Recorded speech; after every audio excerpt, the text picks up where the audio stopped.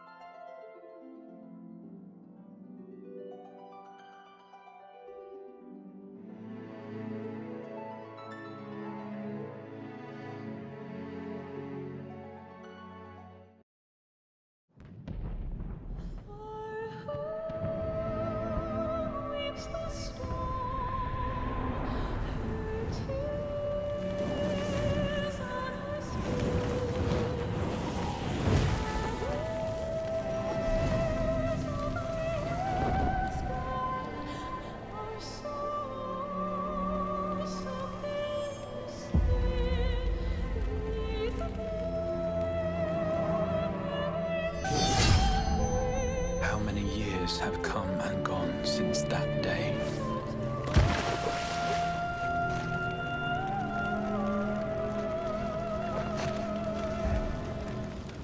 How many years have I waited for this moment?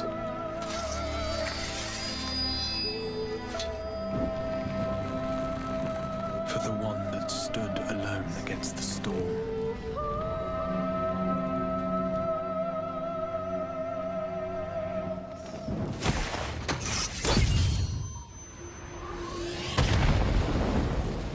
For the one they called.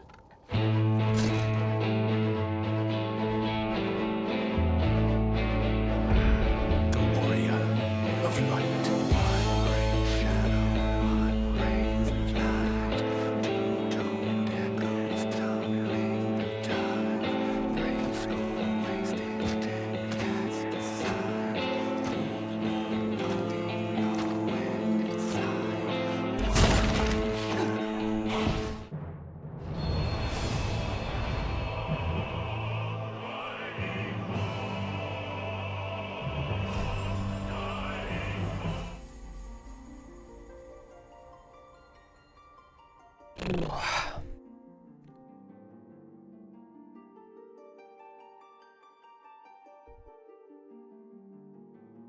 Oh my god.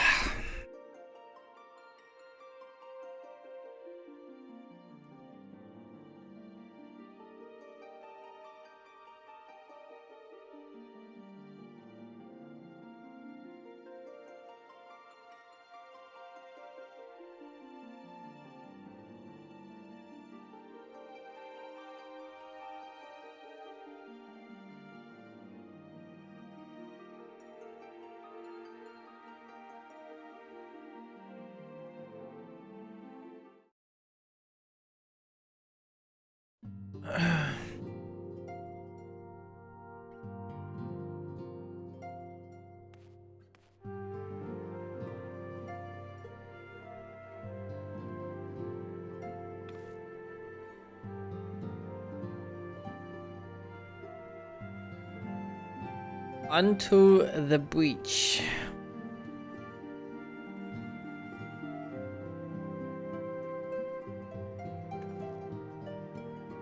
Good news, why? Thank God, and we have finished the tour of Garlemald and are on their way back here, even as we speak. As we still haven't heard anything on the towers from the Alliance, I'm hoping they might be able to shed some light on things.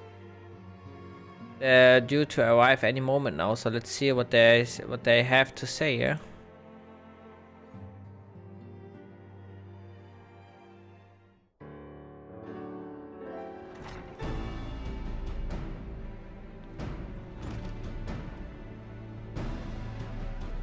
Welcoming party. You needn't have gone to the trouble. From what I hear, you've been more than busy enough as it is.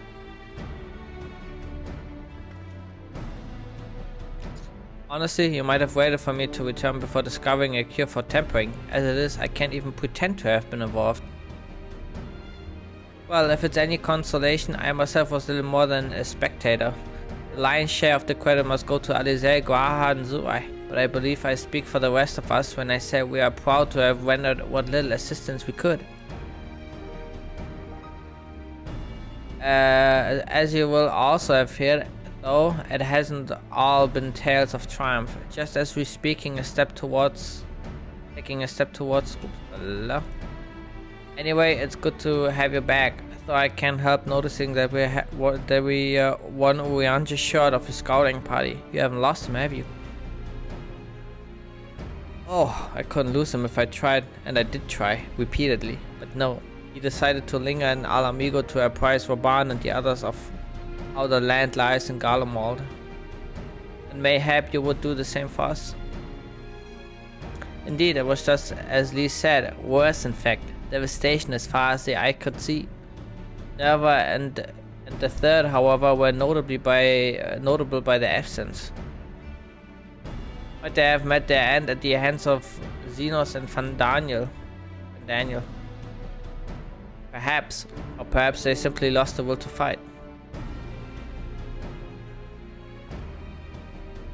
You see, the capital has been plunged into a deathly silence, with one exception, the Imperial Palace.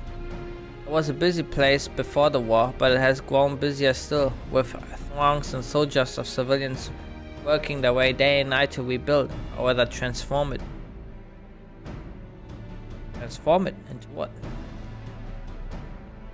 That is a difficult question to answer. The construction is vast and unsettling to behold, like something from a nightmare according to Riange. Certain aspects of its design were clearly devised with the manipulation of ether in mind, magitech in other words. Yet, as unnerving as said edifice was, there was nothing next to the sight of its builders.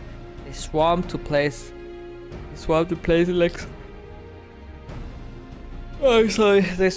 like so many insects, working with nary word exchange between them. No one overseeing construction, no one barking orders. It was as if they were possessed, tempered. We wanted to investigate more closely, but given our suspicions, it seemed wiser not to take the risk. And Daniel could bind Bahamut to his will, might he have done the same to the people of Garlemald? Whatever the truth may be, this information is certain to prove valuable. You have our thanks. Well, be sure to save some for Riange. Which reminds me, I have a message from Al Amigo. Oban is hosting a meeting to discuss the latest fightings on the towers, and he requested our presence. Then why not leave that to us? You must be weary from your mission. No, I'm fine. Those towers have been on my mind since I first spied on the way back, and I'm keen to get to the bottom of this. In that case, I shall stay and begin looking into another matter, as I promised Quile. We not need all. Tend. Very well. I suggest the rest of us make our way to Al Amigo forthwith. The sooner we leave, the more time we will have to speak with Riange before the meeting.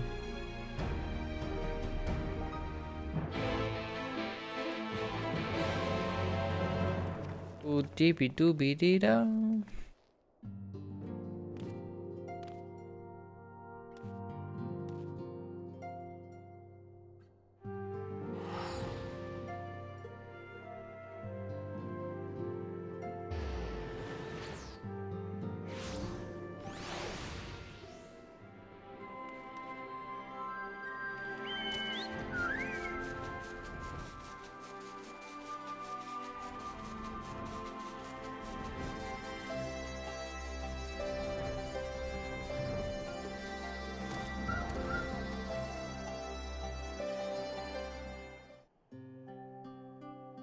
My friends, much more have I heard of your travails in our absence. Heartened am I to see you all hale and whole. As are we to see you safely return from your mission, Riange. I trust Thankwood made you feel welcome. Well, if it isn't Alpha and his merry band.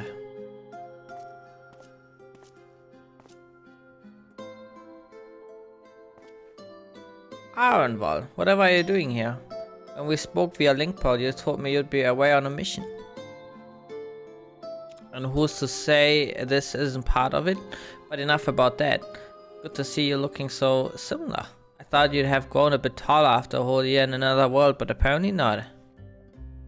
Well, I'm sorry to disappoint you. While my soul may be a year older, my body has hardly aged, as you are well aware. And may I remind you that we Elysian are known to be late bloomers, especially in terms of our height. Mark my words, the day will come when even a great Aurok such as yourself will crane your neck to meet my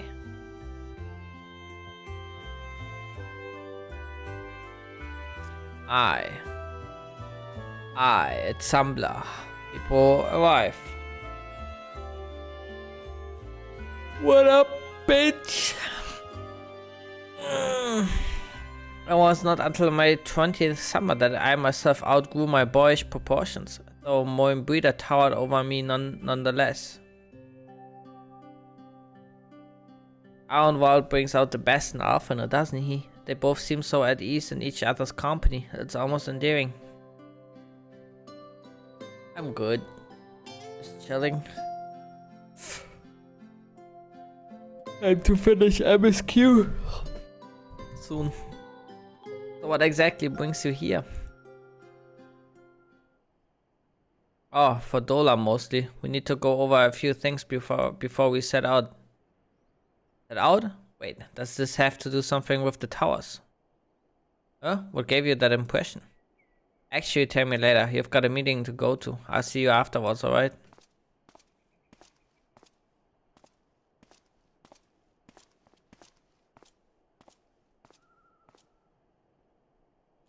If Fedora is going with him, that must mean... My apologies. As Arnwald rightly pointed out, we have a meeting to attend. Let us be about it.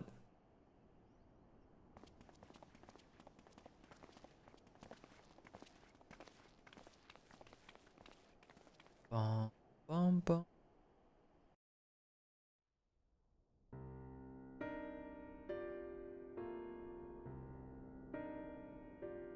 Ere we begin, I would like to offer my gratitude to Masters Thancred and Urianger. 'Tis no small feat to infiltrate the Imperial capital and live to tell the tale, much less in times of civil war. Thanks to them, we may plot our course in full knowledge of how the winds blow in Garlemald.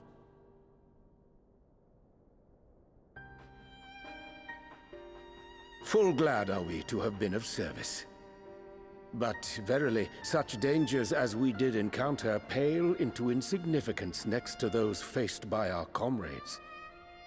An Ascian, armed with the might of Bahamut, bent on bringing about the final days. Theatrics. He sought only to make a show of the power at the Teleforoi's disposal. But since then we have seen no sign of this Fandaniel or his worm. And while we've done what we can to bolster our defenses, there's no telling where he might strike next. Whenever and wherever it may be, we must use the intervening time to learn more of our enemy. 'Twas with this in mind that we dispatched scouts to investigate the towers.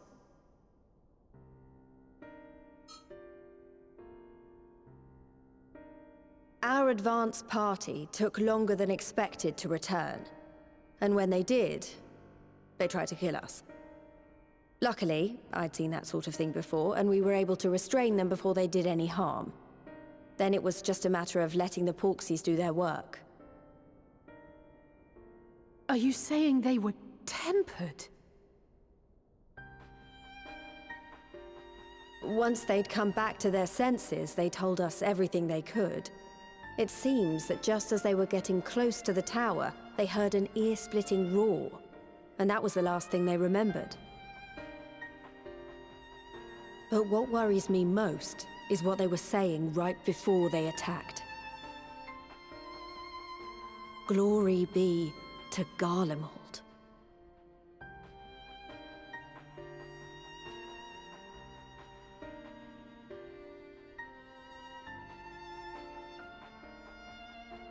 The Tempered have heretofore ever been thralls to primal entities. Yet these hapless souls were compelled to accept a nation as the object of their devotion. This calleth into question all that we know of the condition. Would that the unsettling news ended there. Alas, there is more. Following the earlier reports of missing Amalja, we have learnt that other beast tribes have suffered similar losses. And we now have reason to believe that the abductions are connected to the appearance of the towers.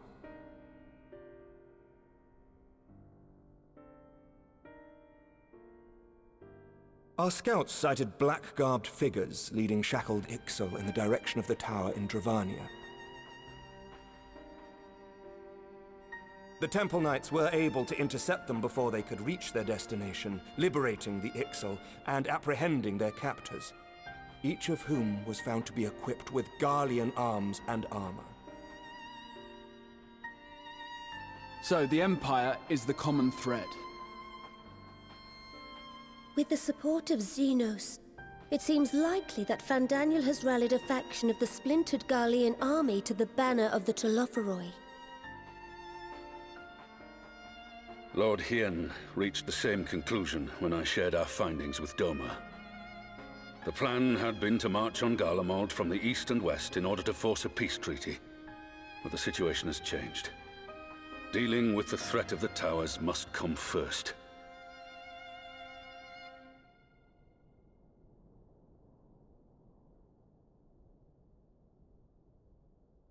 Given the nature of the enemy and the proven risk of tempering, I could think of few suitable candidates to aid in this task. But I am confident in my choice.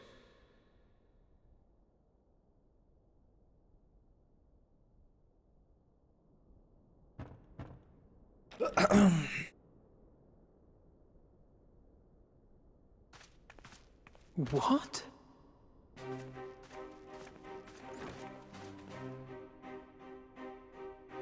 Resistant to primal influence as they are, they can investigate the towers without fear of being turned.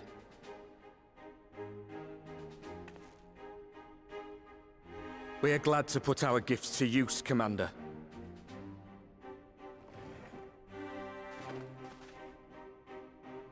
Gifted or not, going behind enemy lines remains a perilous undertaking. But we must know more if we're to strike back at our foe. I'm counting on you. If it would give us the upper hand, I'd do it 100 times over. We won't let you down. That concludes the briefing. You two, make ready and join your escort.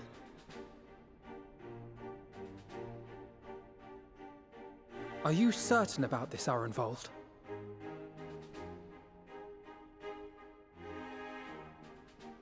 I am. Come on, let's talk outside.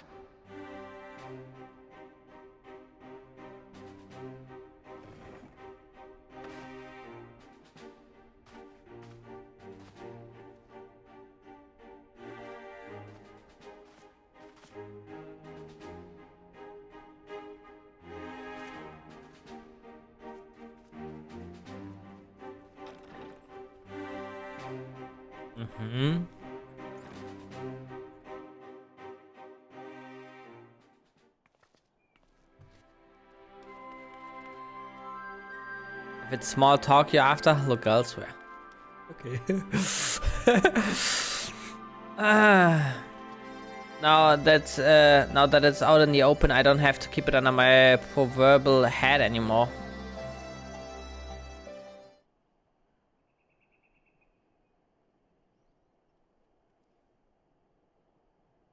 So you know, I've already gone through all the formalities at the Rising Stones. Made sure to inform Jamoldva and Vamar at Ralga's Reach as well.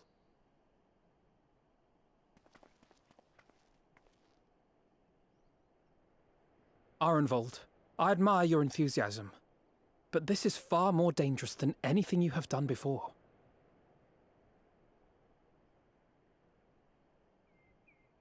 I know the risks.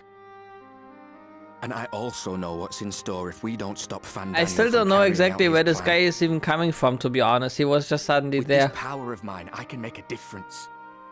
If I stood idly by, I would regret it for the rest of my life.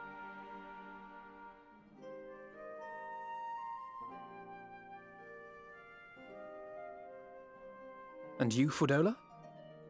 Is this what you want? What are you asking me for? It's not like I have any say in the matter. Don't pretend. We both know Commander Aldin gave you a chance to refuse. And you didn't.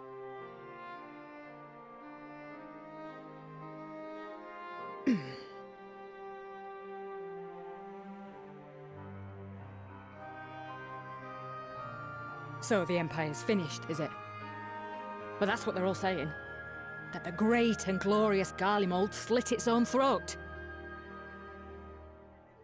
And now, from out of its twitching carcass crawls the Telophoroi with bloody Xenos at its head! I fought for Garlemald. Killed for Garlemald. What was I a part of? I need to know. Whatever it is, I need to know.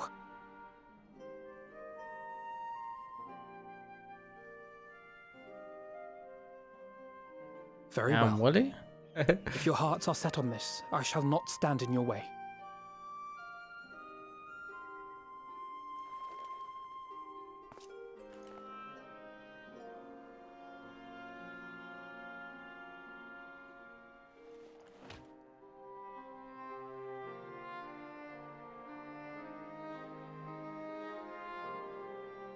If you've finished with your touching display of camaraderie, I have a question. Which tower are you planning to investigate, exactly? Well, the one in Girabani is said to be tightly guarded. It's patrol after patrol out there, apparently. We'd be spotted before we got anywhere near it. Which is why we've set our sights on the one in Pagalthan instead. There shouldn't be anything like as many Imperials to worry about down there. Even so, I doubt the local Amalja will look kindly on it if they catch you sneaking around in their territory. Fordola and I had a chance to learn the lie of the land in our previous forays there. We might still find trouble, but at least we won't lose our way.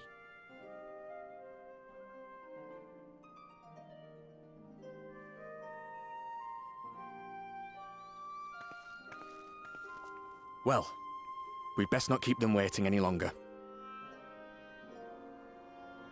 Mayhap when all of this is over, we could take another trip to Loxeld. I would have you know I've become a rather capable swimmer since our last visit. Ha! I'll believe that when I see it. Though, to be fair, getting into deep water does seem to be a scion's lot in life. Take care, Ray. This guy is gonna die.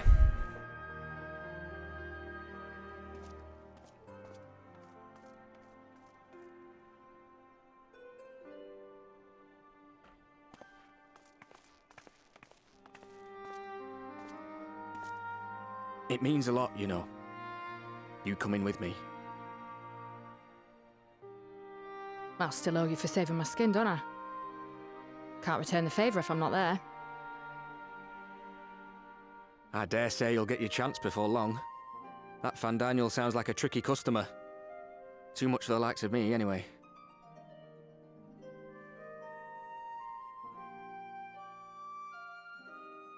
But we both know I'd just be another soldier if it weren't for my gift. And I need to be a damn sight more than that given what's coming. I realise I can't hold a candle to a hero like the Warrior of Light or Alphino, for that matter. He might look like he's 12, but he's seen more action than most people see in a lifetime. No, the fact is I'm nothing like them, and maybe I never will be. But I'll be damned if I don't try.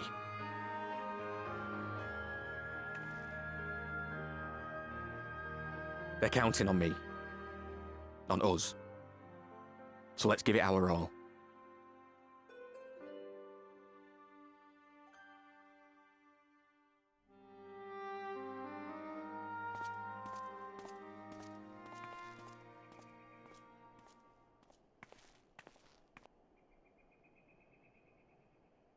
He does not want for conviction, that much is certain. So let us have faith in him. Him and Fordola both. While they see to the towers, I would attend to another task. Chasing down this lunar Bahamut. Ooh. I smell a trial. Maybe. Oh, bloody thing. Can you hear me? It's Tataru. Oh, I'm happy to say we've managed to find Estinian. And I'm sorry to say he went running off again the moment we told him about Bahamut. But he did mutter something about heading to Ishgard, so if you're quick, you might still be able to catch him.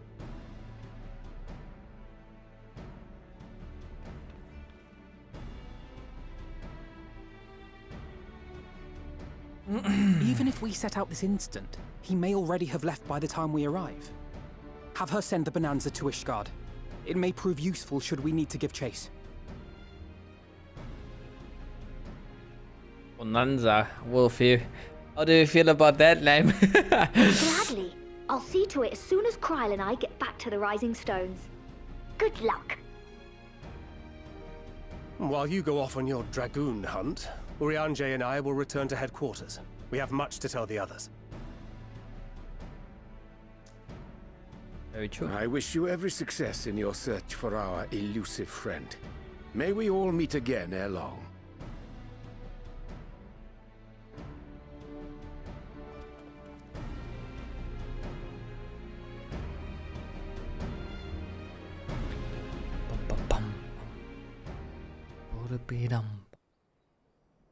Oh, that was quite the cutscene.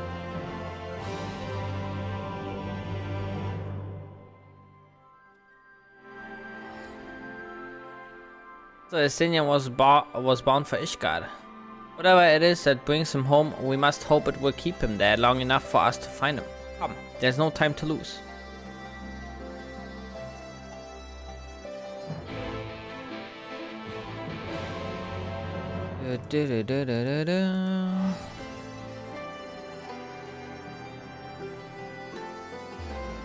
Ooh, actually, before we do that, let me quickly go to the what is it called? To the gold saucer, because there was a crackpot thingy.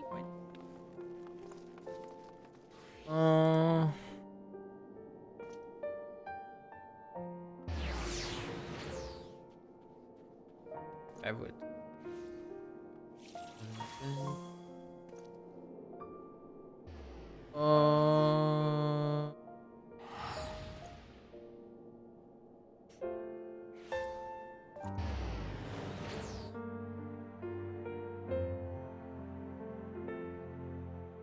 We got some Moogle mail.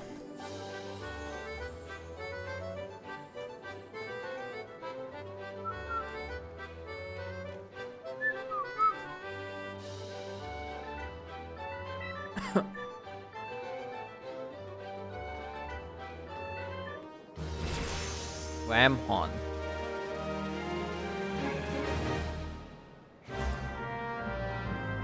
Very well, if you insist.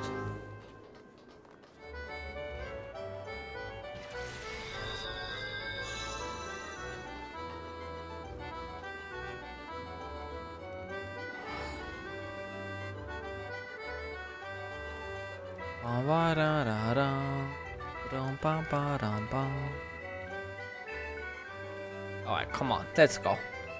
Big money's right here. Boom. Okay.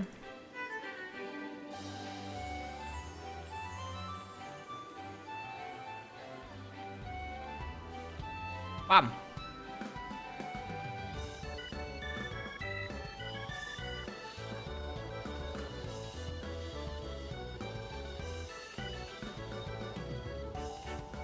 Okay, 1,000 at least. Dun dun dun dun dun. Ba-dum bum bum bum bum. Bum bum bum.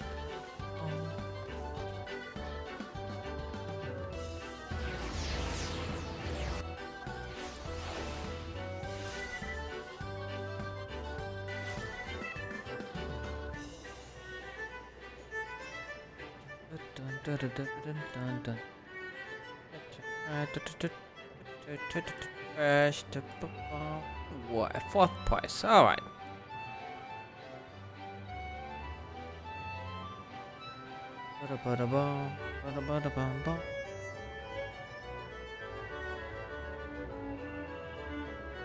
In.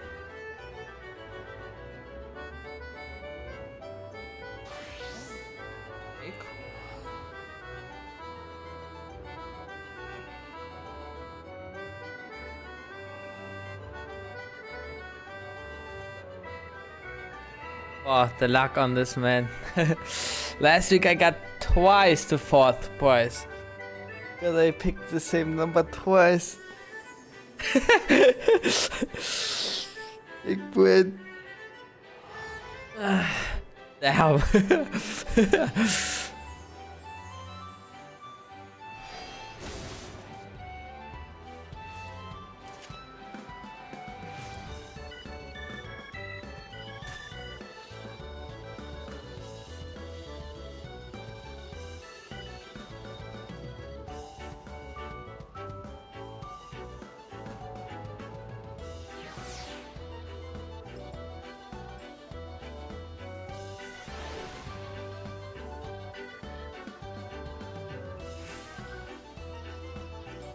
Quickly commencing.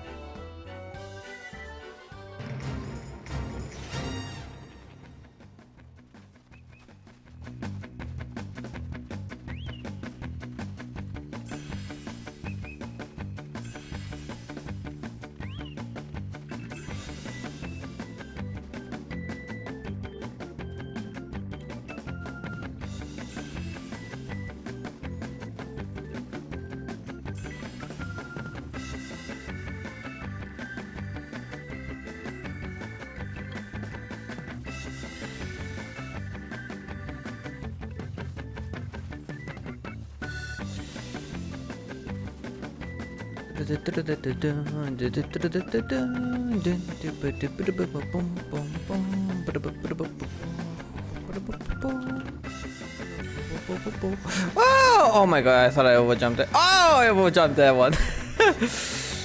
Oh shit.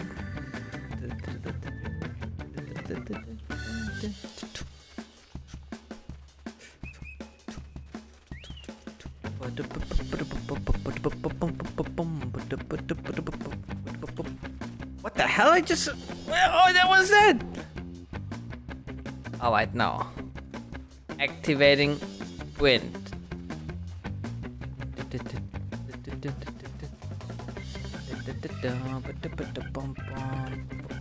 Oh my god, he's... I don't kind of see. See how it is. Alright.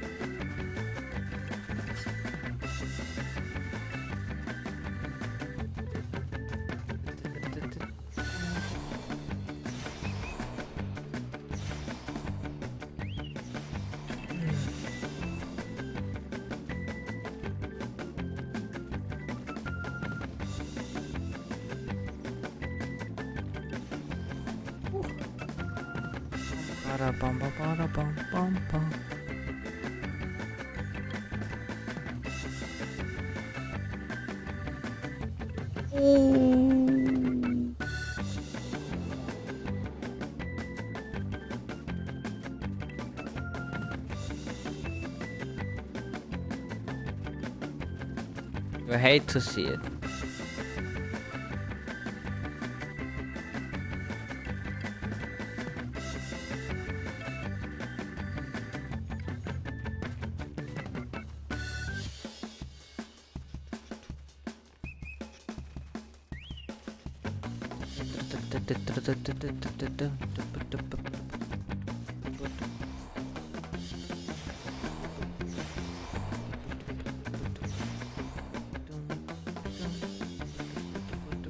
Oh, quick. Speed running now.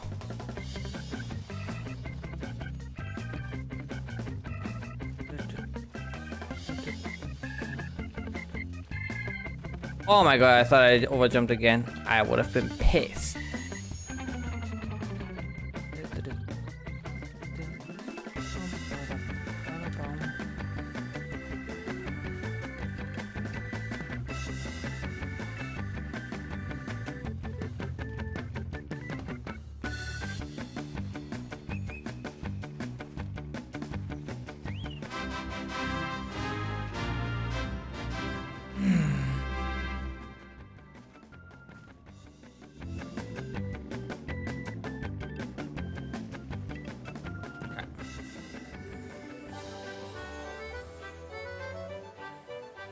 Back to the side quests.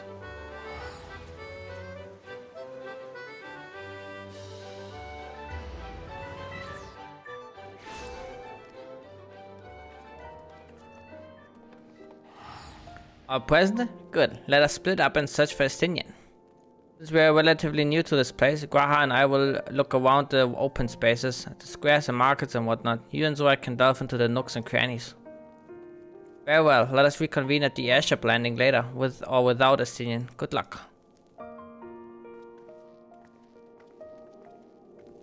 I think I shall begin at the Sky Steel Manufactory. So perhaps you could try the congregation. Lucia may well have heard news of our friend's return.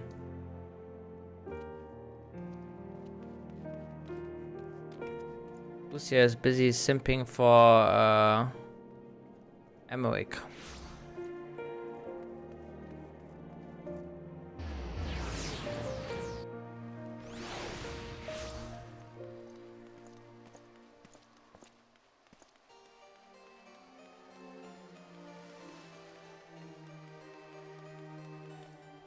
Manfred von Richthofen.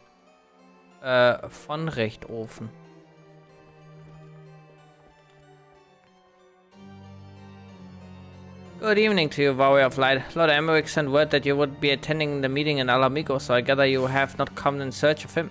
What then do we owe the pleasure of your visit? I see. No, we were not aware Celestinian had returned to Ishgard, but as I expect you remember, he is wont to come and go as he pleases. Mayhap he came seeking an audience with Lord Emmerich only to find him absent.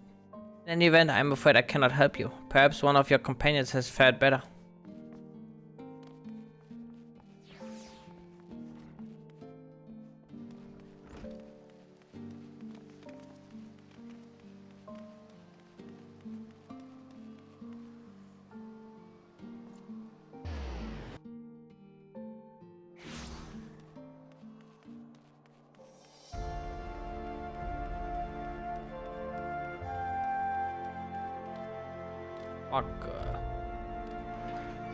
Schmuck.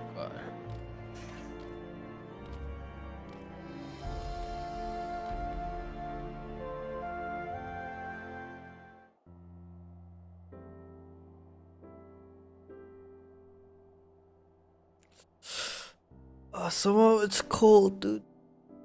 Time to get a sign of him. Comfy blanket. Not that I've ever met him before, but the way Alphino goes on about him, I'm fairly sure I could pick him out in a crowd. Speaking of which, it does seem awfully quiet. If the erstwhile Azure Dragoon had returned to Ishgard, would it not be a source of general excitement? Very true.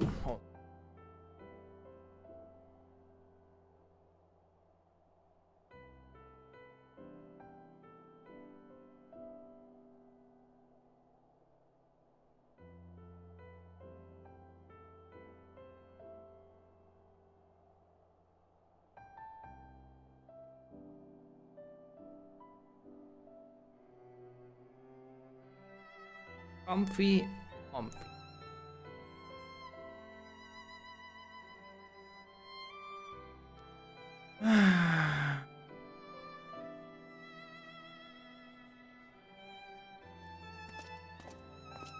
Is that him?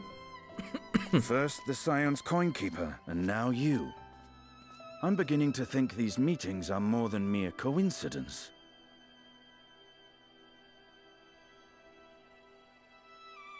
Not that I'm complaining. It's been too long. Don't do it. Too long? You look an ilm taller and twice as rugged. It suits you, Alphino.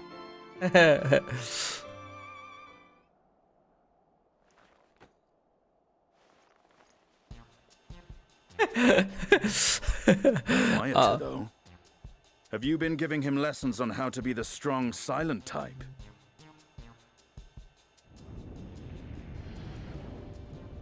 I am not Alphino!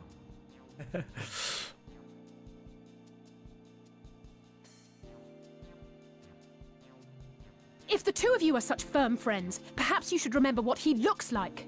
And what do you mean, rugged? Oh, had my brother mentioned what an oaf you are, I'd never have bothered looking for you in the first place.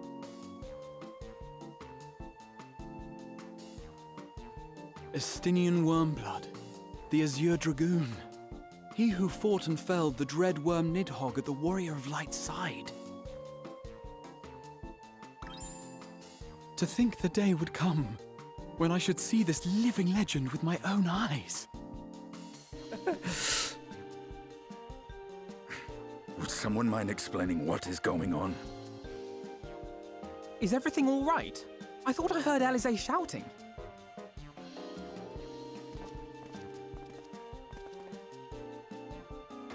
Estinian! It's been too long.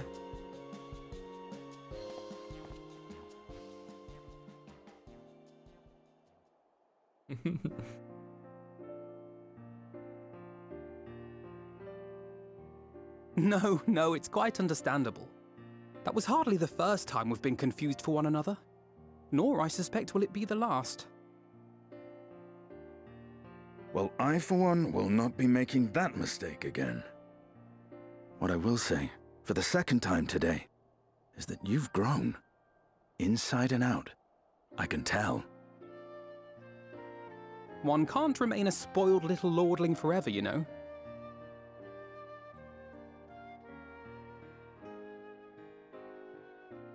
At least someone's having a good time. You know, when we were growing up, Alphino would never befriend other boys because he couldn't stand the thought of not being in charge. But maybe that's changed. He seems just as happy around Estinian as he does Arenvald.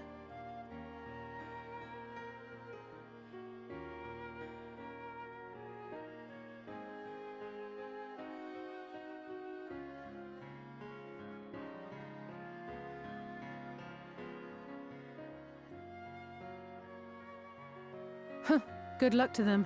It hasn't been easy being his sister, I can tell you that.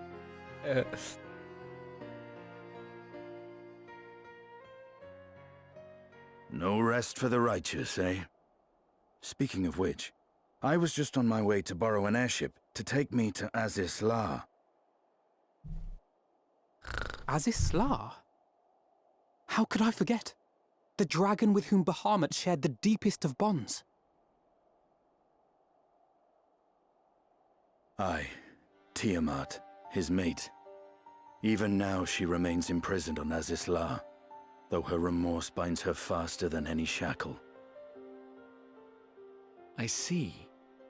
As the one who first summoned Bahamut, you believe she may be able to shine some light on his latest incarnation. Might I suggest that we make the journey to Azisla together? I'm not sure if Tataru mentioned this, but we Scions have an airship of our own now.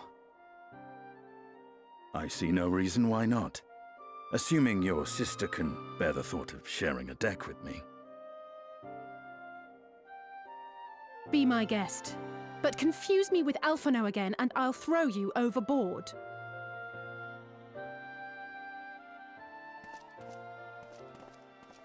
Ugh! I don't know who he thinks he is, but he's nothing like Alphino painted him to be. I will admit, he is not exactly as I imagined him either. Based on what I had read of the man, I think I was expecting someone a little less blunt. I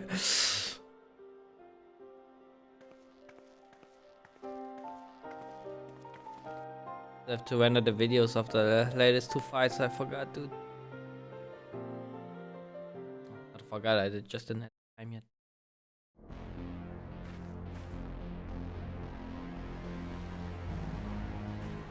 Done.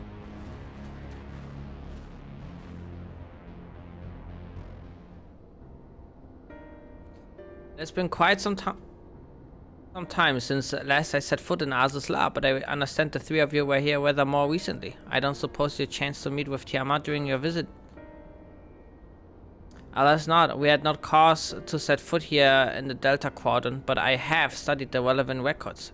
It's not to say I wouldn't appreciate a first-hand account of your dealings with her. Well then, Zoa is the person to ask. As far as I know, she's the only one of us to have met Tiamat face to face.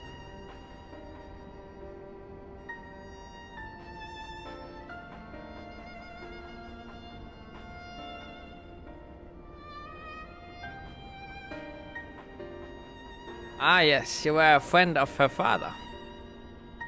Hey, I'm always doing MSQ here. Everything here is relevant.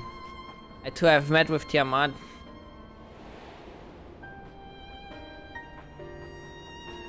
After the Dragonsong War came to a close, I came here to speak with her, a worm who had fought her own war against man in another age. I wished to know if she yet harbored thoughts of vengeance and asked as much. She said no.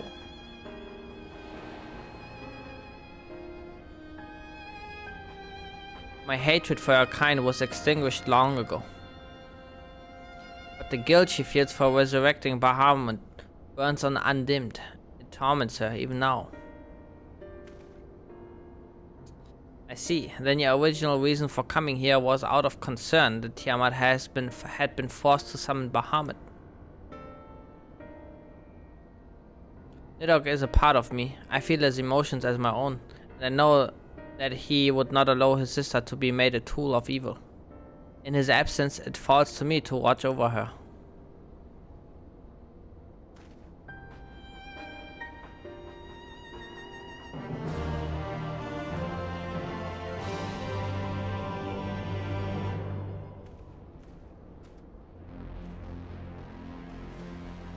Your mother waits. This way.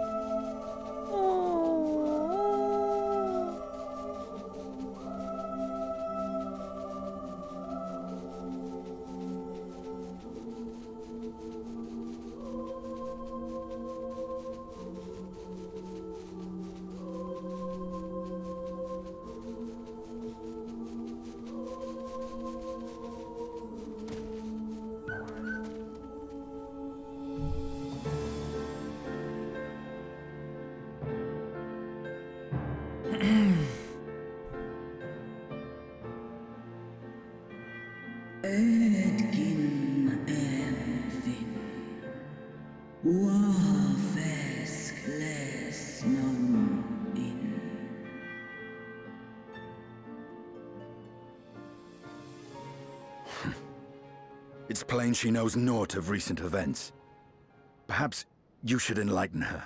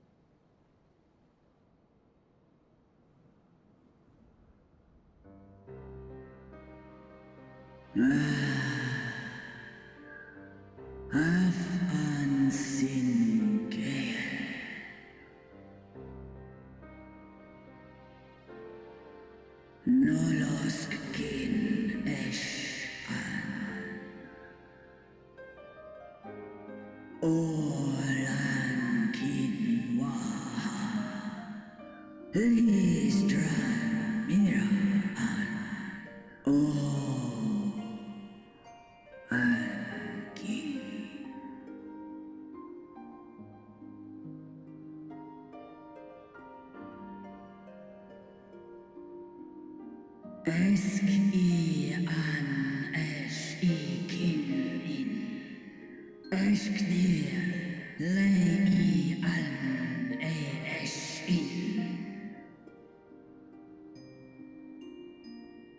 I've seen it with my own eyes.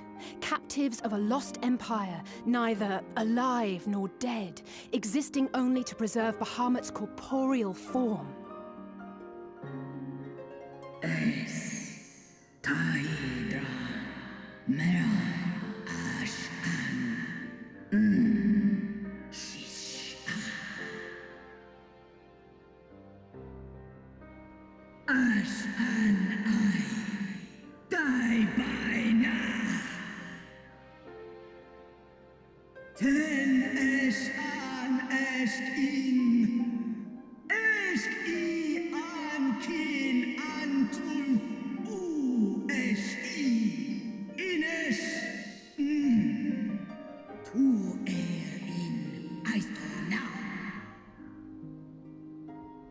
She's pissed.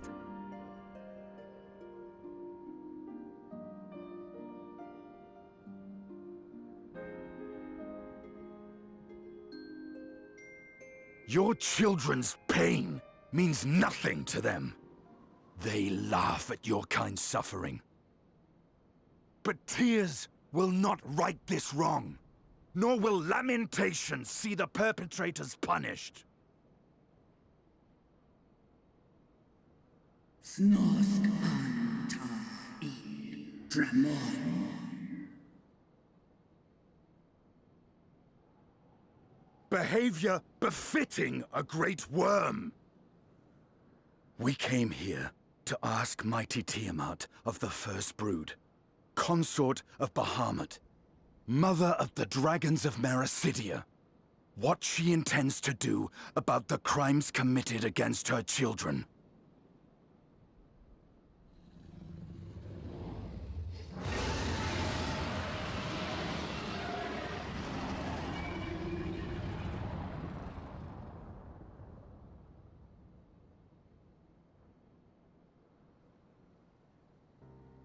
Santalan infan antosk. Kous rent an. Ale o esk an in. Ale kum ak in. You too were exposed to his influence. That you are yet in possession of your own will is testament to the indomitable strength of your soul. But were you to meet with Bahamut again, you fear you might succumb.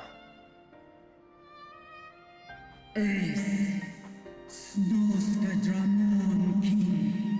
Nestra in. Illes I. Nesh an. Ang ala. Unmik Nalstra ul an Antal an Smon Tahi an.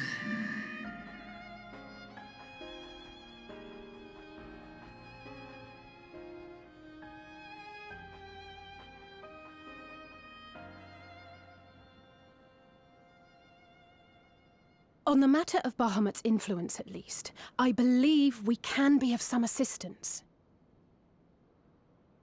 If you're afraid of being enthralled, don't be. We have a cure. And while we've never tried it on one such as you, its basic principles are universal. Usk shis in.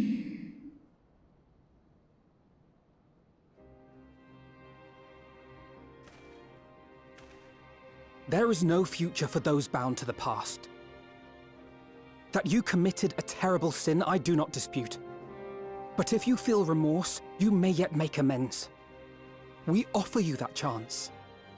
Take it, or you will forever remain a prisoner, not of these cruel shackles, but of your own guilt. Sahaan, Seth Song, Kin Bahamut, and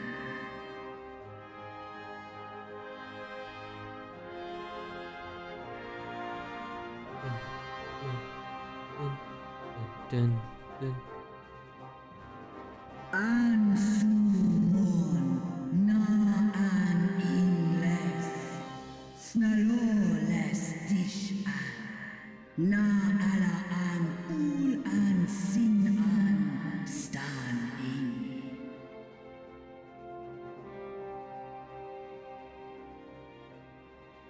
Oh, wait.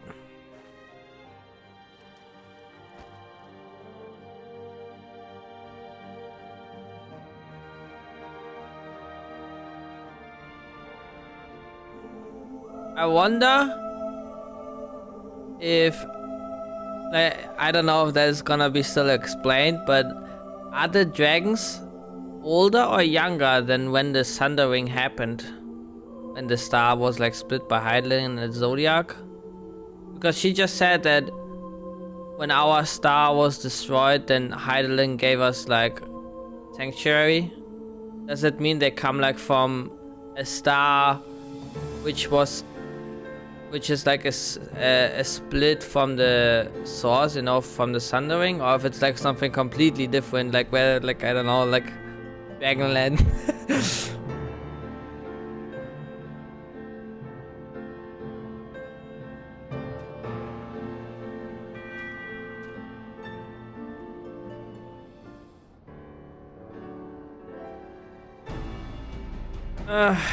While proxies have been shown to be effective in curing the tempered, Tiamat must be considered a special case. She is far, far larger and immeasurably more powerful than any subject treated thus far. If we were to remove her restraints only to find that the process had failed, we would be hard-pressed to contain her. Then, before going ahead, we should learn as much as we can about the exact nature of her condition. Do you suppose we can find that information here? Why, yes, we can. We can indeed. The Elegants kept detailed records on all of their notable captives, and I know exactly where to look.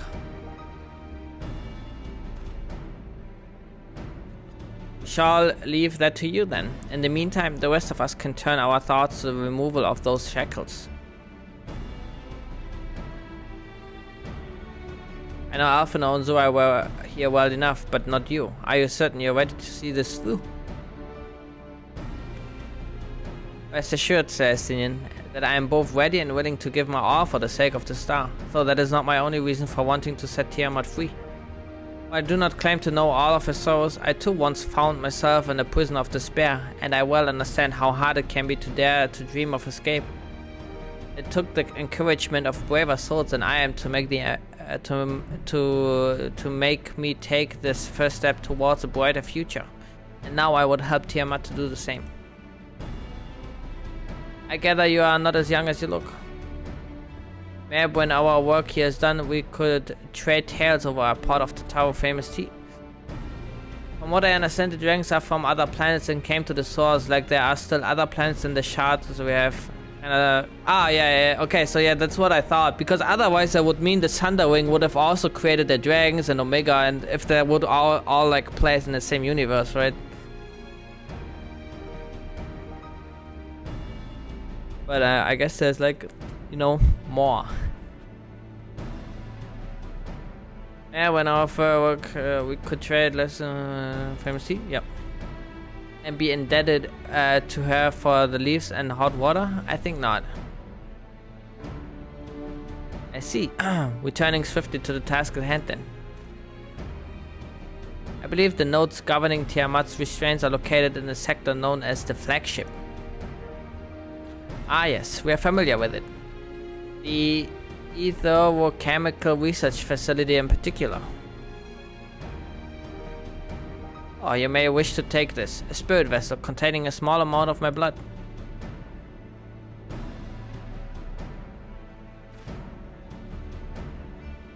Which you just happen to be carrying around with you. I suppose that could seem rather odd to explain Rambos, Uriange and I researching the use of spirit vessels in the transference not only of memories but the traits of certain bloodlines. And so I keep one at the ready should an opportunity to test our theories arise. As for its use to you, you may recall that during our previous visit, the notes here granted access to restricted functions, having identified me as being of royal blood. And armed with that spirit vessel, I posit that they will do the same for you, even in the absence of, well, the rest of me. It seemed worth a try at least. Agreed, we will take good care of it. To the flagship then.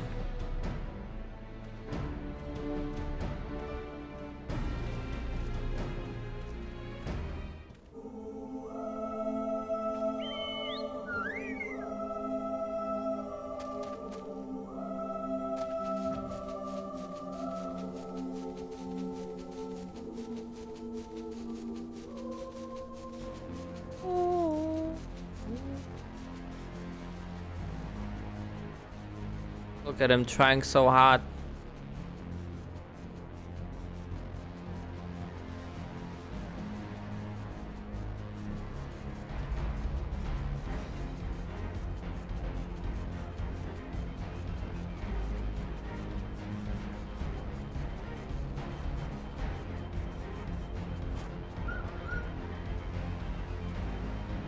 Let us split up and search the flagship for the node that controls Tiamat's restraints. But should you find a likely candidate, do not be tempted to make any adjustments. It will not do to accidentally release some manner of experimental monstrosity, nor less Tiamat herself in her current state. Our objective at this stage is simply to identify the relevant node or nodes. Once we have learned what we can, we should reconvene and compare notes prior to proceeding.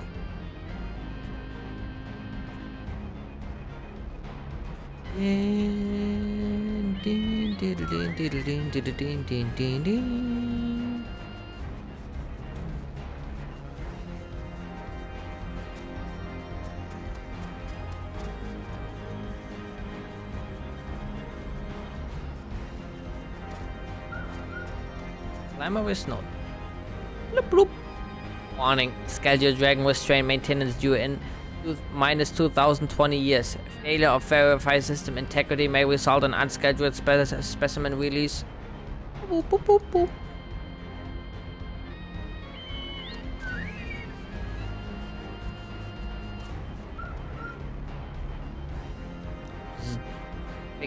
Friction between metallic components detected. Temperature increasing to critical levels. Please replace damaged parts or retreat to a safe distance. Bzz.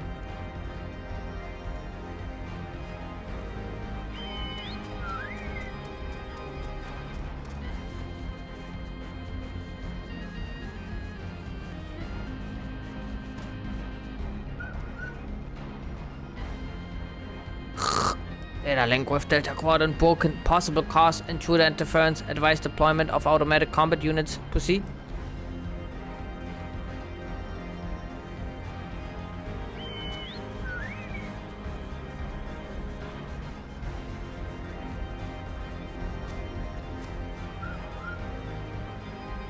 I'm afraid of saying I have little to show for our efforts. Did you find anything?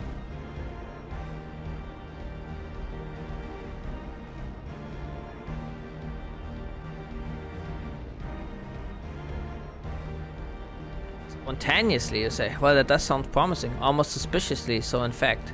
But then you were in possession of the spirit vessel. I dare say it is indeed the note of which Graha spoke. And it was chirping, you say? Very well, let us take a closer look. Chirping.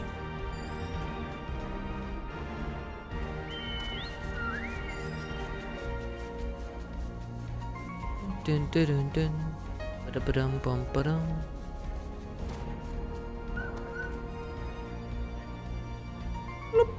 Do you wish to operate the Dragon Restraint mechanism? Boop. Do not have the requisite access privileges. Operation of the Dragon Restraint mechanism may only be undertaken by the chief technologists and members of the royal family. Or those with a vessel full of royal blood, perhaps. Very true.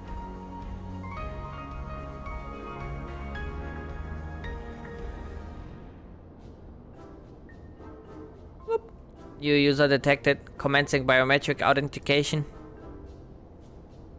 Nope. Authentication complete. User identified as member of the royal family. Please state your name.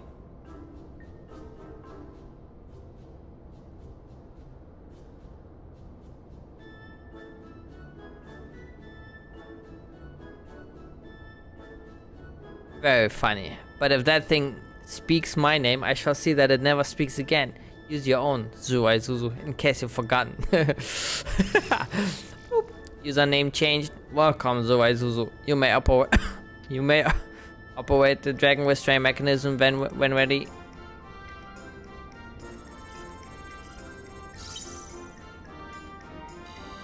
Boop, boop. Error. Unable to disengage restraints of the specimen Tiamat. A system update is required. A system update? What do you suppose is it asking of us?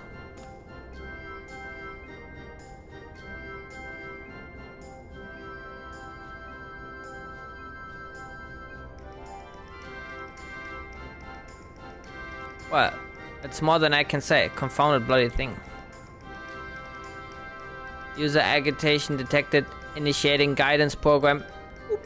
In order to operate the restraint mechanism, I require access to the central control system. However, I am unable to establish a link to said system due to the obsolescence of my own software. The issue can be resolved by applying a system update using the corresponding terminal located within the flagship. So can this thing release the restraints or not?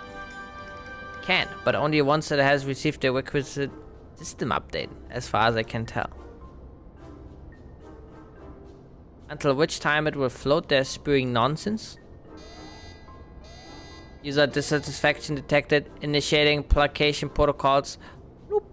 I'm here to help. Rest assured that I will be on hand to guide you through every step of the system update process. How gratifying, but I dare say we will fare better with guidance than without it.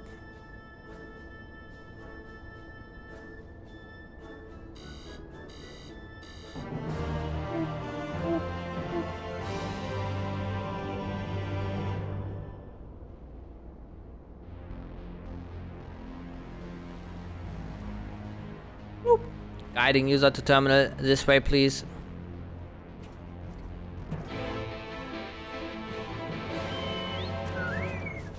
Deepy dooby dee da. Why do I forgot to check my mail?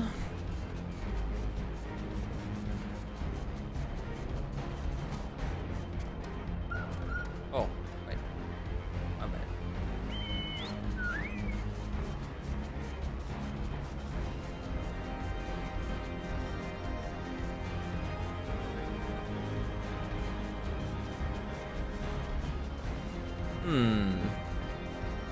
Where am I going, Chad?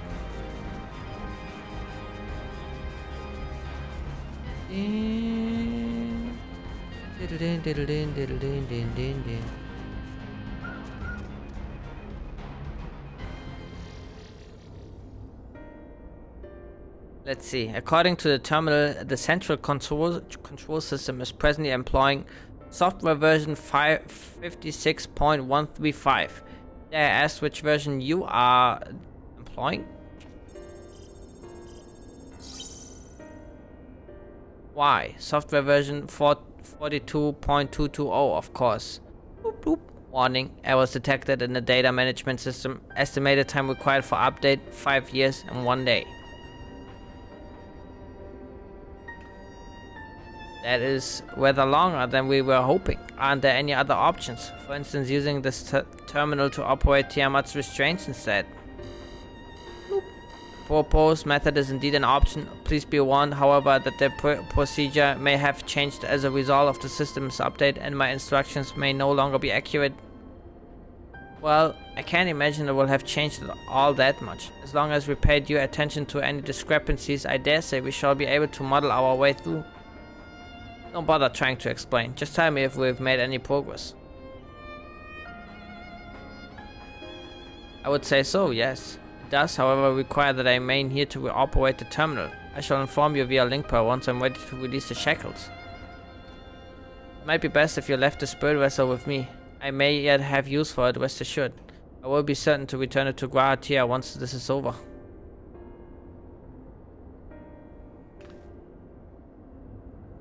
Just a little more work and Tiamat will be free. But before we go any further, there's something I would know. When Tiamat and her kin fought against the Elegant Empire, both sides were but dancing to the tune of the Asians. And it was the same in Ishgard, where they stoked the fires of conflict between man and dragon from the shadows. All that the Asians touch turns to ash, and thus have you made it your mission to fight them. But there have been times when you tried to reach out to them instead, find common ground. And so I must ask, what do you intend to do with Fandaniel? Will you try and reach out to him too?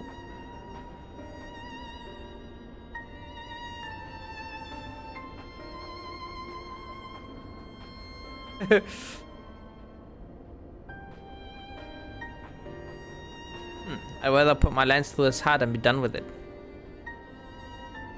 But perhaps that's the difference between you and me. You see the good in people, even if it be but the faintest glimmer. I only hope you do not come to rue your benevolence. You think us unwise for viewing the world thus? Far from it. That has ever been your way, as I learned when we journeyed together with Isard. Yet the fact remains that there are some who view compassion as a weakness to be exploited. There may come a time when you extend the hand of friendship only to wish you had dealt the killing blow. So, save your mercy for those who deserve it. Wise words. Well, we should be getting back to our task. If Alphanor has things in hand here, I suggest we join the others.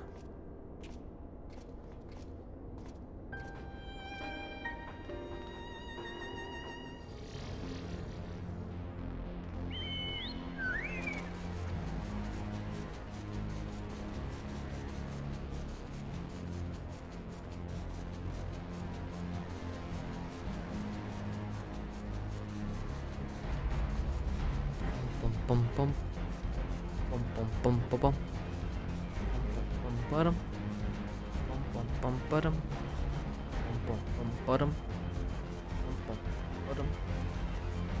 bum bum bum bum bum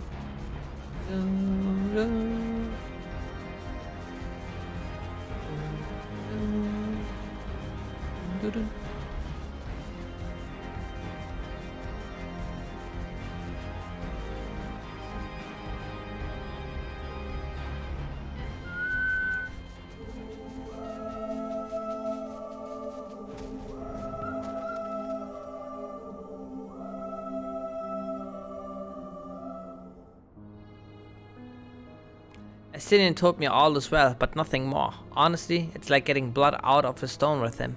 I take it from Alphanor's absence that he's needed elsewhere. Kinda. Well, that all sounds rather frustrating, but you got there in the end. While you were off talking to Notes, Graha and I were learning as much as we could about Tiamat's condition.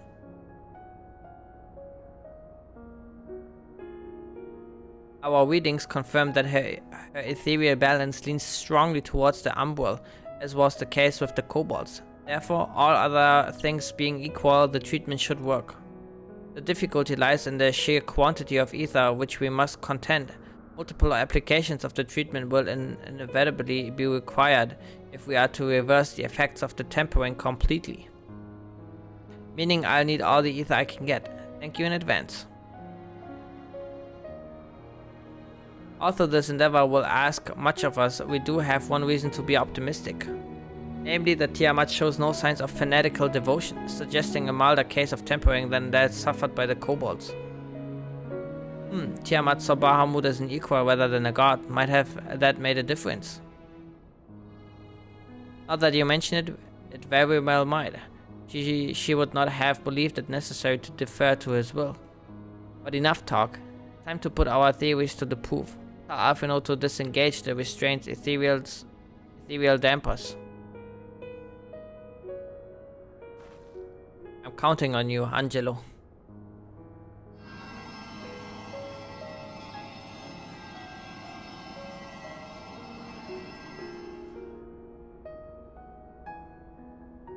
Ah, such warmth. The frosted shroud of my soul doth begin to thaw. But what are these? Visions of days long forgotten, of war with the man of Alec. Wherefore do such baleful memories return to me now? Could it be that the process of restoring her soul to its pre-tempered state is awakening ancient memories? Or might the opposite be true? If so, by helping her to recall the past, we may be able to speed her recovery. Otherwise, she trusts you. Speak to her. Ask her to tell you of the times past.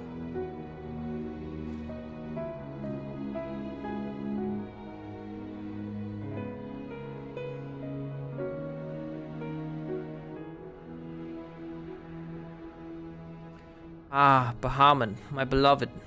Would that the peace we found in Mericidia could have lasted for eternity. But alas, it was not to be. The Asians saw to that. In all creation, I know of none more wicked. It was at their behest that the man of Alec first came onto Mericidia, onto our home.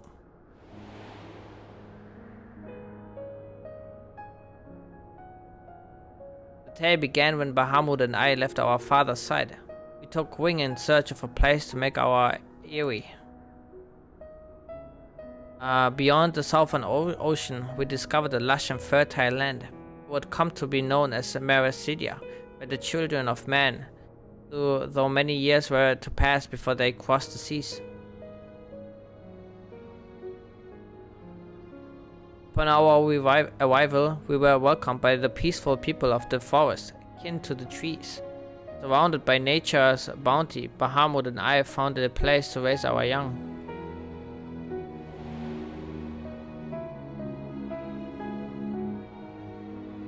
Fascinating. It correlates with the writings of the Chilean scholar Urusha. He posits that man first settled on the southern continent towards the end of the second astral era. Correctly, it would appear. If only she were with us to hear the tale from Tiamat herself. Again, Angelo.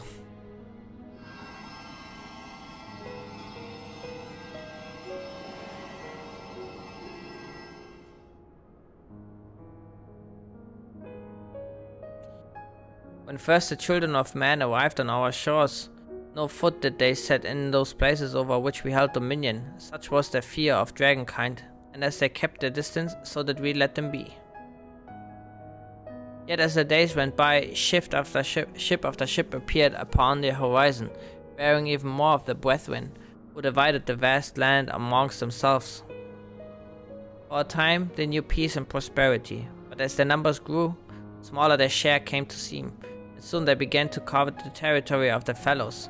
Ere long, man fought man, blood was answered with blood, and none could see an end to their strife, until one day they came to us. Recognizing our wisdom, they entreated us to intercede in the conflicts. Bahamut agreed, and with him presiding over the affairs of men, the land knew peace once more.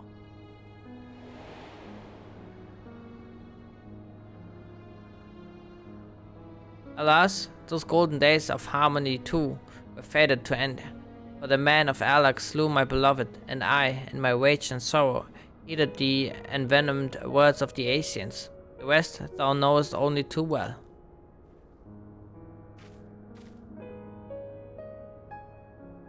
But your tale doesn't have to end there. When you are free, we will rid the world of the Asians together, and you and your beloved will have justice. Fine sentiments, but you're almost spent. I'll keep watch from above. If treatment fails, run.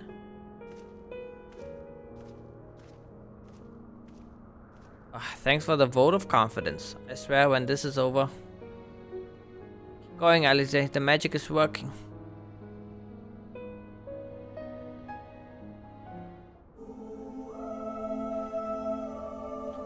Why I knew this wasn't going to be easy. No patient could have prepared me for treating a great worm. But we're close. I can feel it. And while I've only got a few more drops of ether left to give, with yours and Graha's, this will work. Then I believe I speak for both of us when I say that you may take as much as you require. Careful, I might hold you to that. Alright, here I go. Yeah, they give us the suck. Ugh.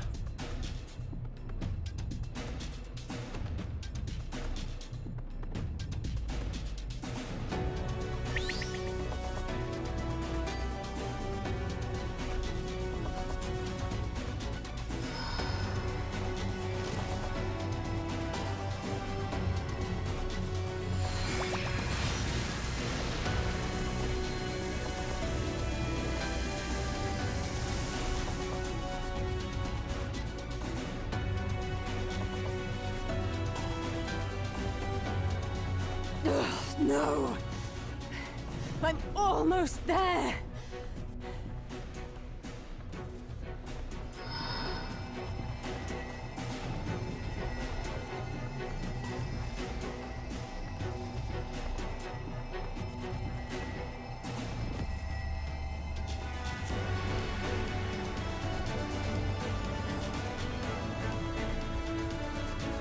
This is it, Angelo!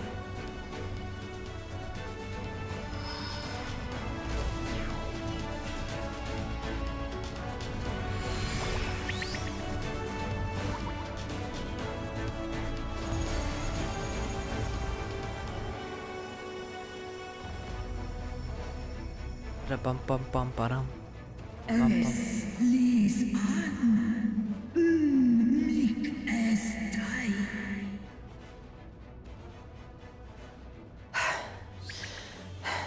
Did it work? We won't know for certain until the shackles are removed.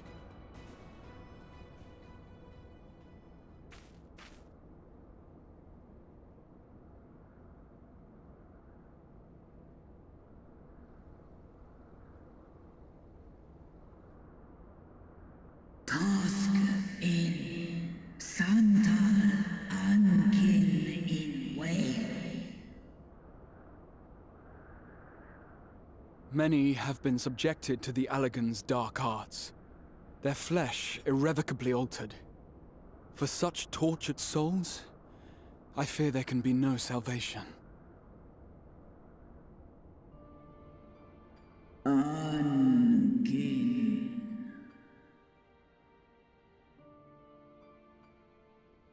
Slosk an ol fol kail an. Slosk seth som in an. Afaten. Mon ud. Wan an. Lis a an. Do ud an.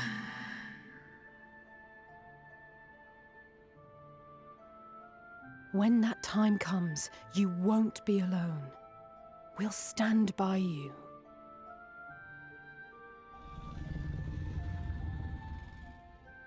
She's in an enemy.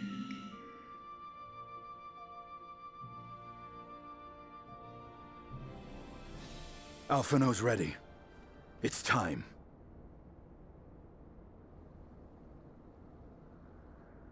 Not us.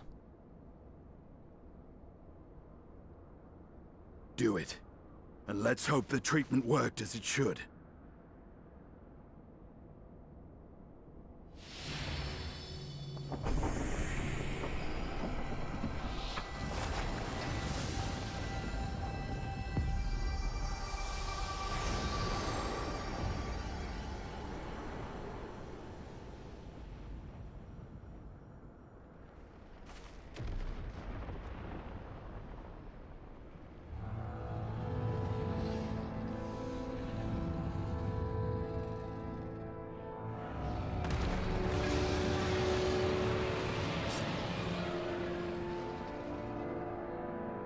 Mahamud an Esk.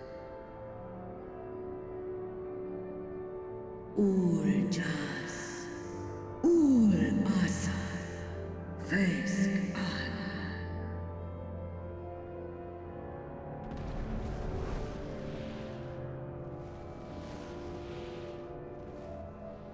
By the gods!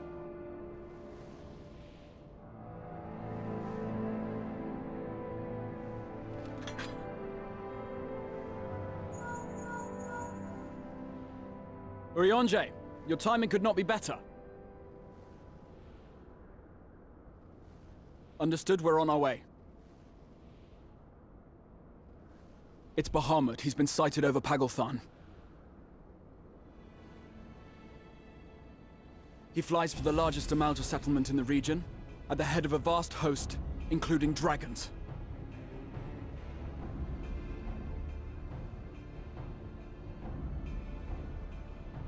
Did you hear all that, Alphino? You'd best rejoin your comrades. I'll make my own way. Our enemy awaits. Shall we? Dude, I'm just pissed, dude.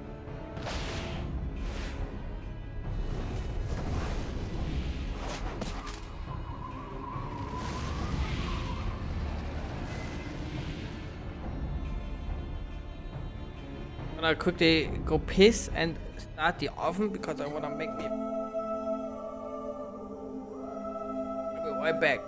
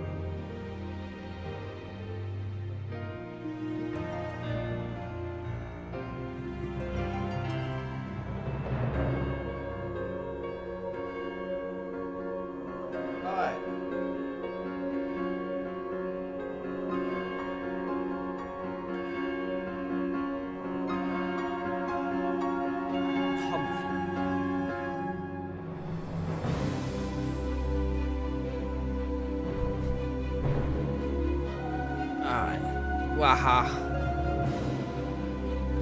While I'm sure you're desperate to join Athena and Tiamat in battle, it would be wiser to gather the full strength of the Science first. The foe we face demands no less. Thank you.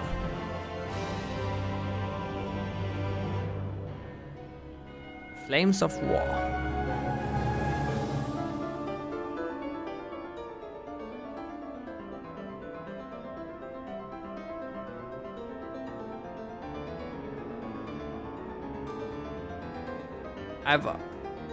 I've already sent word to the others. We are to rendezvous in Ulda at the Hall of Flames.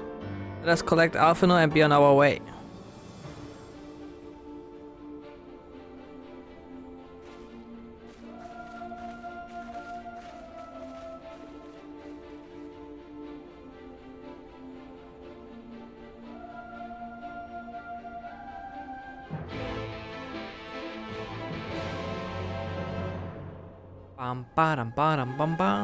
I'm surprised Midgard Soma didn't say anything about this.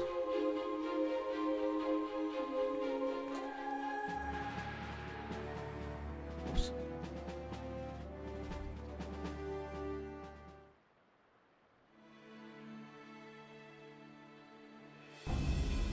Now, I know some of you could do with a rest, but I'm sorry to say that Telophoroi have other plans.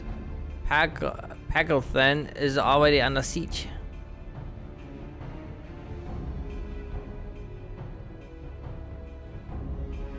Happily, the Immortal Flames arrived just in time to join the defensive effort, with Marshal Taropin at the head. Well now, given the failure of the peace negotiations, I was uncertain how the Sultanate would respond. It's good to hear that Ulda has not abandoned the Amalja. Abandoned them? Did we not profess to be their friends?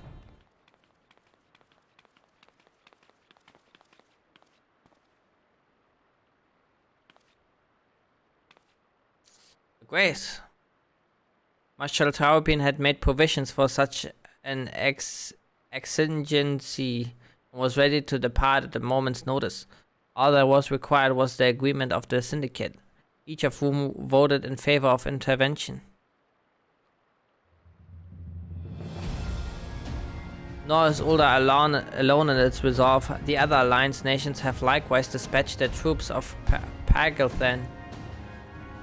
Yet even with our combined strength, we shall be sorely tested, for we face not only the might of an Imperial Legion, but Lunar Bahamut and his draconic horde besides. Yamat's children. Fight as we may, victory is by no means assured, but not all of the omens are grim. Our forces report that despite their proximity to Lunar Bahamut, none of the Amarch has shown any signs of tampering. Strange. What primer would turn down a chance to claim new throughout?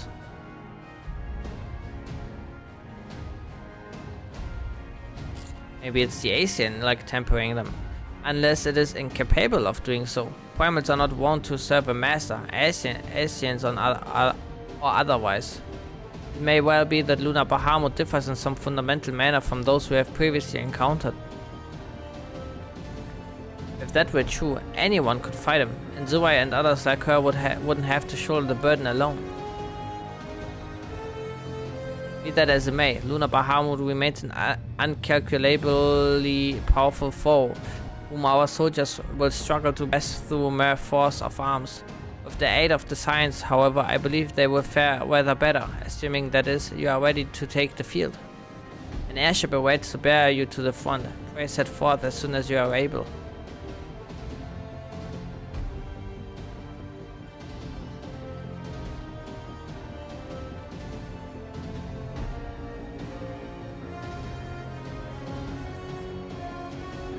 I, meanwhile, shall continue to coordinate our forces. Till next we meet, may the 12 bless and keep you.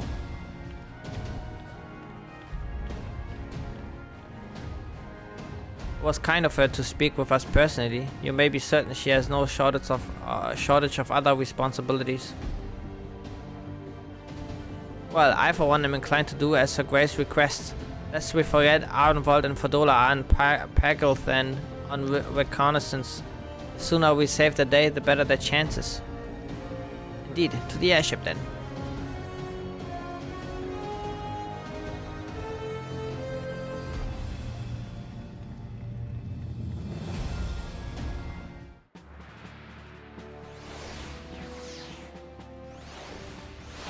Let me quickly check what the mail here is about.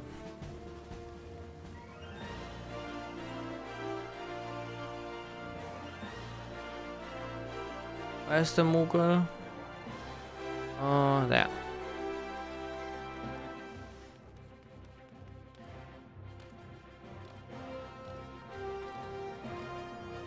Juicy hedgehog.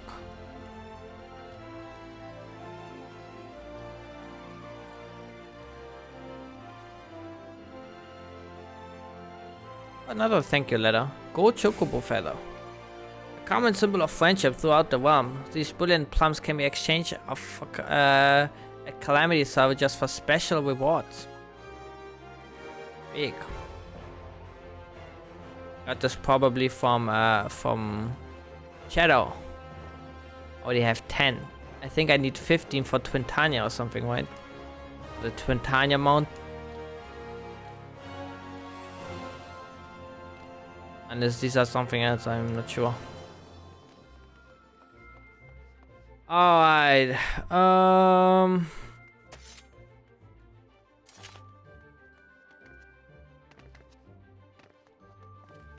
Right.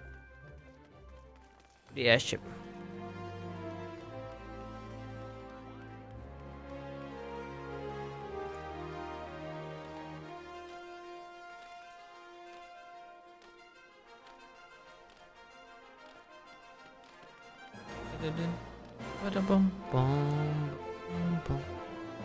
Matoya.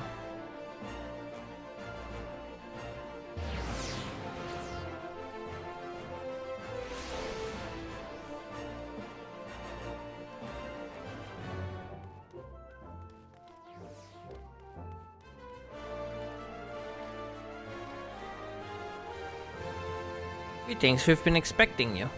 Say the word and we shall depart for Pagelthan at once. Pagelthan now accessible. Duty Finder has been updated with a new regular duty. Alright.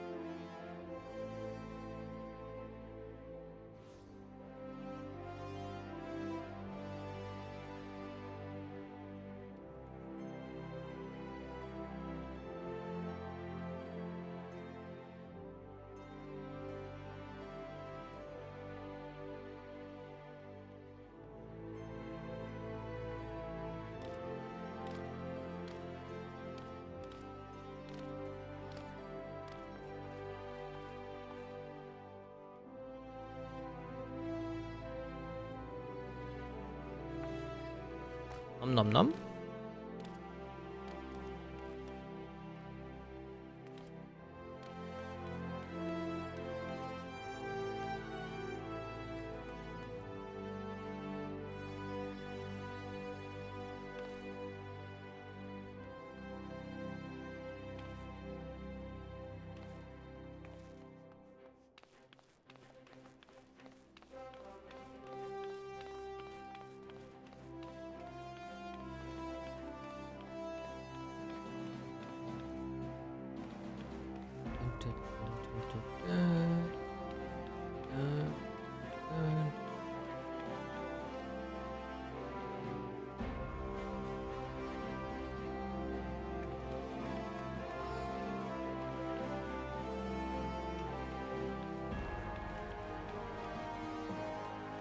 I think Juicy Hedgehog is lost.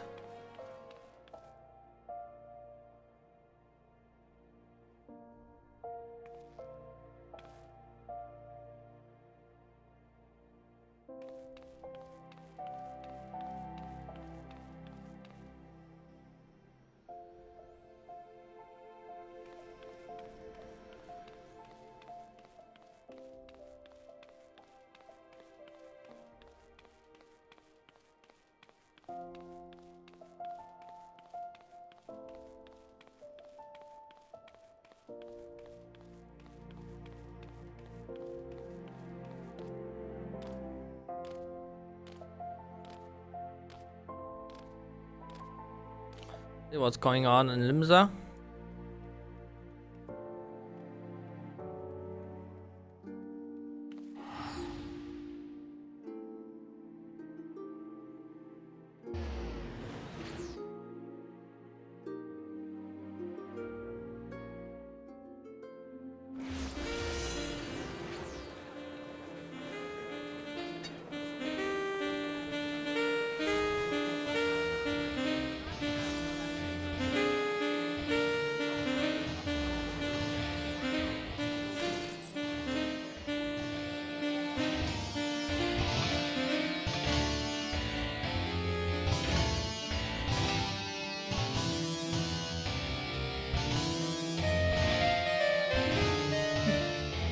Way too dank.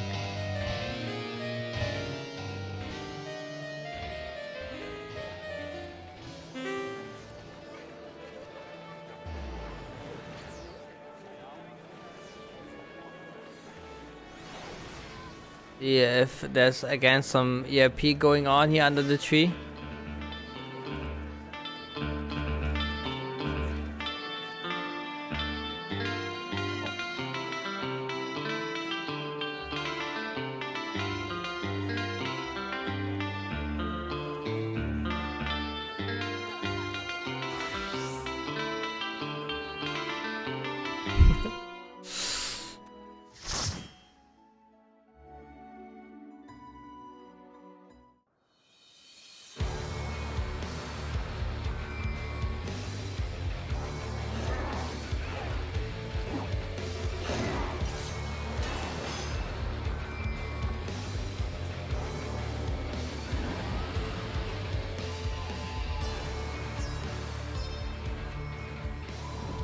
Ashanbai, Snotheth an Kin in Na.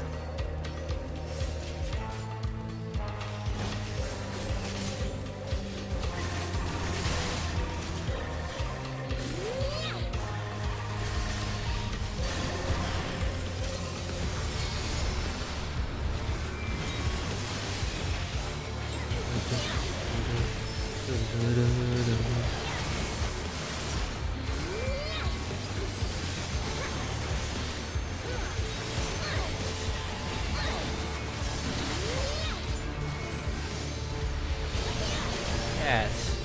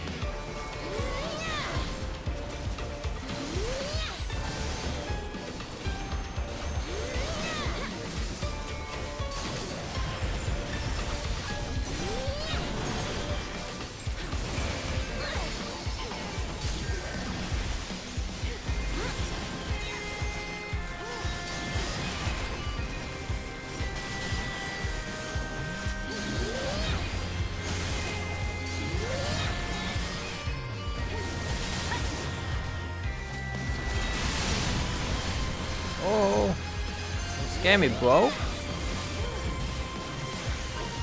Like, it's fine if they like let me drop to like 30% or something, but at 10 seems kind of risky. Okay.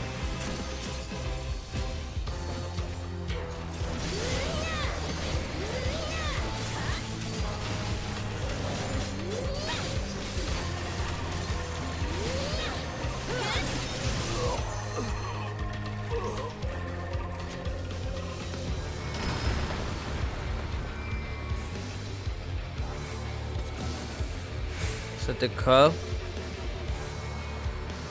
Amuluk.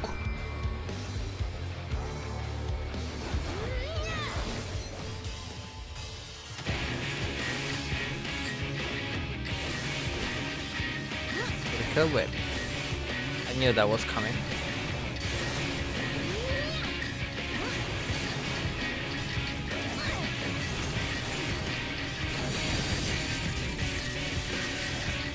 Oh god.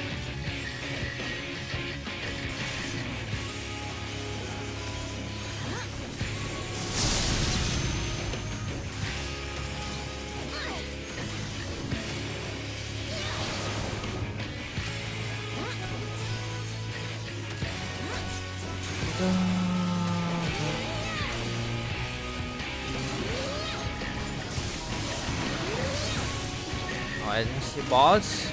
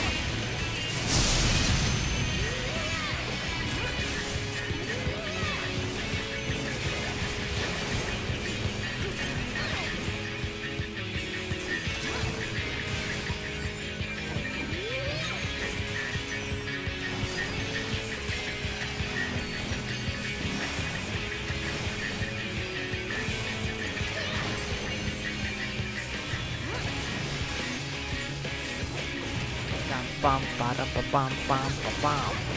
Bum, bada, bum, bum, ba, bum. Bum, bada, bum, bum, ba, bum. They could whip my ass, bitch! There's a coffer. 505? Ooh, but I think my... Wait, these are shoes. What took you so long? Yeah. The Amalja are in trouble. Let's split up. Okay.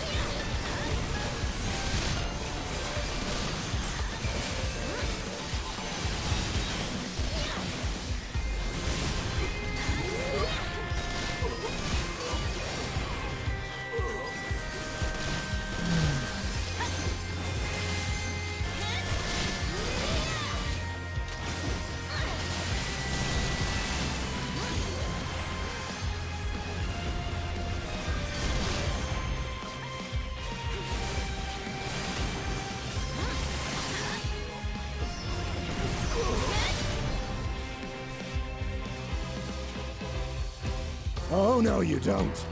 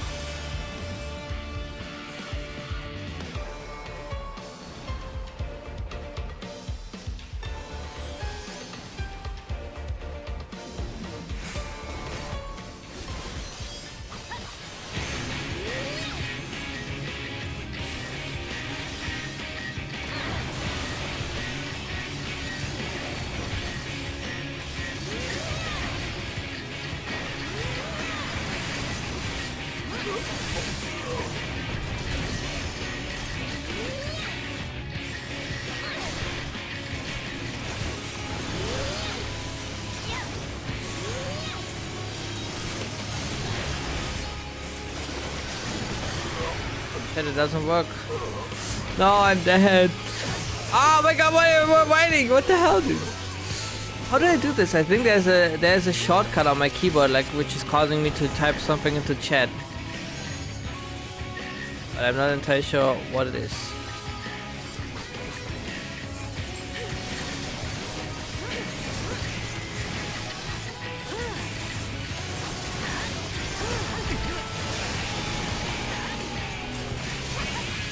Jump down.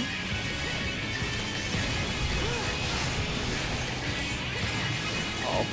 Ah, okay. It was like this.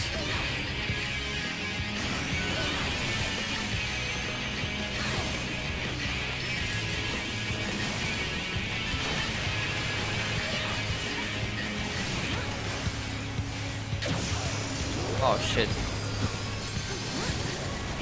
Oh my god, again. Yeah, I have to like look into my hotkeys, like something is fucking me.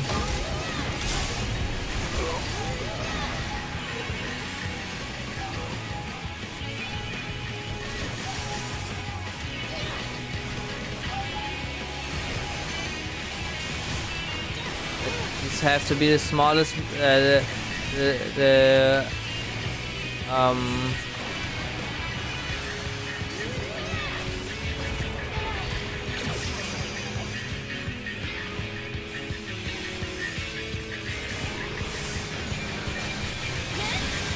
is all I do, yeah.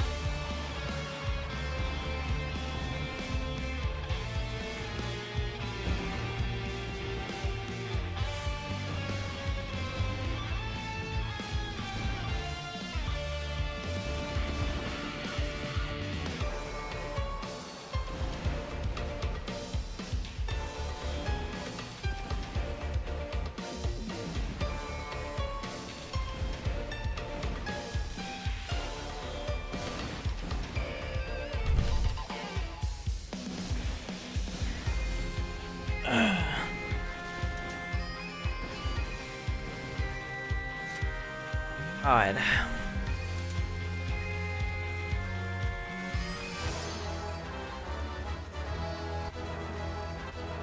I just got everything.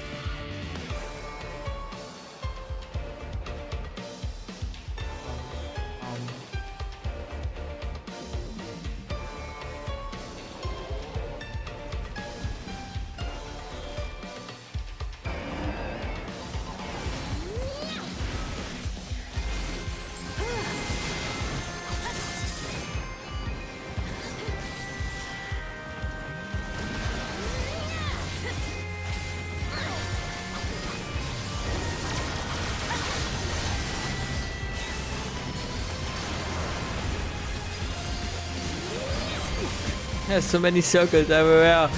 Help!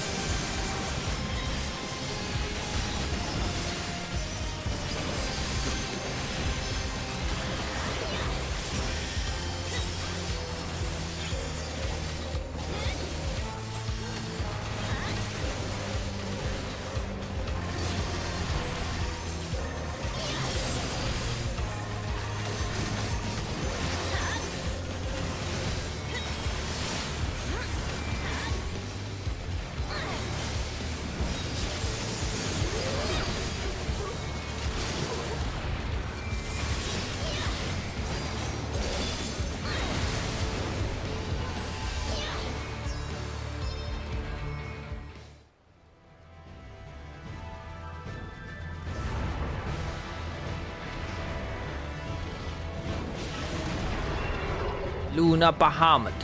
Damn, we actually fight him like this? I thought it's gonna be like a sick trial or something.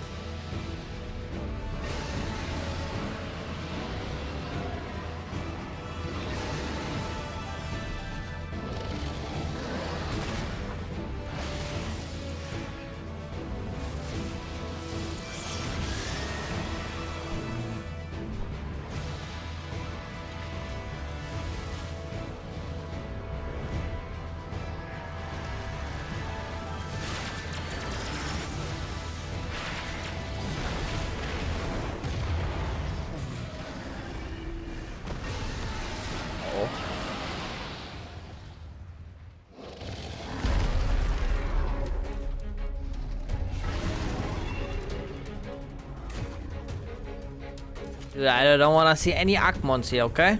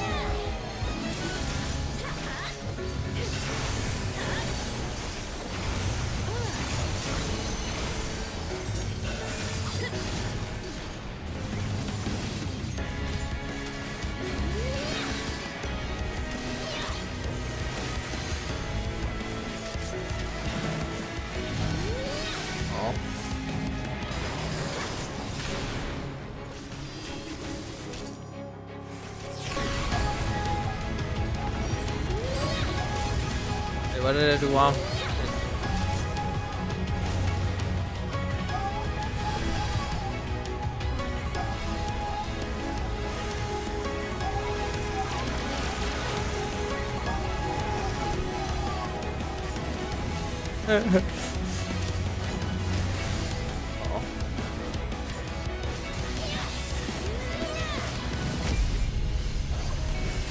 Oh my god.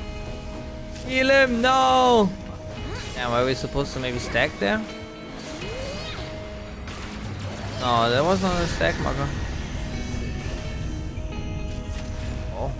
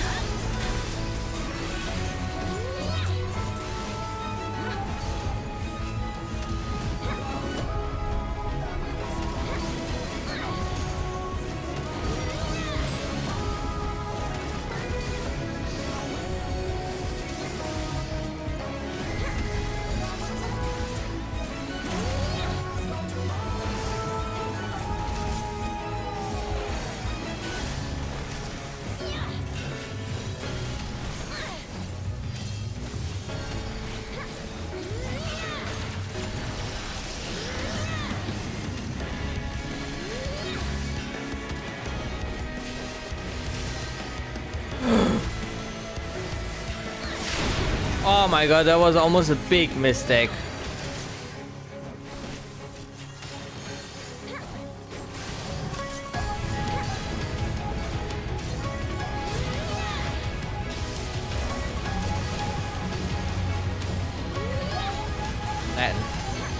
Flatten me, bitch!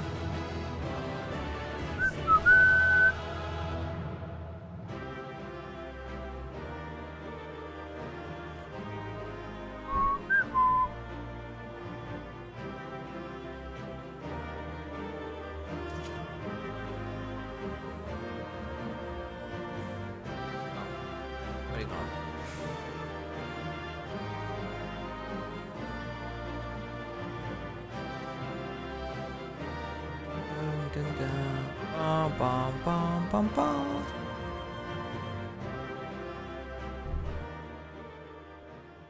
Timer.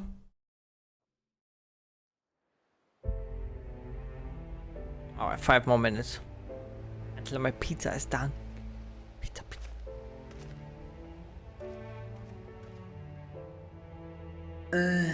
Kin so ash an esk snodo in aisto. Snodo. Antal an in aisto. Antal afa snalask en I ash an dran mira al.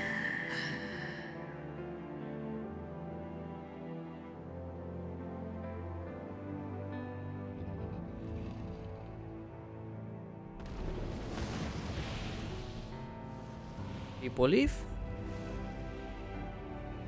Noble warriors, the dragons chose their friends well.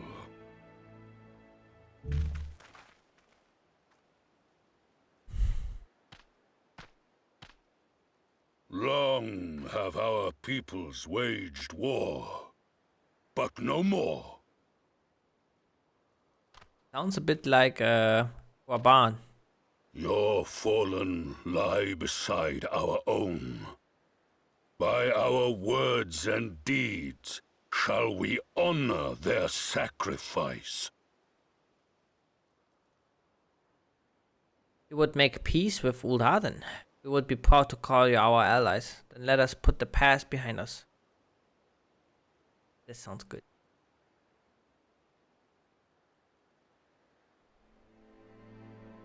The enemy of our enemy is our friend.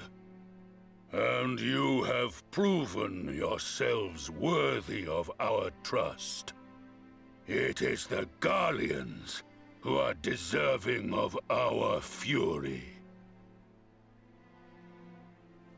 I shall see that my brethren learn the truth of this day. The little shit. And rally as many as possible to the cause. Till we meet again. What is this ship about? Can someone explain me that? Can we do some cool shit with that?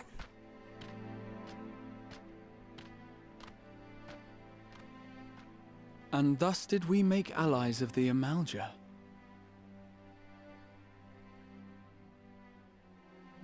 It would certainly seem that way. The Sultana will be pleased. Let's go and give her the good news, shall we? This was a pretty dungeon. I like the field here. Yeah, what the hell is wrong with this tower still? Kinda another venture system. Ah, okay. Sometime earlier inside the Paglethan Tower.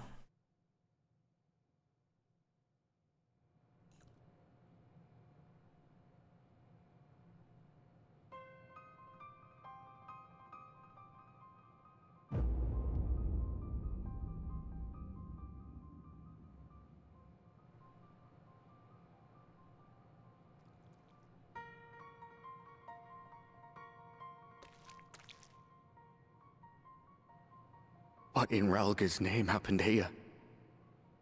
The gods only know. But you can bet these poor sods aren't here by choice. Quickly! We've got to get them free!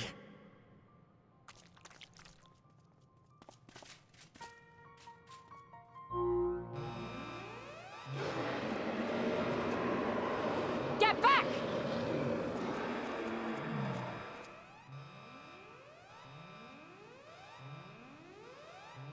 No! What have I done? It's too late for them! We're leaving, now!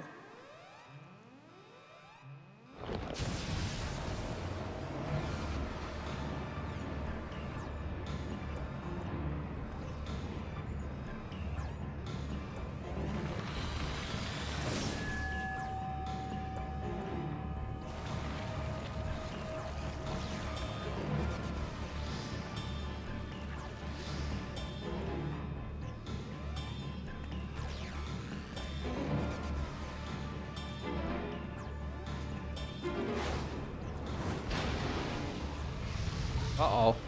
I know this guy. No. No! Don't you dare! We came together and we're leaving together.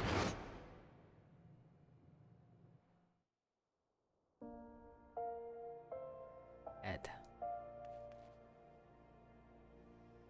I would be. Oh, pizza is ready. Hold on.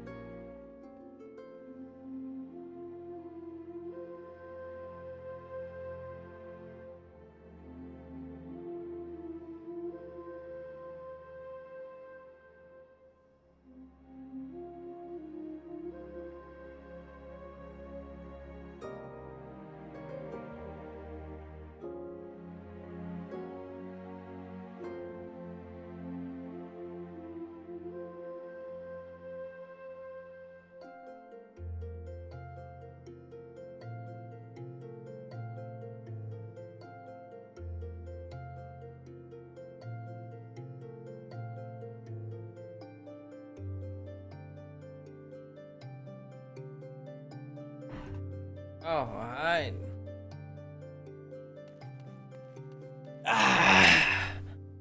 While it would be too much to hope that we have seen the last of Fandaniel, we have dealt his schemes a telling blow this day, and that alone has cause to celebrate. And celebrate I will, when we have received word of Arnwald's safe return.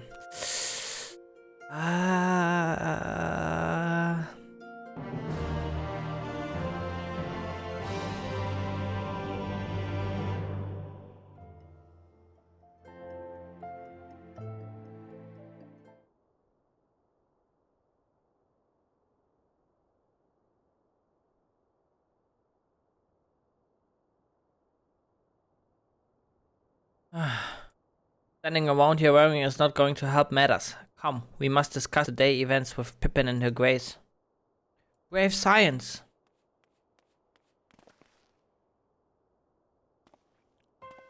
Would that I could treat you to a hero's welcome, but I bear urgent news from the frontistery.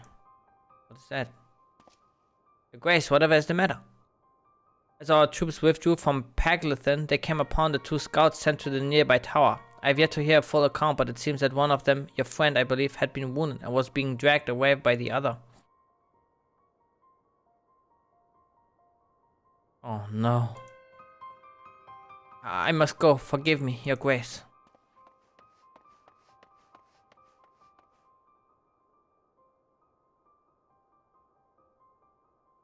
Can you tell us aught of Arnwald's condition, your grace? The wounded scout.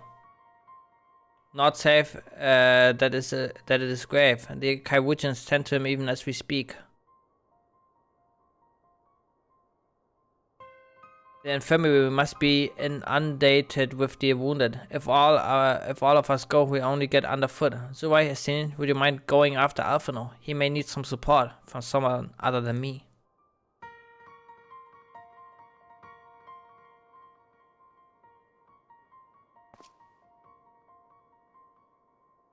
Very well. Thank you. The rest of us will see that the relevant people know what took place in Paglethan. Whatever.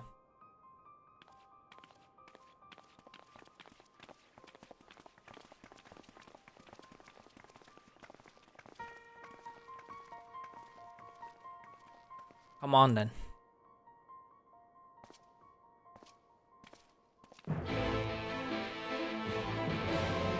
Bam, bada, bada, ba, bam.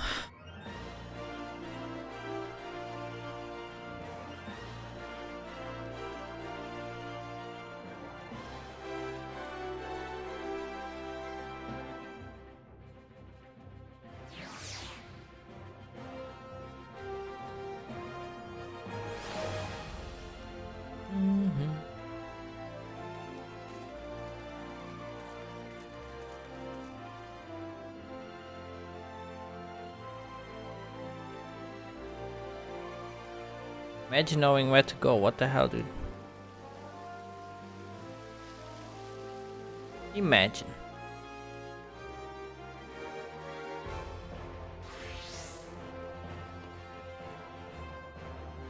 Oh, almost misclicked. Dun, dun, dun, dun, dun.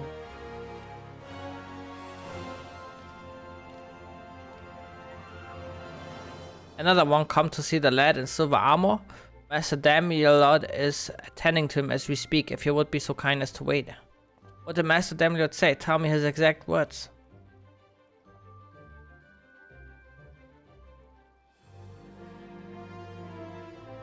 But you're right, forgive me.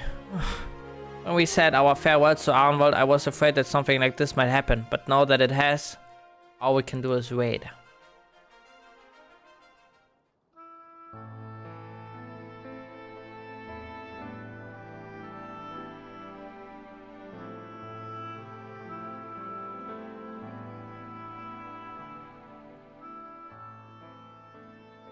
Fordola, have you been waiting here all this time?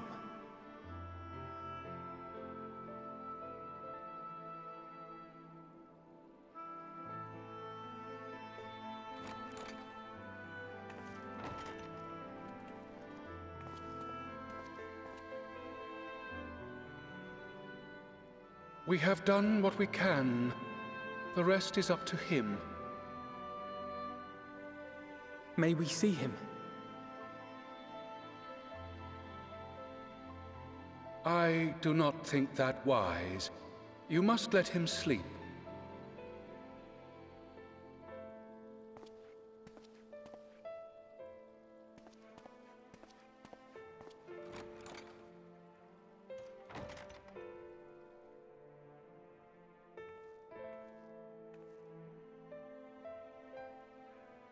Thank you for bringing him back. He owes you his life.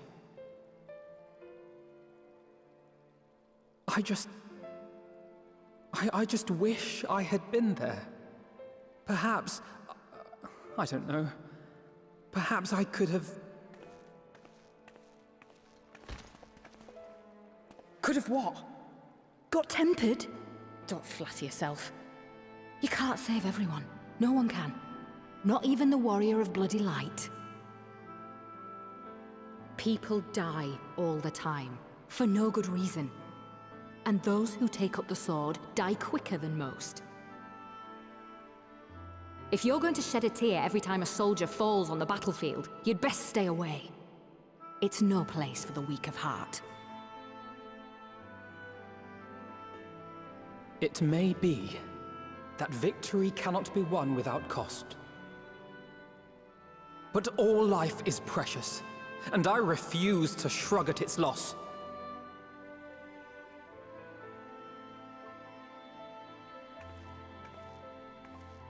All life is precious! Oh, you need to grow up, little man. Before your sparkling ideals get everyone killed.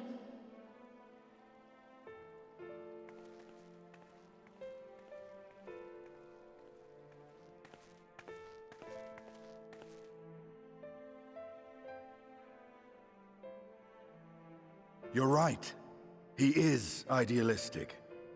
But the world has more than its fair share of realists, like you and me. It's people like him who dare to dream that things could be better, and make it happen against all the odds. They are the ones whose names live on forever. The heroes. The battlefield's littered with would-be heroes. At this rate, you'll not be next. And what'll become of your precious dreams then? They'll be gone. Like dust on the wind.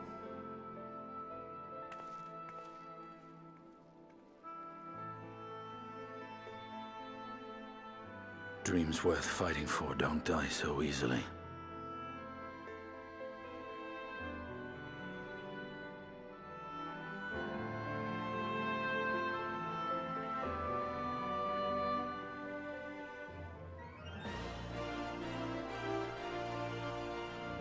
Very true.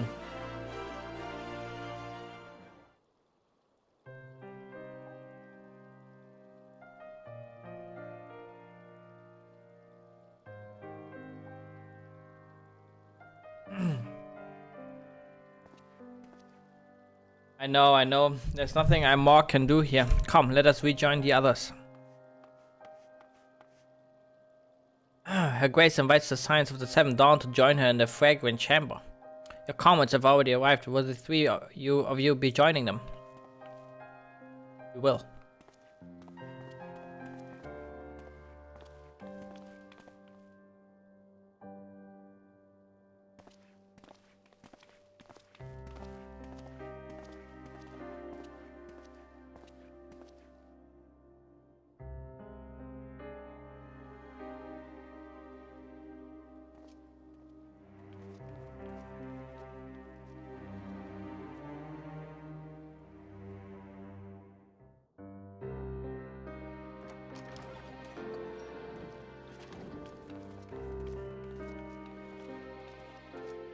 Your Grace, pray forgive us our lateness.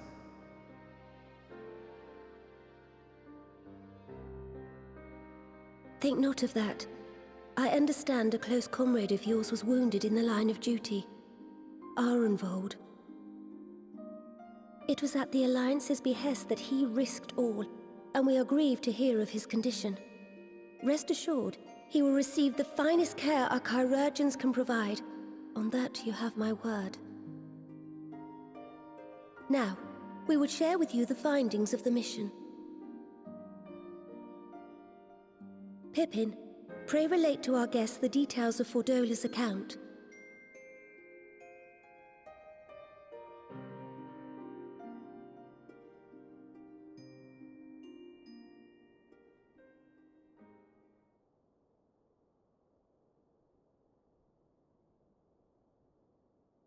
First Bahamut, now Ifrit. Or Lunar Ifrit, as Fandaniel would doubtless have it.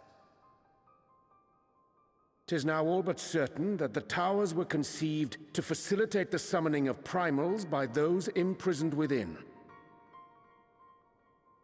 Less certain is the means by which the Telophoroi constrain the wills of said entities to enact their designs in defiance of the pleas of their victims. Mayhap they do not. If mere proximity to the towers is enough to make loyal servants of the Empire's mortal enemies, it stands to reason that the same is true for those held captive. They invoke their gods for the good of Garlemald, and in their disturbed state of mind, summon a primal whose form reflects their own alteration. It all begins to make sense. Upon closer inspection, I realized that the towers bear a striking resemblance to a much larger structure which Urianger and I observed from afar during our visit to the Imperial capital. Assuming it too is capable of tempering those in its immediate vicinity, it would go some way to explain the swiftness with which the Telophoroi managed to rally so many Imperials to their cause.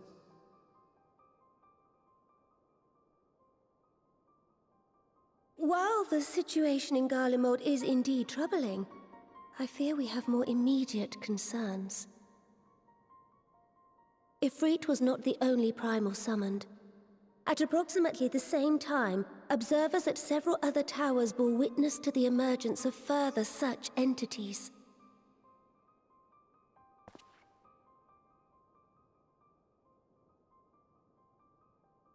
For a blessing, none appear to wield aught approaching the destructive power of Bahamut, and the Grand Companies are moving to deal with the threat even as we speak.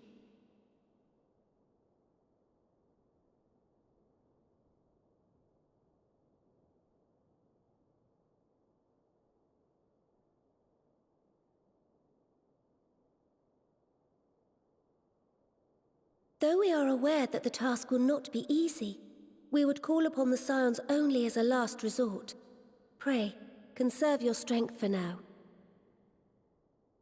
After all, it was not so very long ago that you rid us of Bahamut. On which note, I am pleased to report that our talks with the Amalja have reached an agreeable conclusion. They have pledged their full support to our cause. It is our hope that this historic agreement will encourage other tribes to join us at the negotiating table. And I know that I speak for all of the Allied leaders when I say that we will welcome them with open arms at such time as they do. Of course, this was only made possible by the feats of heroism performed at Paglfan. Moreover, we shall not allow the sacrifices of those fallen in battle to have been made in vain. As hope leads to victory, shall victory lead to a new dawn for Eorzea. Ooh, you're here. May these words ever be our guide, Your Grace.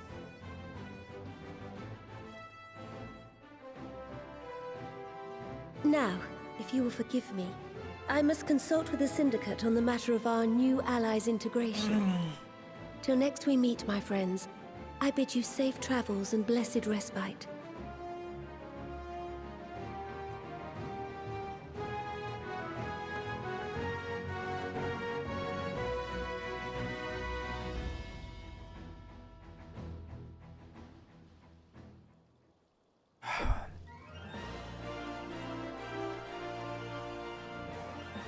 Ba-dum-bum-bum.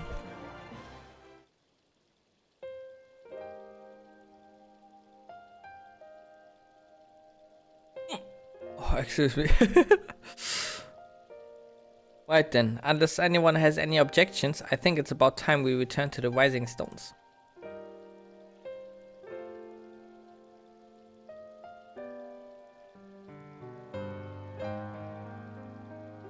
And that includes you, Alphino. Arnwald is in good hands here. Of course, he would doubtless mock me for pacing about the infirmary. Let us retire then, that we might regain our strength and readiness for the coming challenges. If all are in agreement then, I shall let Quirrell know to expect us. A hot bath and a hearty meal shouldn't be beyond arranging with the time available.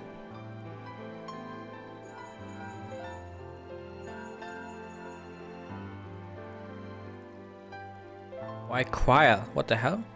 It will be good to be home. I have some thinking to do.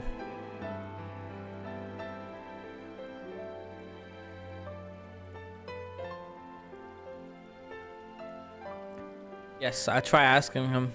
And thank you. I shall look forward to it. Our comrades eagerly await our return, and Quirrell in particular has a few matters she is keen to discuss. One of which concerns you, Estinian, believe it or not. Or you will join us, won't you? Fine. Really? I thought you said you were avoiding that Baldesian woman. If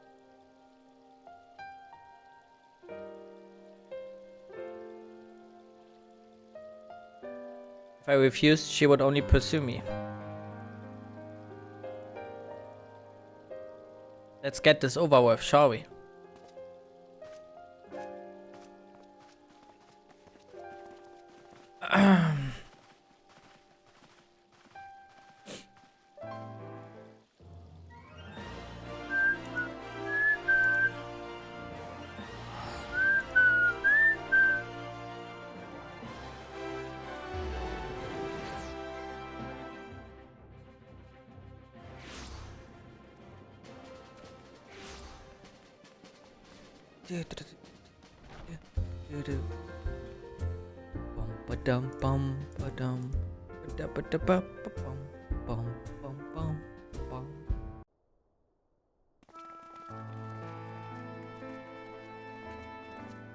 Welcome back. I expect you must all be exhausted. Ere you take your rest, however, I would beg a moment of your time. Alright. Thanks to Arnvold's selfless efforts, we may now be confident that we understand the function of the towers. But many questions remain regarding the reason for the summonings, and what lurks behind the looming edifice in Garlemald. Until such questions are answered, we will struggle to devise an effective strategy for thwarting the Telophoroi's stated aim. Nothing less than the destruction of this star. And so, given the gravity of the situation, I move that we petition the aid of Sharlayan. Ooh. 'Tis possible the ancient knowledge preserved within our archives may hide a clue to our enemy's methods. But given Sharlayan's established policy of non-intervention, our former colleagues are not like to aid us in its discovery. Oh, I well remember what they're like. The Forum's barefaced refusal to assist you in the days prior to the calamity must rank as Sharlayan's most shameful act since the Exodus. But were the final days to be reenacted, it would spell doom for us all. Surely even they cannot turn a blind eye to that. I trust we are all of the same mind on this matter. Urgent as it seemed, I took the liberty of petitioning the Alliance for leave to act as Eorzea's emissary, and have since received their blessing. I presume your role as a student of Baldessian will carry some weight with the Forum? One can but hope. If truth be told, our organization has been a shadow of its former self ever since the disappearance of the Isle of Val. But the name does still retain some degree of prestige. I only pray it will be enough. If there are no objections, I shall depart for Sharlayan at once. But before I do, I should also mention the other matter to which I would devote some time during my stay. After hearing what transpired in the first, I began to question the true nature of Hydaelyn's blessing. A topic I have discussed at some length with Y'shtola. We were wondering, when was the last time Hydaelyn spoke to you directly?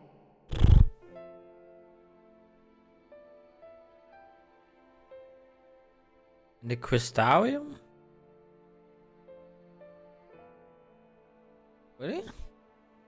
I mean, like when the rain fall down, maybe. Did I hear that? When Elidibus sought to make warriors of light. That was the voice which calls constantly to all who might hear it. I spoke of direct communication, when Hydaelyn communed solely with you. A far rarer occurrence. History shows us that Hydaelyn is able to awaken the echo in her chosen, convey her will directly, and grant the blessing of light. To our knowledge, however, she has not sought to intervene in man's affairs for some considerable time. Might not the explanation for that lie with her choice of champion? Mayhap she is content to trust in her judgment. Mayhap she is. But following my initial discussion with Krile, I made inquiries of my own. And as far as I'm able to tell, Hydaelyn has not made her will known to anyone. During my time in the First, the Oracle of Light spoke to me through Reen. But that was not the will of Hydaelyn. It was Minfilia herself. Indeed. And while she and Hydaelyn were inextricably linked, Minfilia yet acted of her own volition. A messenger, yes, but one who spoke with her own voice. I wonder, could Hydaelyn's silence suggest the presence of some disruptive force, perhaps? Some obstacle to communication? While I share Urianger's high opinion of your conduct, I see no reason why she would deny you her guidance altogether. Then again, who am I to say? The fact is, we simply don't know. But if the explanation is to be found anywhere, I can think of worse places to look than the archives of Sharlayan, and their research on the Ethereal Sea in particular.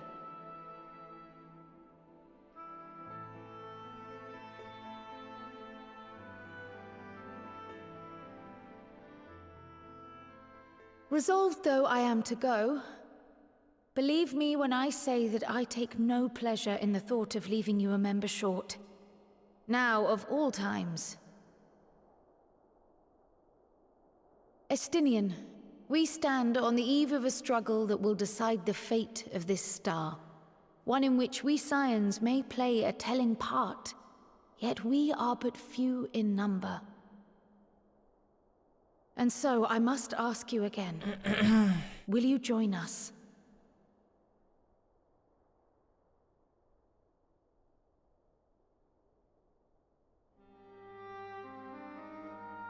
You see the world the way you want it to be. I see the world the way it is. You are idealistic to a fault. But I know you would never turn your back on those in need. Never close your eyes to their suffering. And somehow, your deeds lend truth to your words, giving the lie to my doubts in so doing. I have seen others draw strength from your belief. In Ishgard, in Alamigo. You inspired them to stand up and fight. To win, no less. And even when you lost those you held dear, you carried their spirit with you and made their memory your guiding light. The burden of so many hopes and dreams would be too heavy for most to bear.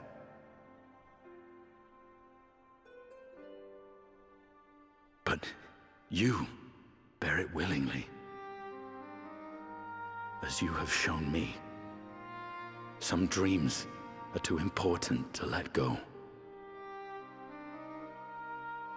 If you have need of my strength, it's yours. After all you've done, how could I refuse?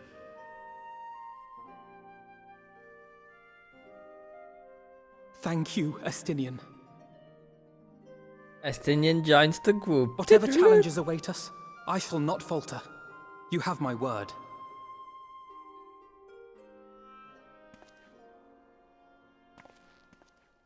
I mean, he was already practically part of our gang.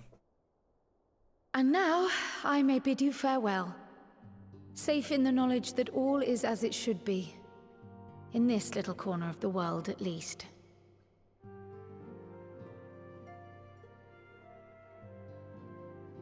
You will be sorely missed. Tread warily in Sharlayan, and do try not to let the Forum embroil you in their politics. A forlorn hope, I know, given the individuals involved. I shall do my very best. Farewell.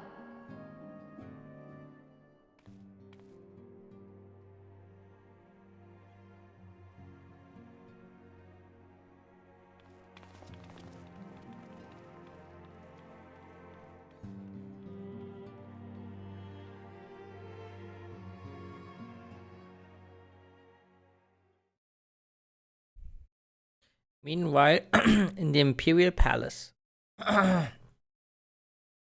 me. Ooh. The Xenos was busy collecting some weapons. He's still looking for the white glamour. I understand. The choice is hard.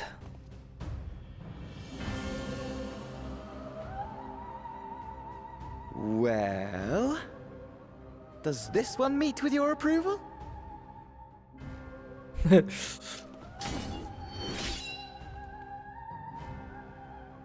Apparently not. Or could it be that you're still upset about the dragons? You are unwise to remind me of so costly a failure.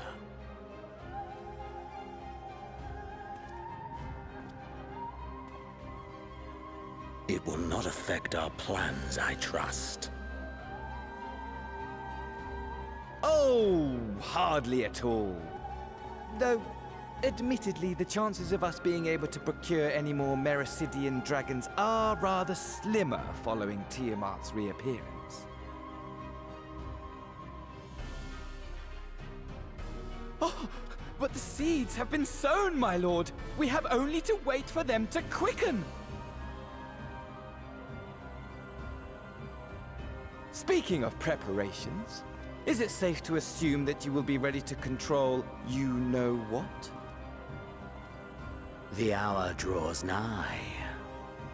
This nation, forged for Ascian ends, will finally prove its worth. A mighty empire, now no more than an instrument of this star's destruction. What a pleasure it will be to put it to use. Which brings me back to our earlier topic. My lord, while I appreciate that it is not an easy decision, it really is past time you chose your weapon. There is one that I have been meaning to test.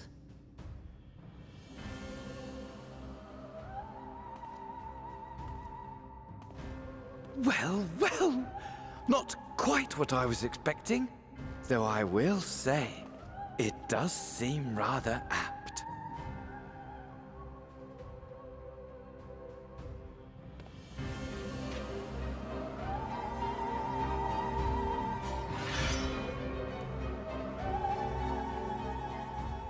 What was it, bitch?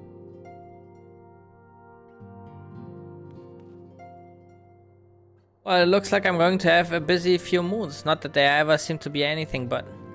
Thancred's got me dispatching troops to every corner of the realm, which is not to say I don't trust the Alliance, because I do. But when it comes to putting down primals, nobody does it better than us. Well, than you, Lord, more accurately. You won't catch me trading blows with a primal in the near future.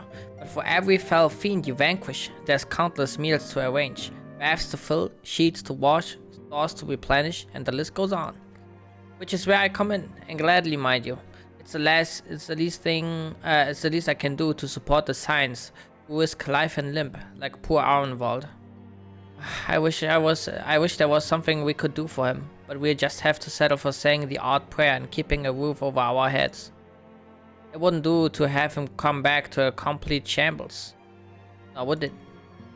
But that's enough of my rambling. Off you go and get some rest. If there are any developments, I promise you'll be the first to know.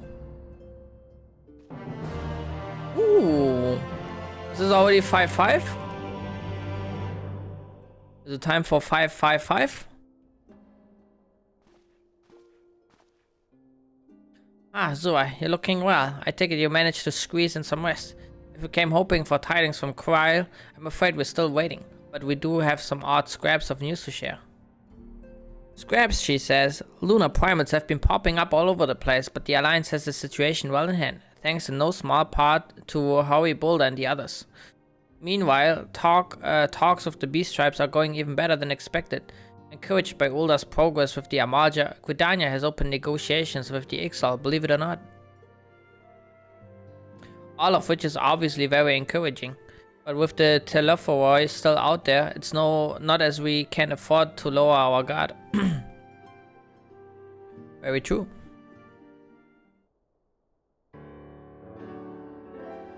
Dun dun dun dun dun dun dun dun dun dun dun dun dun bum bum.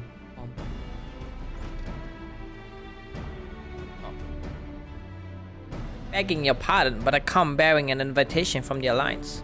A council meeting is due to be held in Alamigo, and your attendance is humbly requested. We were just talking about the Alliance. May I ask what's on the agenda? I believe the intention is to share news of recent developments and discuss what measure might be taken to combat the Telephorai in concert with our new allies. The Beast Tribes have also been invited. It is hoped that they will join us in the fight against our common foe. So the Alliance would bring all of the Beast Tribes into the fold at a single stroke. An ambitious plan given the delicacy of the negotiations, but mayhap an expedient one, considering the threat we face.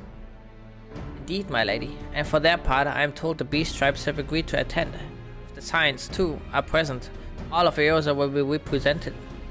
Well, if that isn't the perfect opportunity for an assault by, like, I don't know, from Asian or something. To arrange such a meeting must have been quite an undertaking, not only diplomatically but practically. Pray inform the Alliance that we would be honored to participate. Shall make for Alamigo without delay. Then I bear your answer thither with all haste. We look forward to receiving you at the Royal Palace.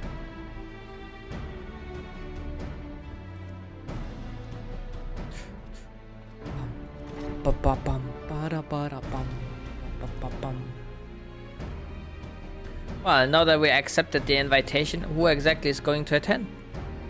I move that you and the Stola lead our contingent. Given how long you have worked to end summoning, it is only right that you be present for what promises to be a historic moment. I think we've all played our part in that little endeavor, don't you, Zoe? Very true. I killed primates left and right like a fucking maniac.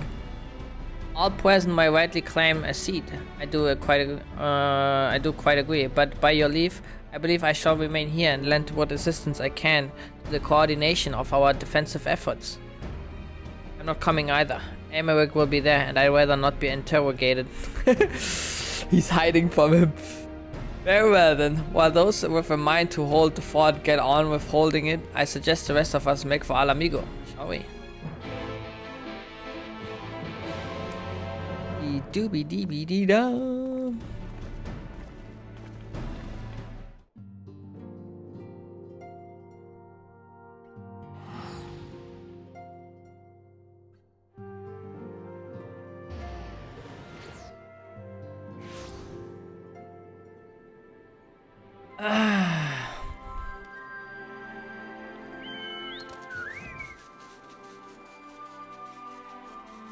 Can we fit through that? Oh, of course.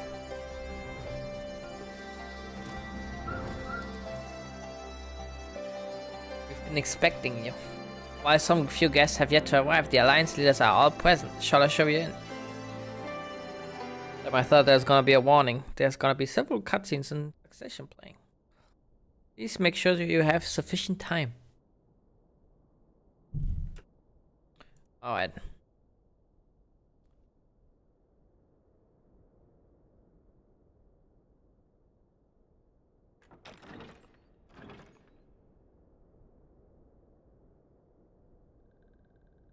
Yeah,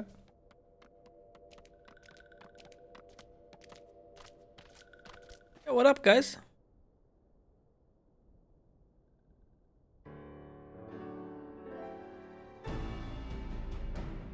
Esteemed guests, you honor us with your presence. As there is much to discuss, let us begin. Information on our taken brethren you have, yes? Hear it we would! Bad news, everyone. They're getting kind of tortured and shit. Ah! Beyond forgiveness these featherless ones are! With rivers of blood shall they pay. Freed our people must be! We too would see your kin liberated. But ere we attempt their rescue, we must first find a means to negate the risk of tempering. Without that, we will be unable even to approach the towers, let alone contend with their defenders. If all else fails, I've always found cannonballs quite effective. And what of the prisoners? Would you see them slaughtered? Exactly, Jesus Christ, man. Think for a moment. Ponder, consider, think. If Merlwyb truly intended to bombard the towers, she would have done so by now. Remember, we came here to find a solution together, did we not? Exactly. Y'shtola spoke Thank of you, John. defenders. What I up? but offered a means to clear a path, should you require it.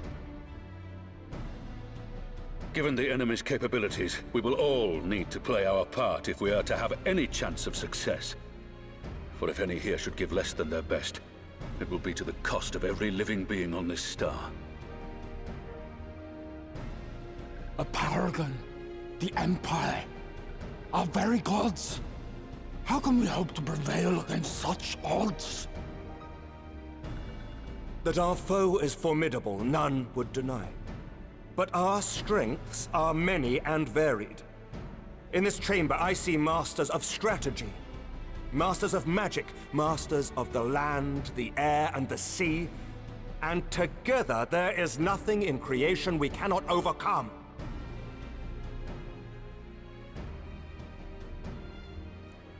See, you're a little jokester today, hmm?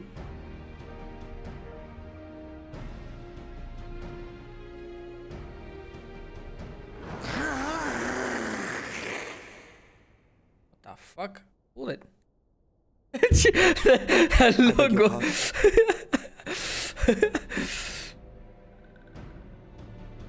What is it, Soul Walker? Do not express your passion thus.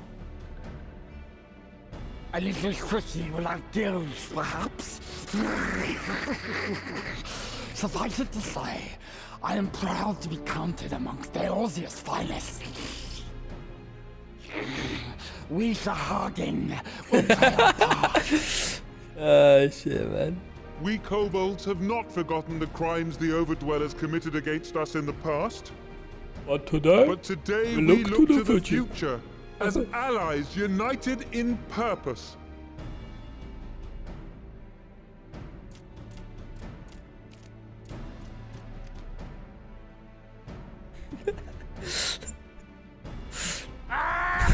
Make mock of the Ixal, the Paragon does. Turns kin into puppets. Pits brother against brother. Free them from his grasp, we shall. As Patriarch Zadar will attest, the Scions have granted us a means to free your brethren from their thraldom. This boon we will gladly share, that your people might never be enslaved again. We accept! We accept! Praise me!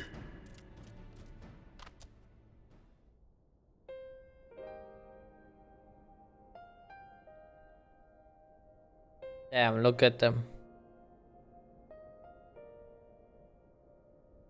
Who would have thought that possible? It's taken a while, but I do believe we might be one step closer to a world without primals. Would that Minfilia were here to see it. We still have a long way to go, and we're going to need a lot more Porksies. But we're moving in the right direction.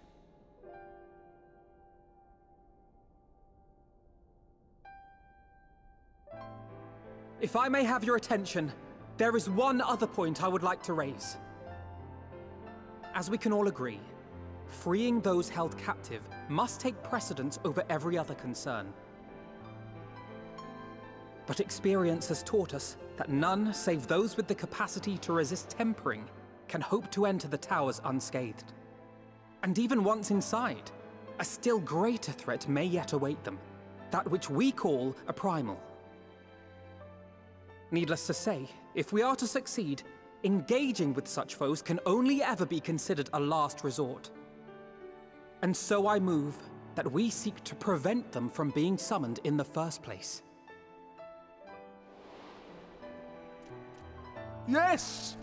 Both prayer and ether are needed for the ritual. Should either one be denied, the summoning would fail. Indeed. And so we must endeavor to discover the source of the ether on which the process depends. Do so, and it may present a way to halt the summonings, or perhaps even neutralize the towers entirely. A promising proposal. While you are conducting your investigations, however, we will need to remain vigilant, lest the Telophoroi commit further abductions and summon primals ere we have the means to prevent them.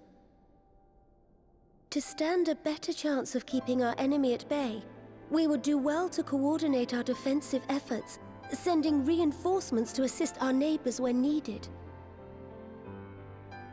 We Amalja would have been overwhelmed were it not for our newfound allies. But say the word, and we shall come.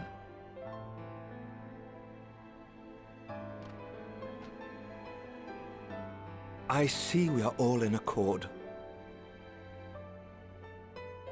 But what are we to call this proud fellowship of ours?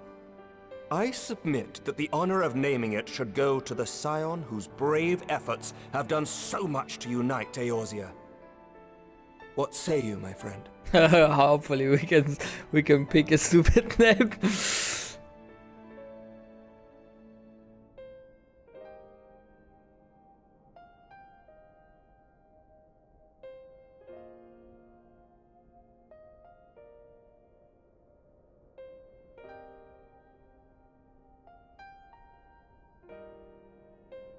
Might I suggest the Grand Company of Eorzea? She asked me, I remember a bitch. certain someone pondering it once upon a time, and it seems as fitting a name as any.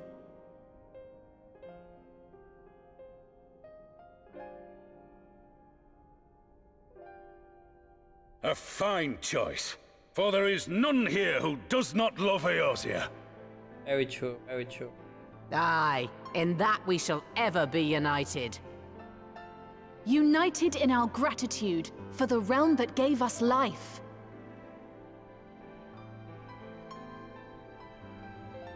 Then let it be recorded that on this day, the Grand Company of Eorzea was born.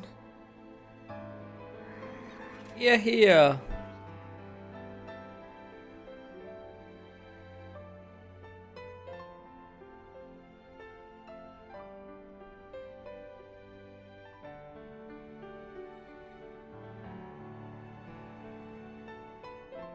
How long have we dreamed of this moment?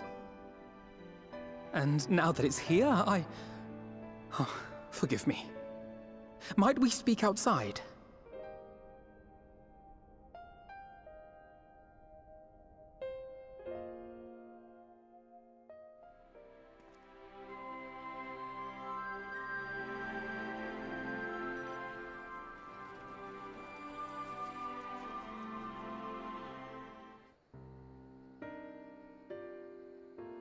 Well, now that we are here, that we are out of earshot of the other delegates, I hope you will forgive me if I speak my mind.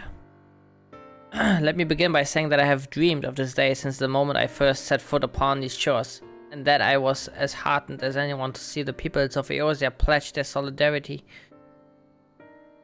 Yet even as they uttered their declarations, all I could think about was the conflict to come, the sacrifices that would be made, and the lives lost. Inevitabilities that I still struggle to accept.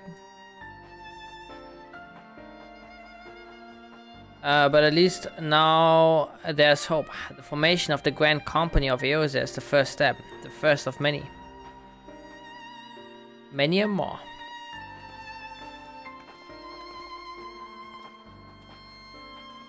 Elder Seats how might be of service? I seek Master Alphinaud's assistance in a matter involving Gridania's neighbors, the Sylphs. I know that you and yours have long kept a weather eye upon the crystal trade, the better to predict the coming of primals, and so you will be familiar with the Sylphs of the Ash Crown Consortium. Though their dealings, they have cultivated relations not only with the city-states, but many other communities besides. Communities such as the Beast Stripes. Just so, it is our hope that we may make use of the Sylphs' established lines of communication to coordinate the efforts of our new fellowship. Yet there remain certain practical differences between the Trade Consortium and the Grand Company. If the Sylphs are to perform their task effectively, they will require the counsel of one versed in the operational aspect of an armed force. An armed force founded with the self-same goal in mind, no less.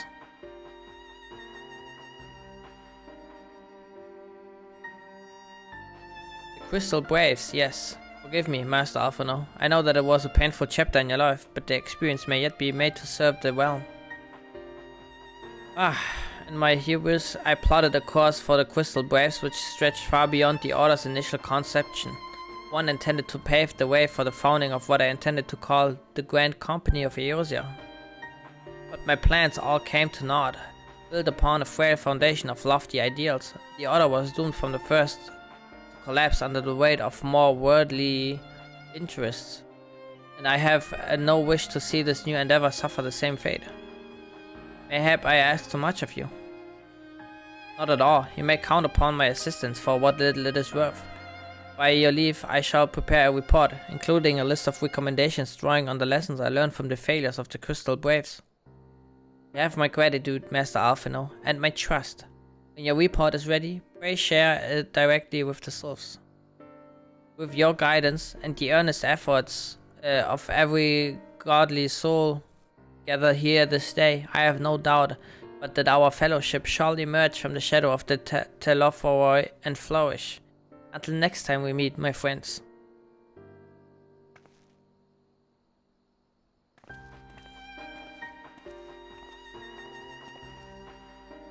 Before committing anything to writing, there are a number of people whose thoughts I should like to hear. Former braves, you understand. Might you join me in seeking them out?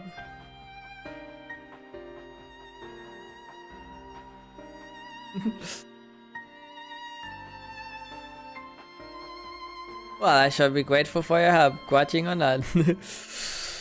I'll join you. If you're planning to canvass the opinions of your former comrades, I will be a lot quicker if we share the task of questioning them. And mayhap Gwaha can lend a hand as well. I shall accompany Thancred back to the Rising Stones.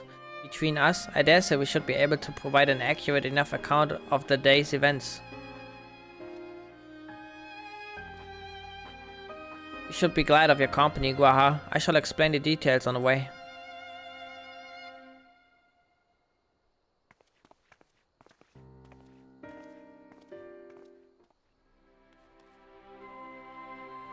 So, what's the plan, brother mine? Before discussing the task at hand, I should probably admit that the report I propose is largely written. Not long after that fateful day in Ulda, I penned a detailed account of the organization's history, from the events that led to its inception to the failings that brought about its demise. This I did primarily as a means of taking some semblance of responsibility. Never did I imagine that it might later be referred to by those seeking to form a similar organization. And while I made every attempt to be objective, the account was mine alone, its events viewed from my singular perspective. For it to be of use, however, it must be broadened to encompass the viewpoints of all involved. Only then can it answer what seems to me to be the crucial question, namely, why, after the Crystal Braves disbanded, did some members choose to remain with us while others did not? I see. You think the answer will tell us something about the nature of the ties that bind our new grand company together? And that this knowledge might help us to prevent it from falling apart when those bonds are inevitably tested. That is my hope, yes. But the question I would ask are uncomfortable to some. As the former commander of the Crystal Braves, I doubt that those who abandoned the cause would welcome my inquiries. Then Gwaha and I will just try that. We'll have to try. Meanwhile, the two of you can talk to the ones who kept the faith. A fine suggestion. Have care, however. Certain of my former comrades are of questionable character. So keep your wits about you and let us reconvene in Gridania later on.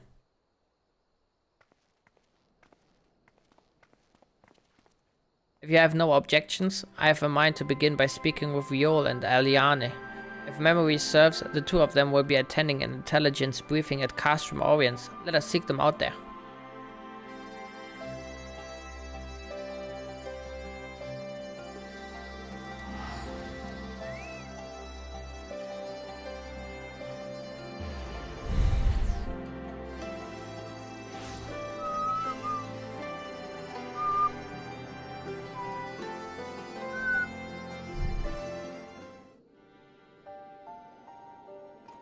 Oi, mate. Well, look who it is.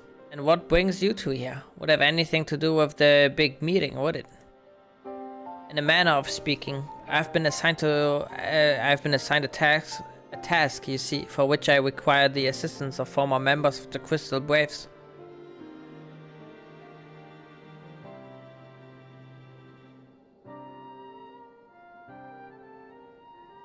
So, you want to know why we decided to stick with the science, huh? Ain't an easy thing to put into words, that.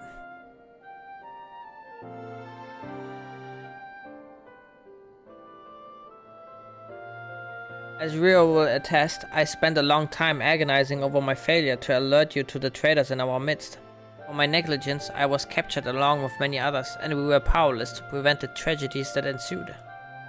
Not a day goes by that I do not think back to those fateful events.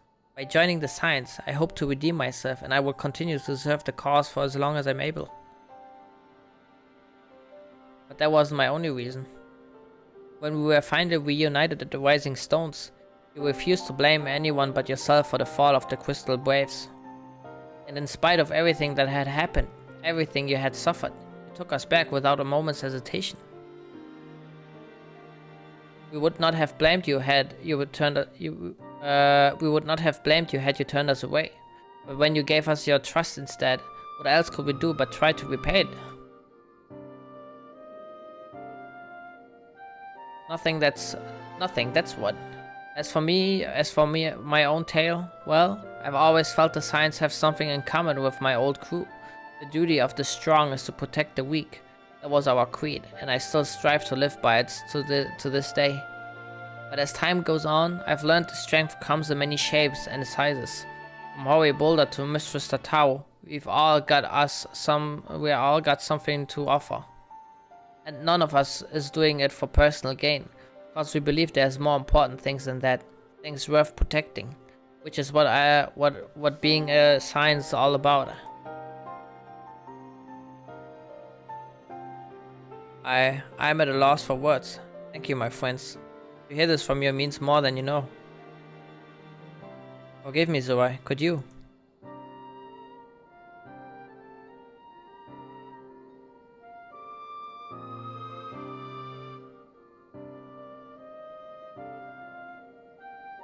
Well, its founding ideals were something to be proud of, but the ideals alone don't make a crew.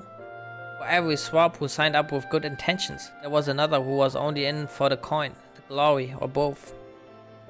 Ours was quite a desperate band, and while I will never forgive Ilbert, the fact that we managed to function at all was thanks in large parts to his efforts. Just a pity he was doing it for all the wrong reasons, huh? Only takes one bad apple, they say, and the Braves had a barrel full of them. Not like the Scions. We might look like a ragtag band of misfits, but deep down, we've all got that shared sense of purpose. And why? Mr. Taro sifted out all the glory hunters before they made it through the door.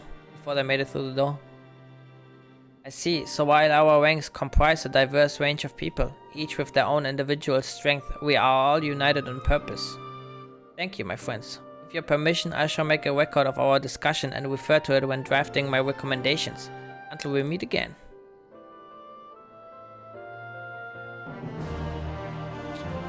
Yeah, very true, very true.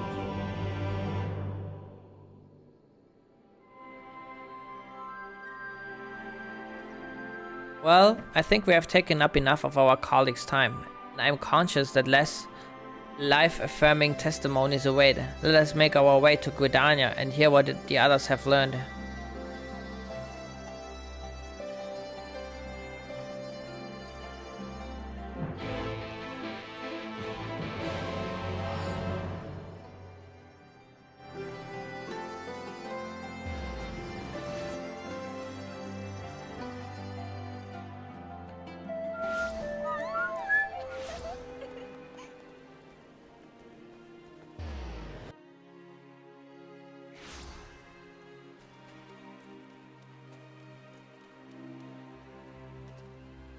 Thanks to Tatao's ever-dependable intelligence, we managed to track down a handful of former Braves without any great difficulty.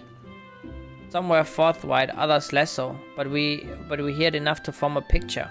I must warn you, Alphano, some of the comments were harsh.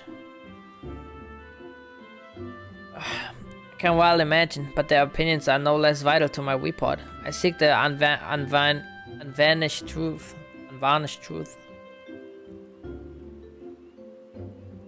Thank you. I will set about adding your findings to my own at once. In the meantime, pray go on ahead to Little Soleil and seek out Elder Frixio. I will join you anon.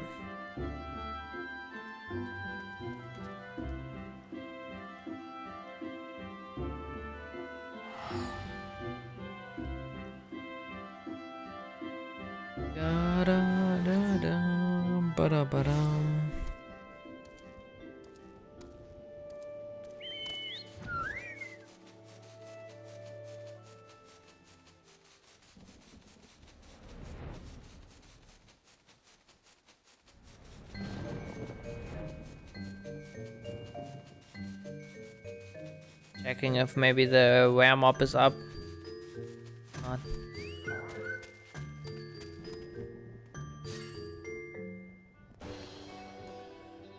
Ah, welcome, Brave One and friends of Brave One. How good it is to see you walking once again so soon after the meeting. Been a while since we last spoke. Should this one perform the customary dance of greeting?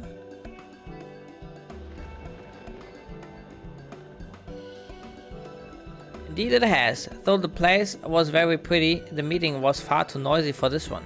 So many shouting once and squawking once and cheering once, with no chance for carefree conversation. Still, this one is pleased all ones can be friends.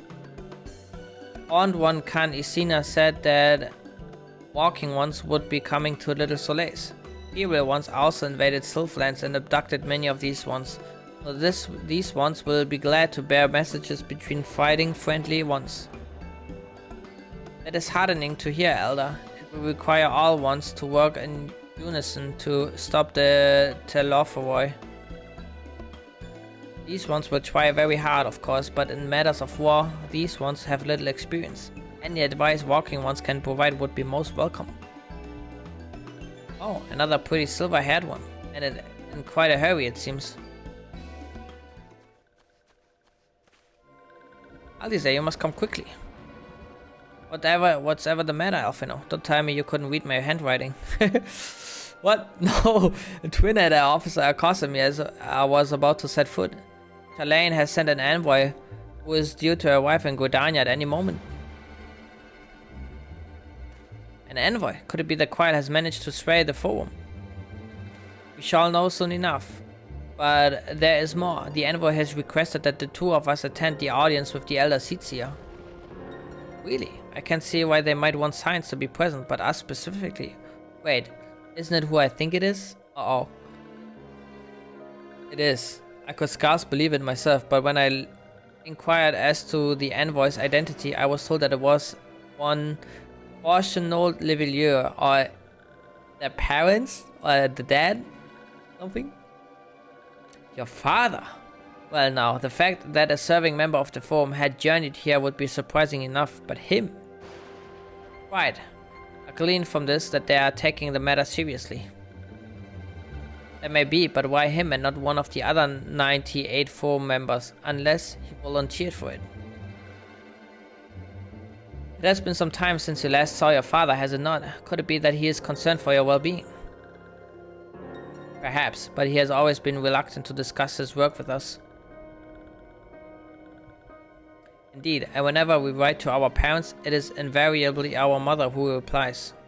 Nevertheless, I welcome the opportunity to meet with him after so long, even if it is secondary to his true purpose here. Elder Frixio, though I am to cut our visit short, we must return to Gridania, where I accept my apologies along with my report.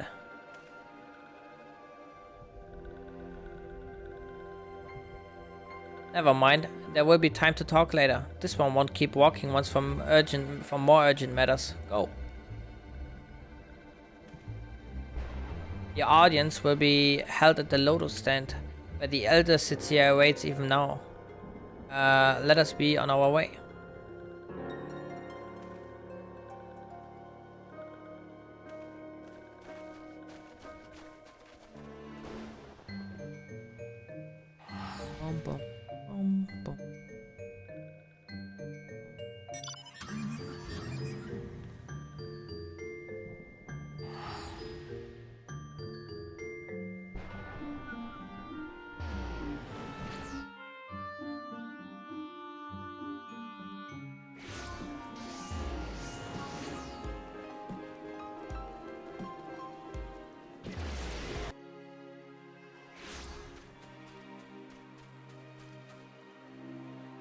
Welcome, Warrior of Light. The Elder Seetsier and your friends are waiting within.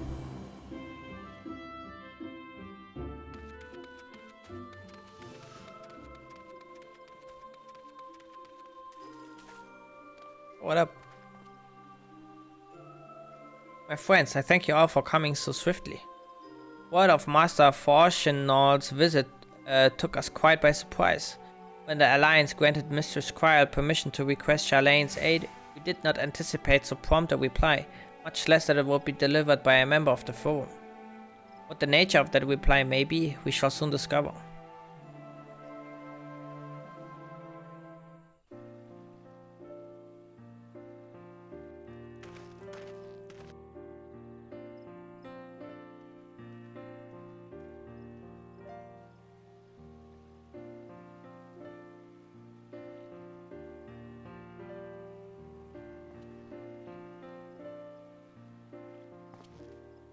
Damn. That's what I expected. Elder Seedseer, I thank you for granting me this audience.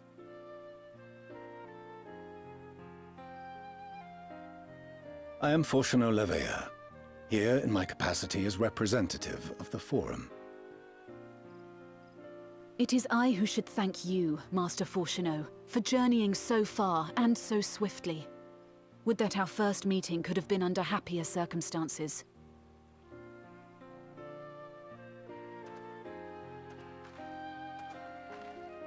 It has been too long, Father. You look well. As do you both. Ameliance will be glad to hear that you are taking care of yourselves. How is Mother? She misses you terribly, of course, but is otherwise a picture of health.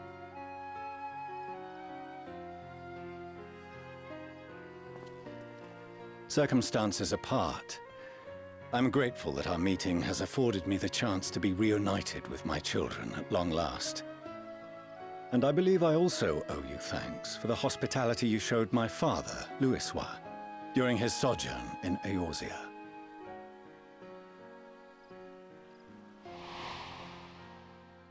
All thanks we owe to him. In the days prior to the 7th Umbral Calamity, it was your father's tireless efforts which granted us a means to vanquish the Primals. Were it not for him, our strength would have been quite spent by the time the Empire arrived. That Gridania still stands is in large part his achievement.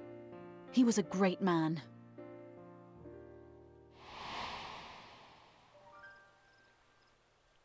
He would doubtless have been moved to hear you say so. I must confess, however, that I opposed his decision to intervene. And my position remains unchanged.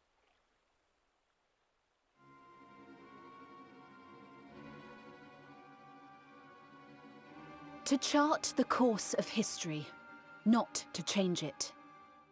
I am familiar with the Sharlayan stance. It is more than that. It is our way of life. Who we are. But I came here not to deliver a lecture, but the Forum's answer to your request. Sharlayan will under no circumstances intervene in the conflict between Eorzea and the Garlean Empire. Bitch ass.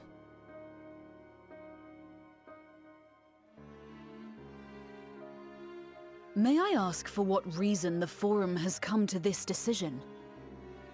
The final days spell the end not only for Eorzea, but the entire world. The final days? Pray spare me your hyperbole. This conflict is no more than the latest in a series of petty squabbles between yourselves and Garlemald, one in which Sharlayan will take no part. If the final days were truly upon us, we would know. He doesn't know, he's lacking critical information. Father, you must ask the Forum to reconsider.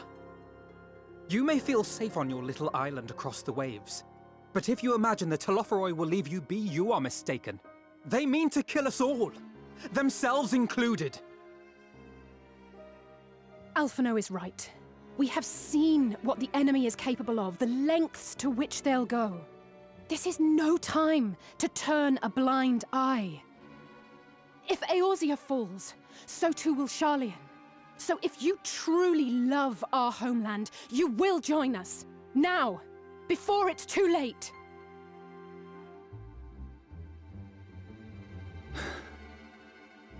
I thought you knew better than to raise your voice to your elders. It seems I was wrong. Wrong to ever let you leave, Sharlayan.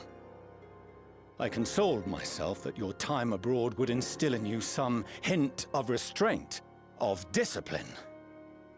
But I see now that Eorzea has made fools of you both. Have you forgotten why it was that I so vehemently opposed your grandfather's departure? For all his wisdom, his only solution was to go to war. Death, devastation, ruin. Even those who claim victory are scarred for life. What prize could ever justify such sacrifice? It is the duty of the learned to avert such tragedy. By fanning the flames of war, you forsake all you once held dear.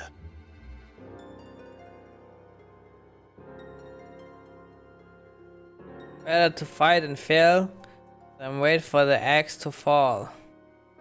To ignore the plight of those one might conceivably save is not wisdom, it is indolence. It is in your power to save us, refuse and you condemn us all.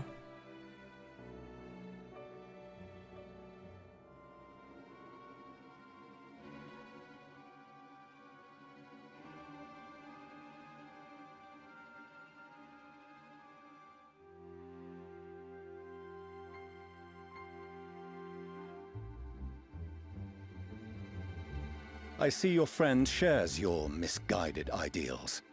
But unlike her, you should know better. Bitch. By espousing such barbaric notions, you subvert the teachings of Sharlayan and place all we have worked for in jeopardy. Alphino, Alizé, as of this moment, you shall no longer bear the name of Leveilleur. Damn! Expelled! What? Father!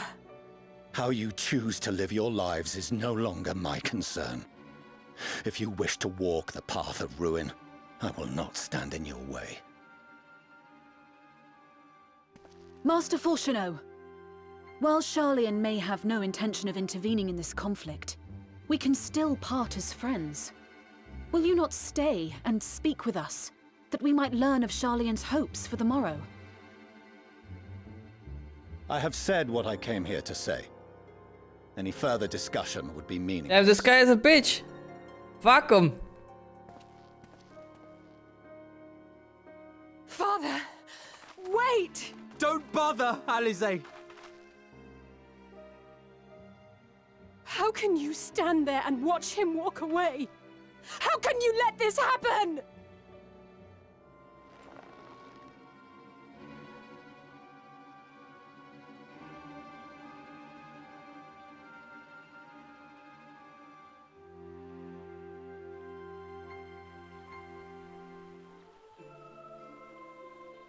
Okay.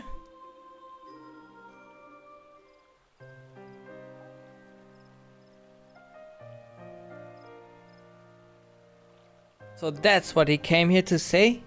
That we're all fools for having the temerity to defend ourselves against the Telophoi?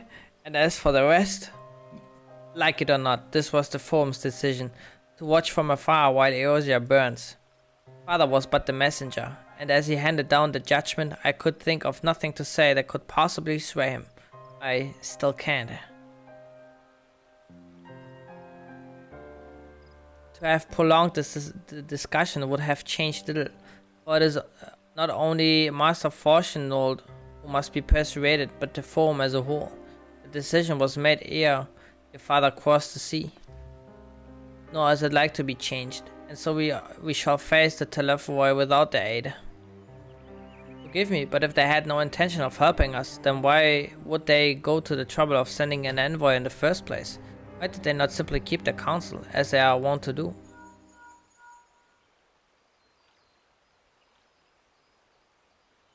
Moshi Mosh? Why, has Master Fourcheneau arrived yet? Then it is as I feared, my efforts were in vain. I pleaded our case to as many Forum members as I could, but they flatly refused to discuss the matter. No, that's not exactly true. I should rather say that they ignored every word I said on the subject, without exception. It was almost unnerving. Could it be that they are hiding something from us that might go some way to explain Master Fourcheneau's performance? When he said that they would know if the final days were truly upon us, I dismissed it as pride. But what if they genuinely believe that they know how the world will end and simply disagree with us about the circumstances? That I don't know, but something tells me they are not as unconcerned about the Telophori as they claim. If the threat weren't real, why else would they be so standoffish and secretive? I would very much like to delve deeper into this, but I'm afraid I've exhausted every avenue of inquiry. Nor have I fared any better with my other missions. Researching Heidelin and the Ethereal Sea, I tried enlisting the help of experts in the field, but it appears the Forum has forbidden anyone from cooperating with us. Obstructed at every turn. So would seem, but don't lose heart just yet. With all the knowledge and acquaintances we have between us, we can still find a way forward. To that end, I would like you all to join me here when the time is right, of course. I'm aware that matters in Eorzea stand on a knife's edge, but with your permission, I can at least start making the necessary arrangements.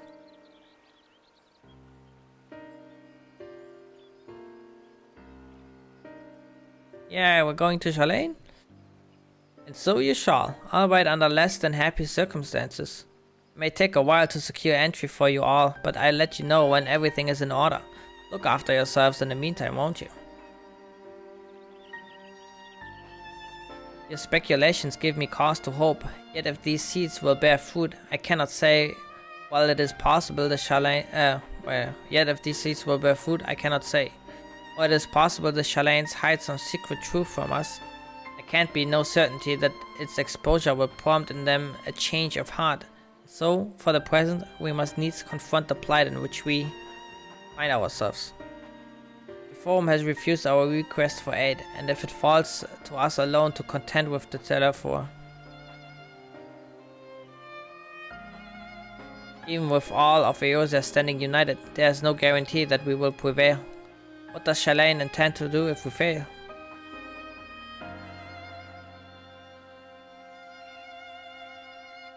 Golden pineapple juice, nom nom nom.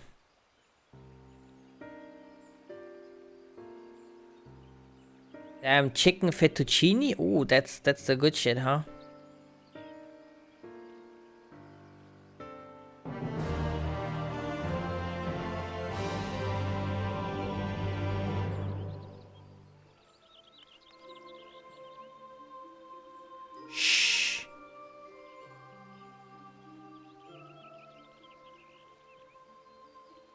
Where Shalane stands is indeed disappointing. We cannot allow ourselves to be distracted from the challenge before us. There is much and more to be done. I shall begin by sharing the Forum's response with my counterparts in the Alliance. Meanwhile, I would ask that the science... Grave tidings, walking ones! Grave tidings! Calm yourself, my gentle friend. What is occurred?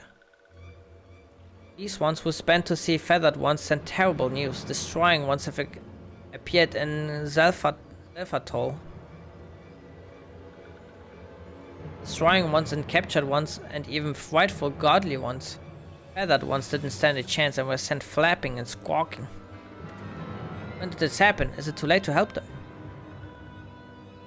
Too late, yes, much too late, but luckily destroying ones were only passing through and continued on west. Feathered ones who did not fight were left unharmed. Who did not fight? West, that would be Kurthus.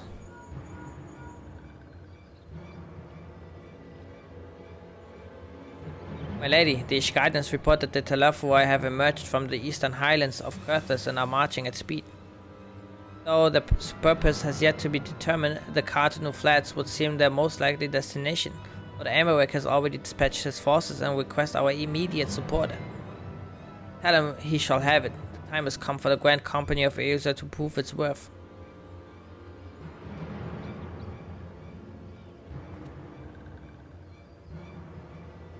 Well, mayhap it is a mercy that we do not have time to stew upon our misfortunes. Come, my friends, let us make haste to Cartanu. Oh wait, this one almost forgot. The strong ones were said to be led by a cackling roped one. This one must see that all waking ones know. Farewell.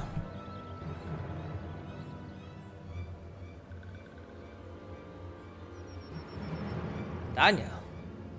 Who else? It was only a matter of time before that grinning maniac showed himself again. I shall have an airship ready to bear you to Cartanu. Pray see to your preparations and report to the landing with all haste.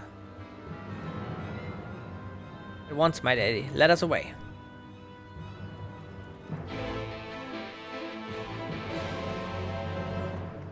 Doobity-doobity-da.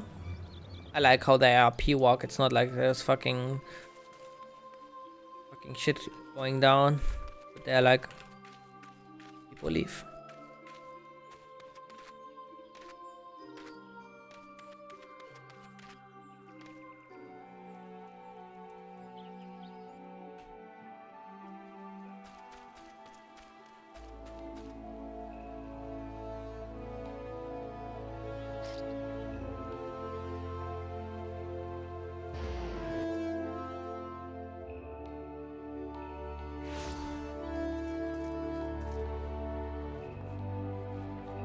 This?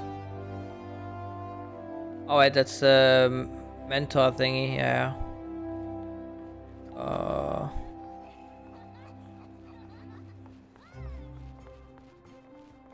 think I'm losing my voice slowly. Much talking.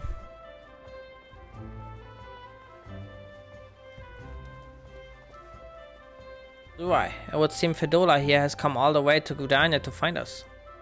I've explained the situation, but she insists her business is urgent. Aye, and it will be over sooner if you shut up and come with me.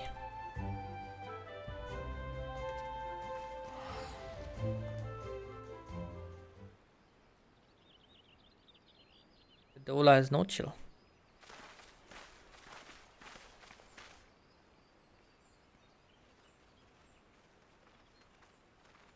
My man. Back in the hood.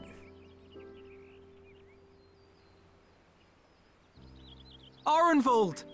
I can't tell you how good it is to see you.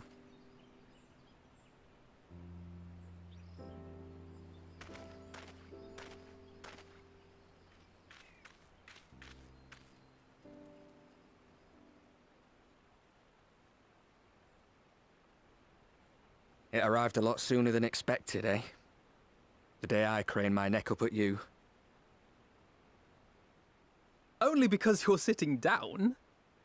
Unless...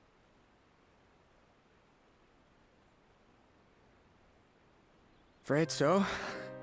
The Chirurgeons say I may never walk again.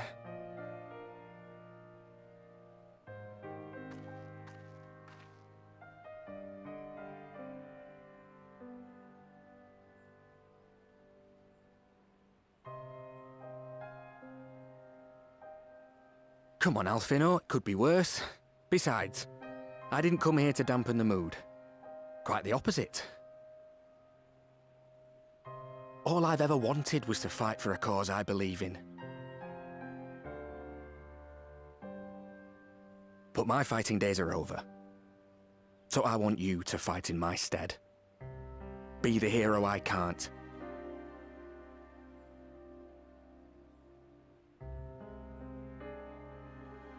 I am no hero. That's what they all say, though. No one ever calls themselves a hero. Even the ones who eat primals for breakfast. It's for others to decide.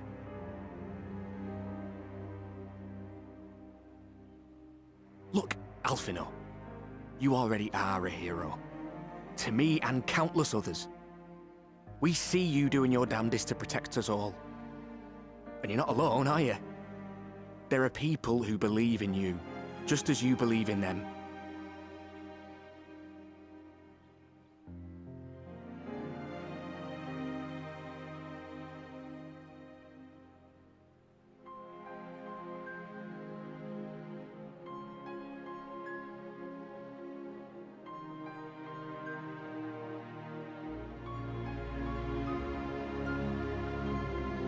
I know what's at stake.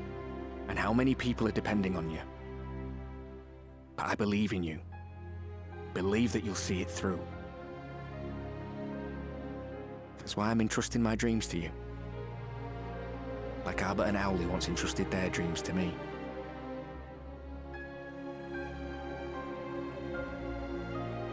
there was a time when I would have borne the weight of such expectations without a second thought. But now, I know just how heavy that burden can be. To tell the truth, I'm beginning to wonder if I chose the right path. Sacrifices will inevitably be made for the sake of the ideals I uphold. Maybe I am not the person I thought I was. The person you think I am. I wouldn't presume to tell you. But I will say this. In spite of everything, you've come this far. The road ahead might not always be clear, but you've never been one to give up or take the easy way out. And everything you do for others. For a brighter future. I'm proud to call you my friend. Well, I've said my piece, so I'll let you go. I know you've got more important things to be doing. Just give what I've said some thought, all right?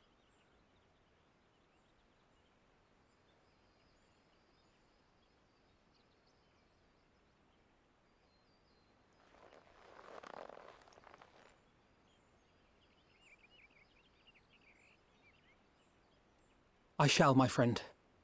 And we will meet again soon, I promise.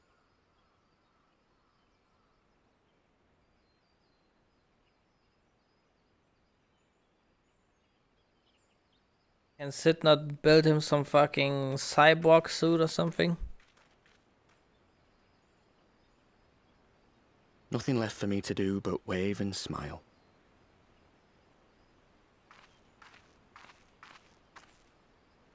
You've got a pretty narrow view of what it means to be a hero, do you know that?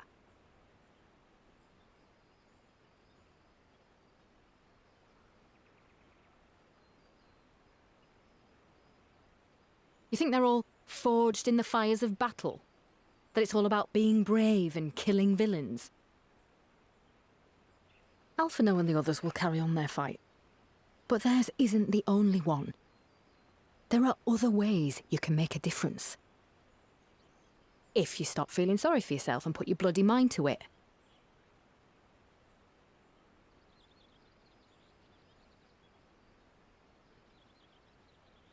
There's not much chance of me living the quiet life with you around, is there? If you're content to twiddle your thumbs thinking of what might have been, that's your lookout.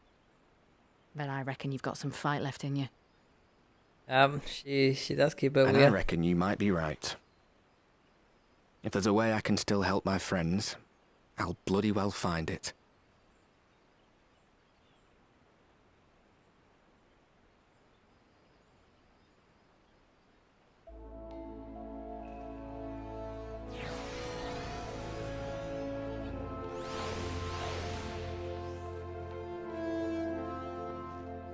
You can still tell me later what that was all about, but judging by the set of your Alphino's jaw, it appears I have done him some good.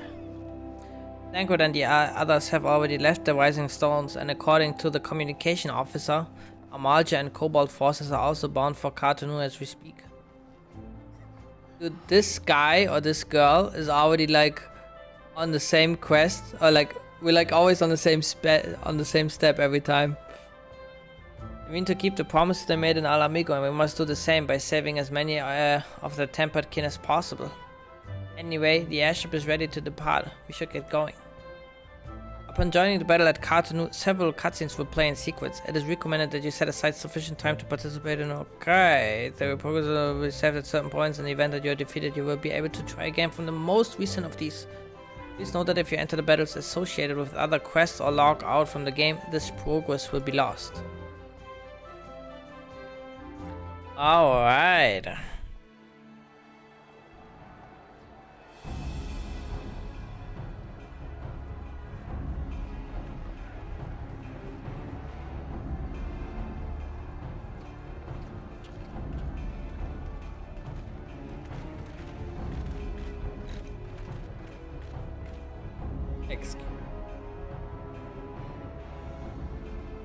My fellow Scions, as I am sure you will have heard, we can expect no help from Sharlayan, nor are we any closer to discerning the Telophoroi's grand design.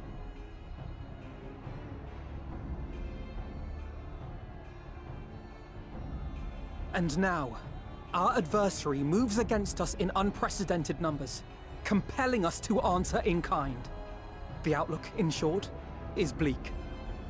Yet though our foes are many, and we but few, we may still tip the balance in Eorzea's favor. Of course. We will do what we always do. Deal with the ones our allies can't. A less than daunting prospect, judging by your expression. Could it be that you've dispelled your lingering doubts, Alphino?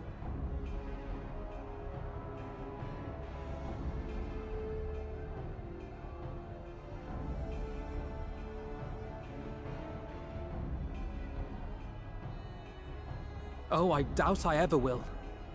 But as my friends have kindly reminded me, I have come this far, and that must count for something. Gods be good, Alphino. That's what we've been trying to tell you all along. For one so bright, you can be remarkably dim at times. There is such a thing as overthinking, you know.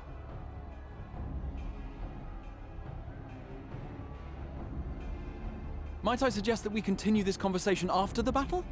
It would appear that Telophoroi have already arrived. Welcome. Let's go. I'll do what I can to cure the Tempered, but they'll have to be incapacitated first.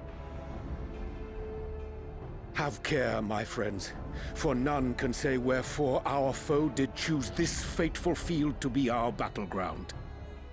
Whatever may transpire, pray grant him not the pleasure of deterring you.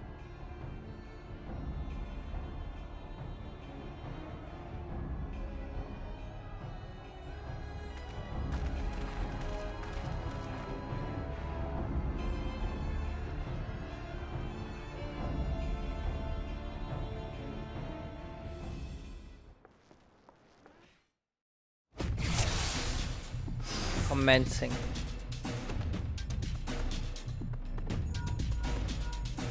Listen well, friends. The Telophoroi are sweeping across Cartanu. As for the Asians, he was briefly sighted above the battlefield, but has since vanished. He likely intends to watch events unfold from afar. Thus far, the movements of the lunar primates have proven difficult to predict. Even when poised to ambush our troops, they instead withdraw for some unknown reason. Whatever the Telophoroi plan may be, primates are our primary targets. Understood. They will not elude the signs for long. Prepare yourself! Let's give it our all! Hold fast, friend.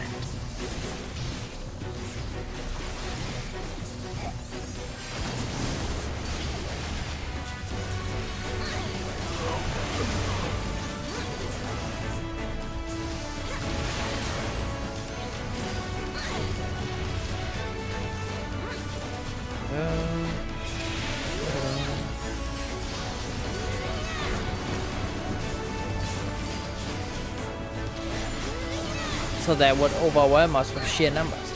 I will keep them occupied. The rest of you seek out the primates. Hi.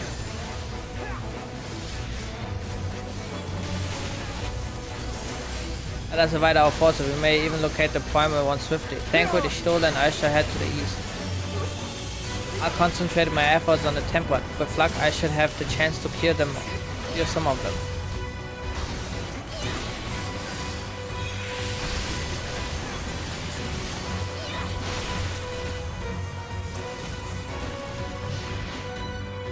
Get moving. I don't know where to go. Ah, there, okay.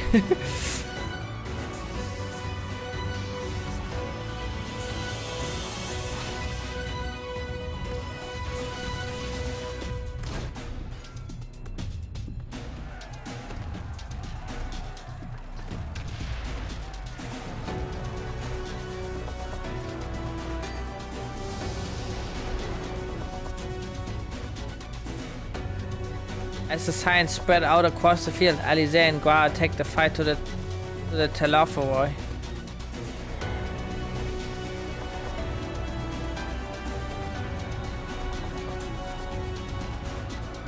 Shit, Guaha is a paladin? Thought it would be like some black mage or something. What the hell?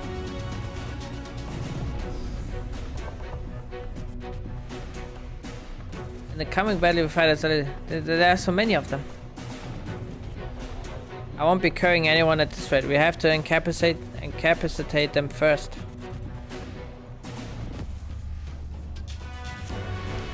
Cast the following spells. Watch combo executes the following combo.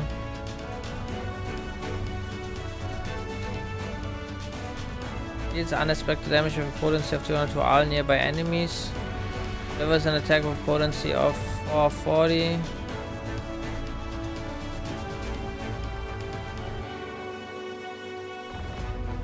Wait, these are all abilities? What the hell? Delivers an attack with a potency of 400 to target all enemies nearby. Restores target HP. Alright.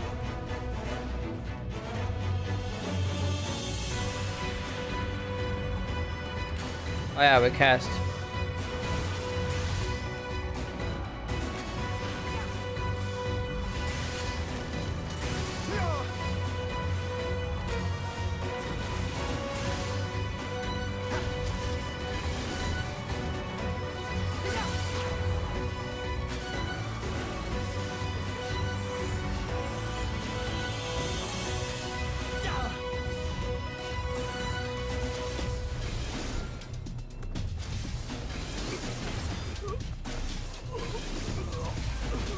Allow me. Oh, okay, this is the melee one. Oh, okay. Let's see.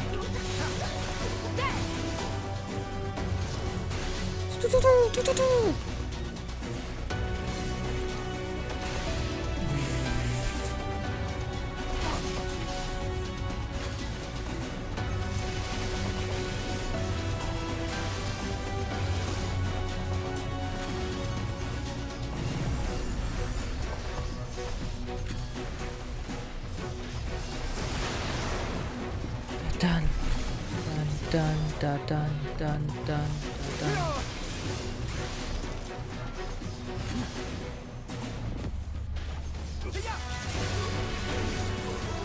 Just the beginning. Just the beginning. Right behind you.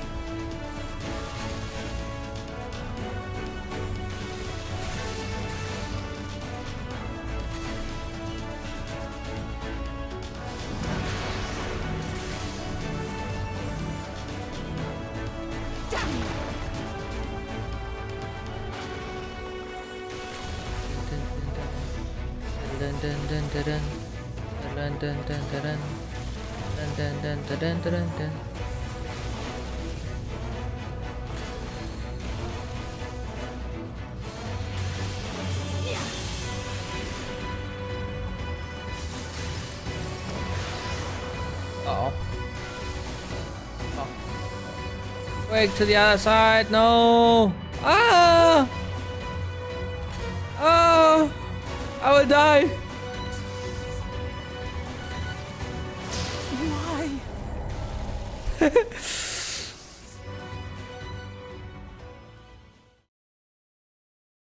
Tragic. I tried to save Guaha, but I sacrificed my own life in the process.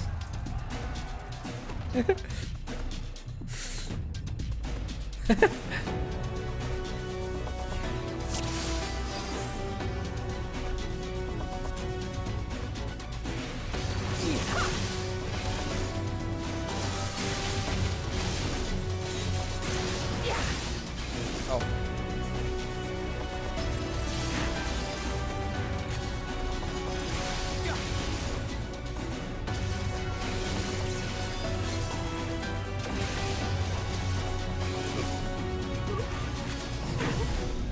Allow me.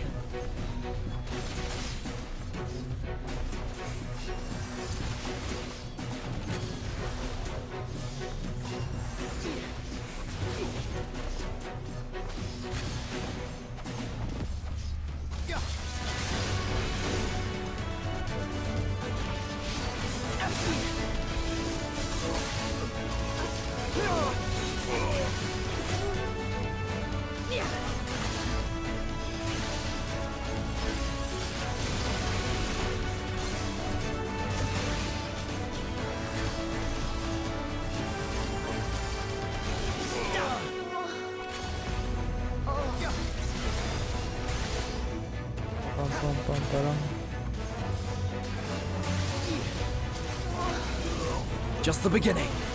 Just the beginning. Right behind you.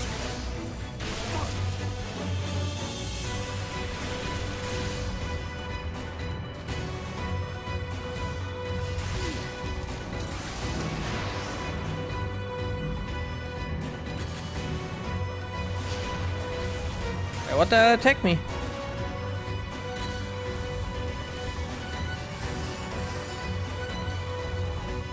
Die again.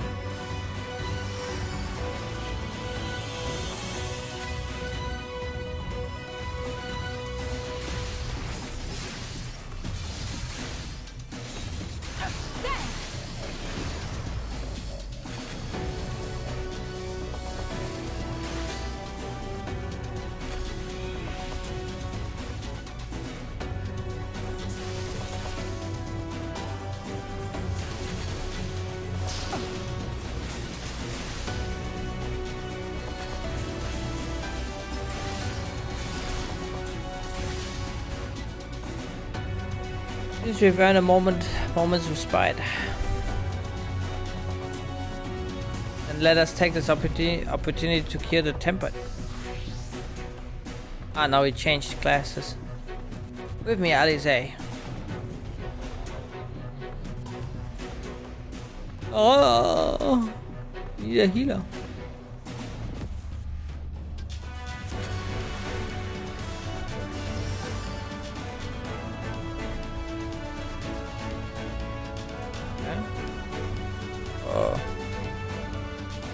What do you want me to do?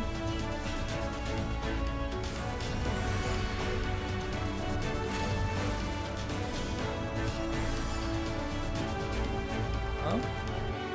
Oh, maybe I have to use Angelo. Huh? Ah, okay.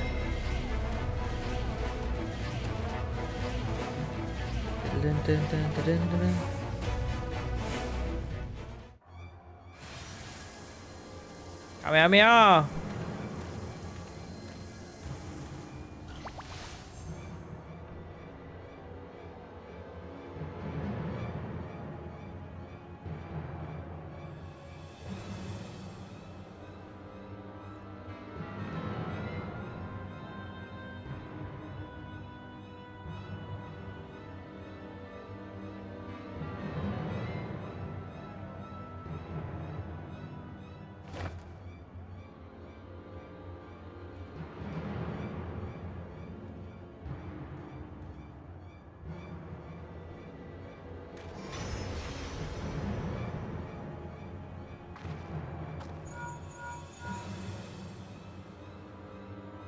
Do you see that?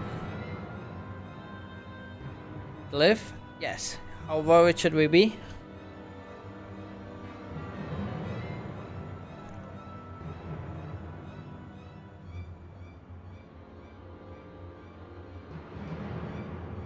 Listen well and judge for yourself. Though I can see the ethereal currents, I had not thoroughly examined those that flow through the heart of Cartanu. Now that I'm here, things have become clear. Flats conceal an etheric confluence, like to the pillars of the Azim Step, but greater in scale, far greater. The glyphs that Fandania has conjured reach into its very midst, and I believe I know their purpose. Should the lunar primals destroy them, it would spark a chain reaction with the potential to obliterate the confluence entirely. Resultant disruption to the flow of ether would sow chaos among the elements, prompting earthquakes, floods, and tempests large enough to lay waste to the realm.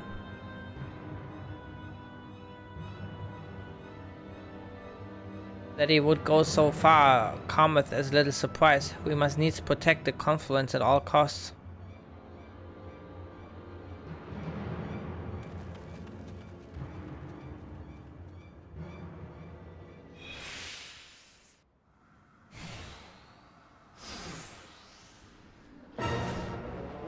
Playing a super danger. That Odin, so this time has come to pit my blade against his. Follow my lead.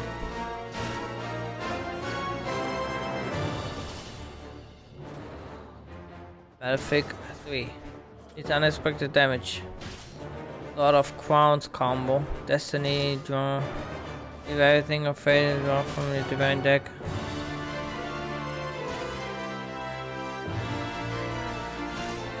Scroll combo.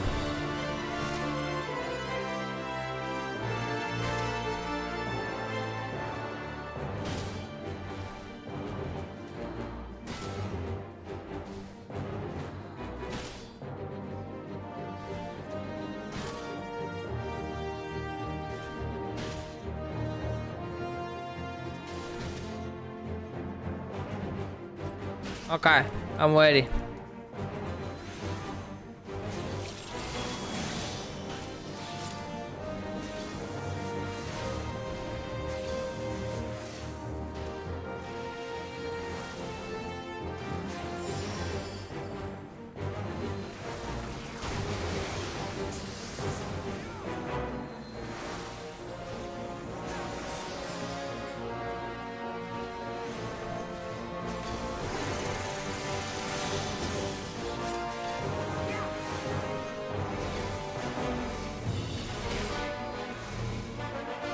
I shall protect thee. I shall protect thee. Wait, oh, do I have to keep casting it? Oh.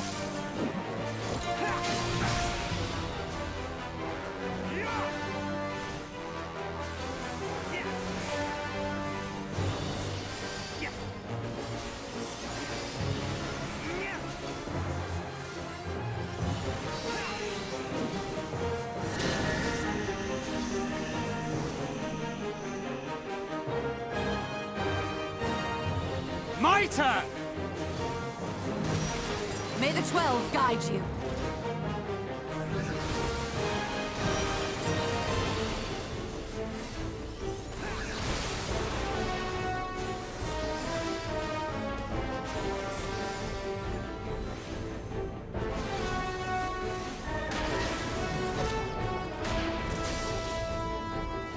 That's not bold, right? We best brace ourselves. Alright, I'm ready.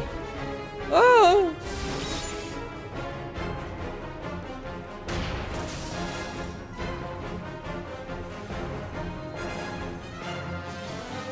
Am I supposed to heal the confluence as well? Oh.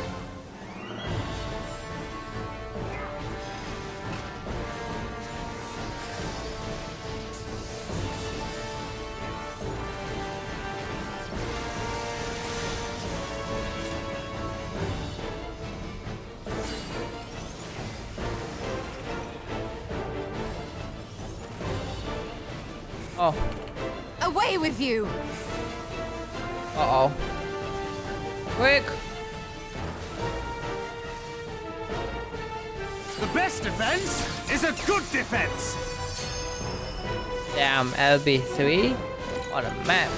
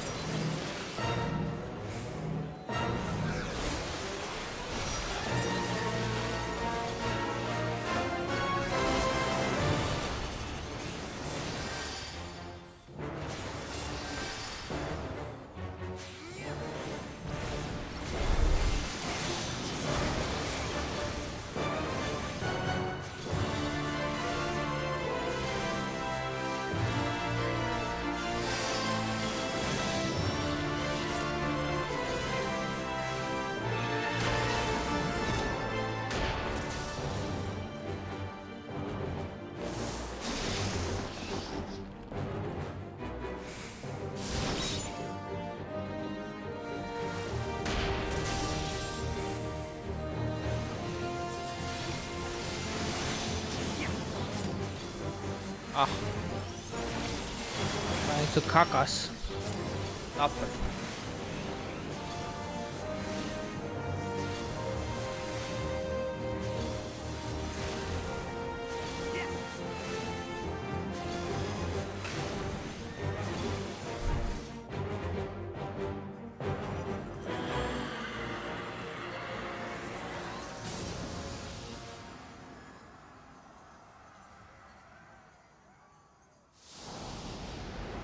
Hi.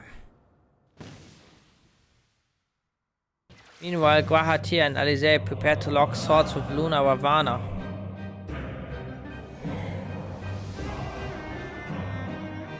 Prepare thy blades!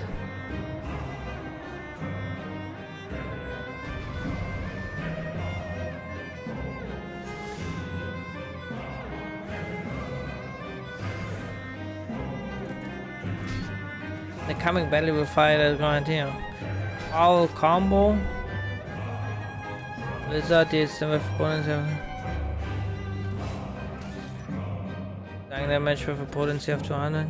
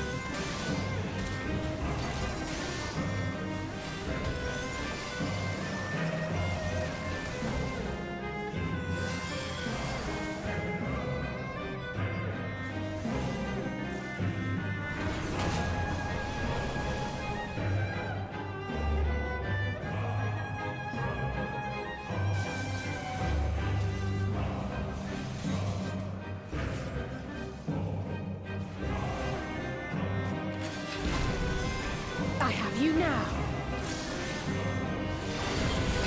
Oh. My bad. I think I had to heal that.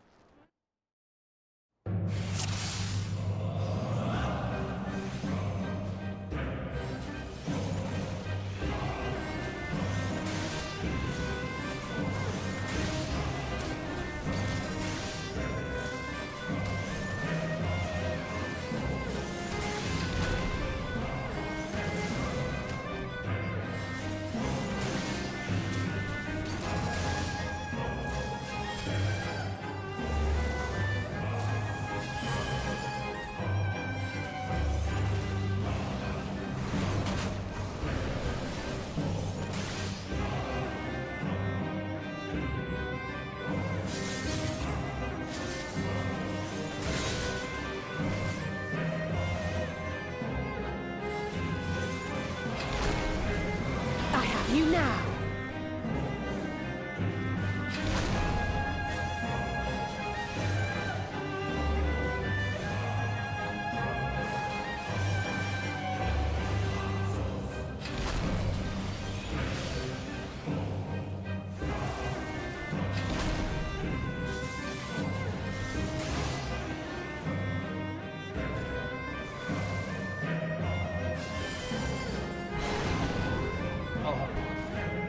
Die, Alizé.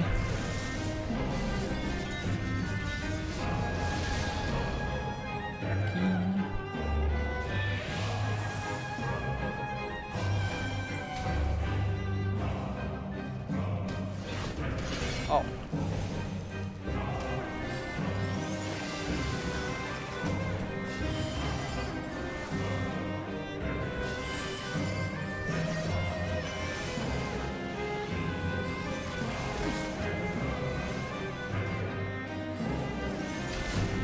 Oh.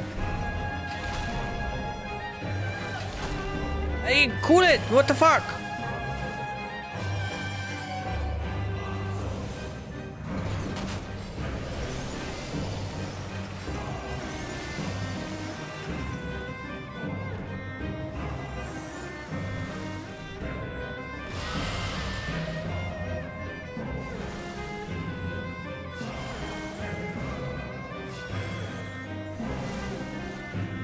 Oh my god, I can target Alize.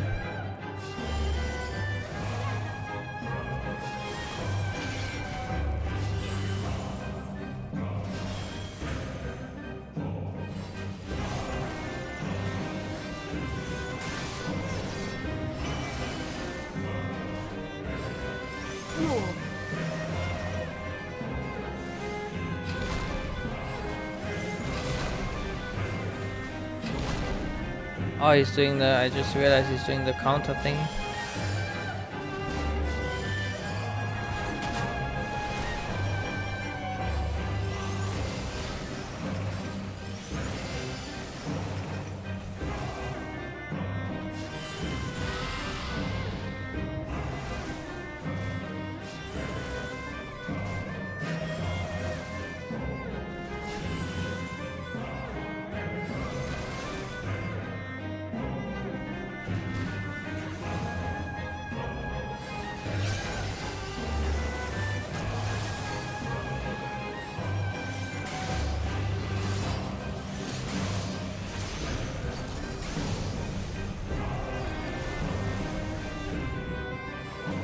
Stop him with a break.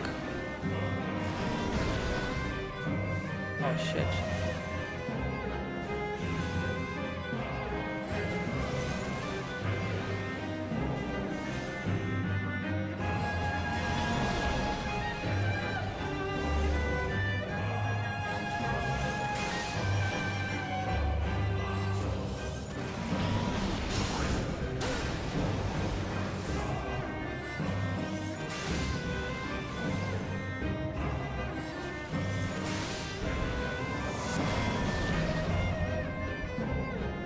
Oh, good job, Alize. He unleashed the flashbang.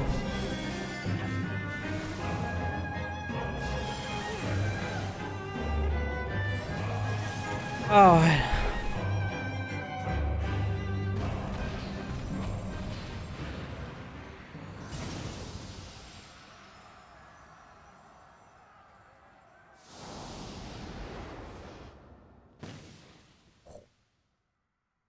At the self-same moment, you stand shoulder to shoulder with Alphonse and Estinian, resolved to lay Luna Ifrit low.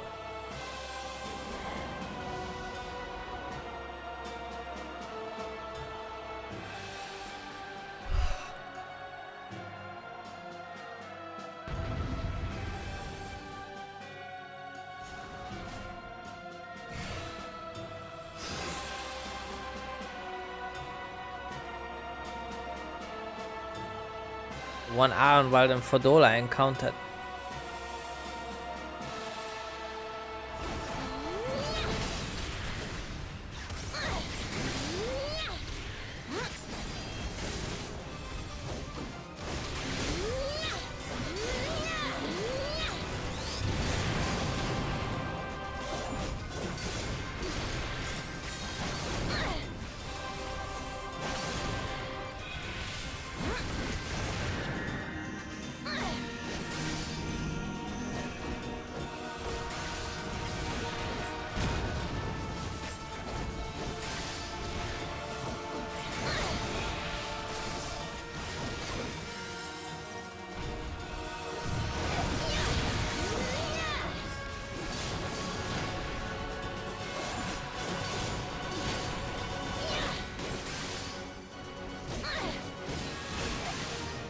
You're finished!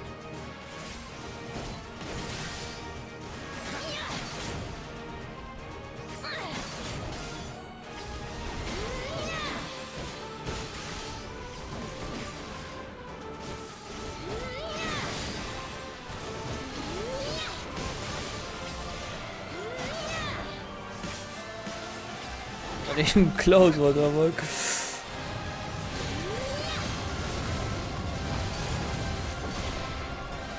We must fight on!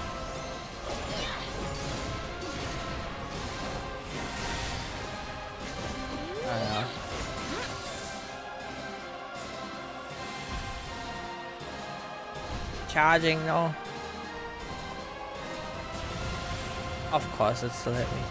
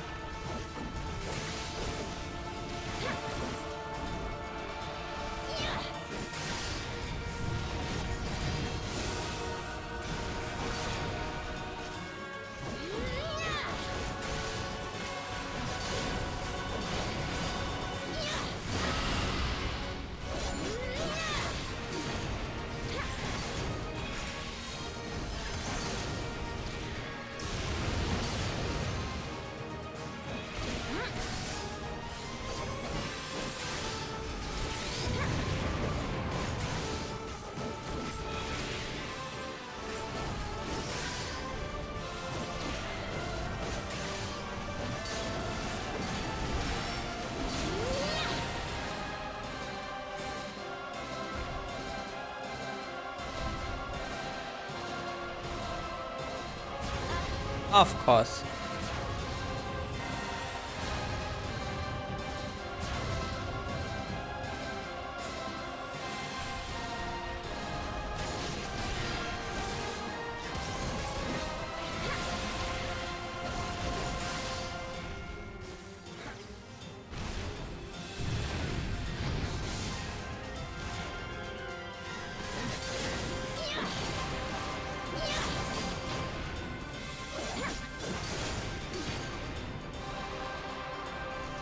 So it comes to this.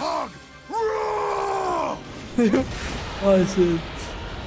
I have you now. Then is cheating, let's go.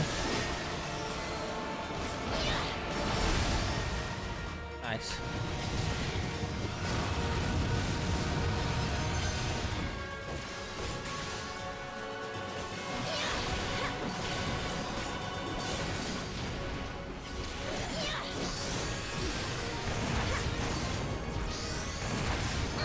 I will not be outdone!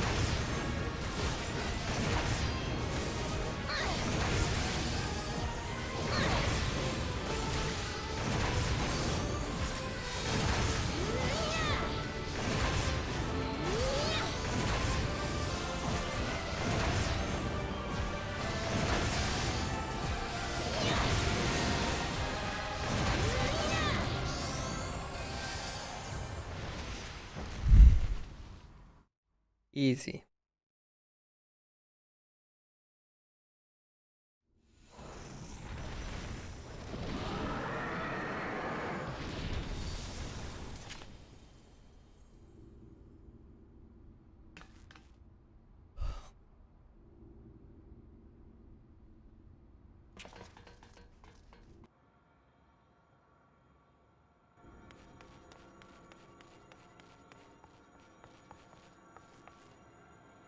What is this cuck doing there? And thus another plan went up in smoke. I am beginning to see why Lord Xenos thinks so highly of you. Not that this changes anything, you understand. You have merely earned yourself a stay of execution.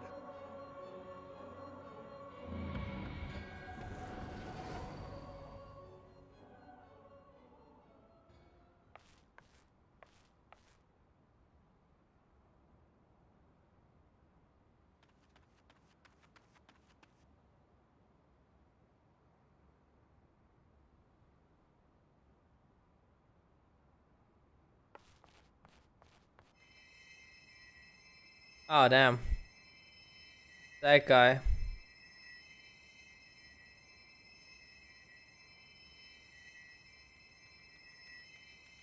Oh no, wait, that's not that guy.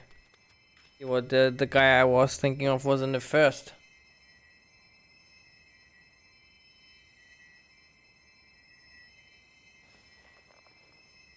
Glory be to Garlemald.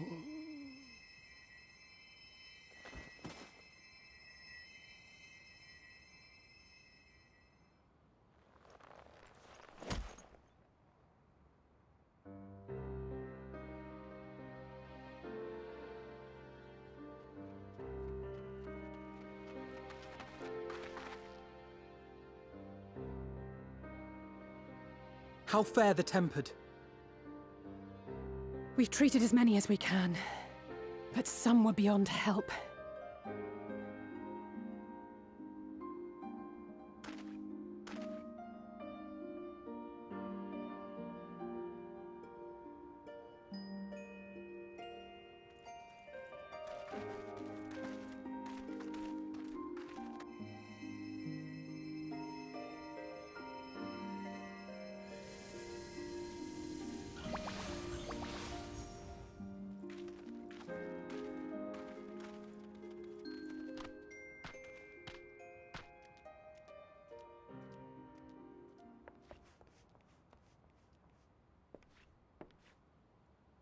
Do not hang your head so, brave scions.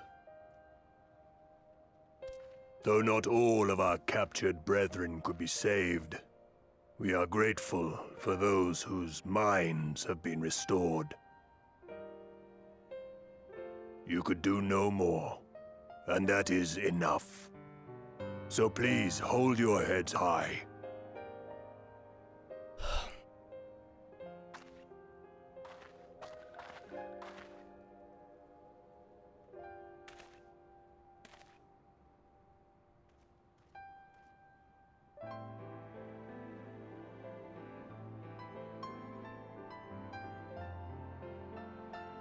Should have been quicker. But I'll do better next time. Thank you for your kind words. They mean a lot.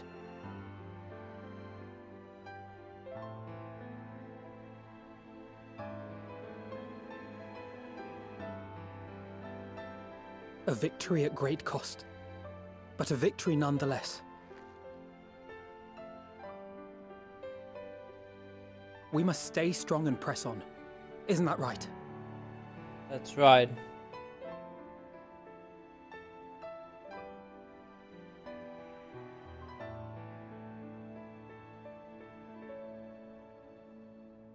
To the very end.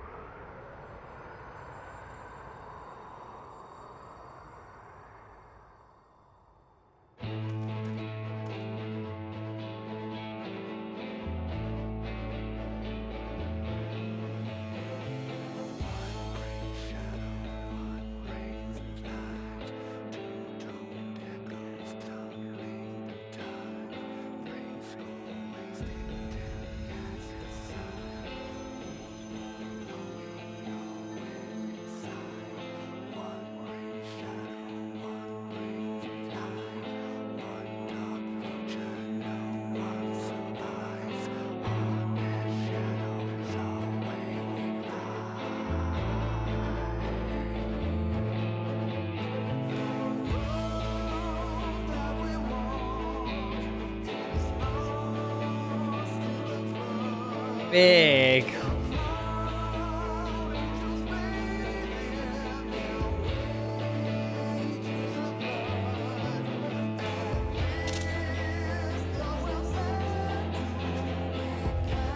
We made it in time.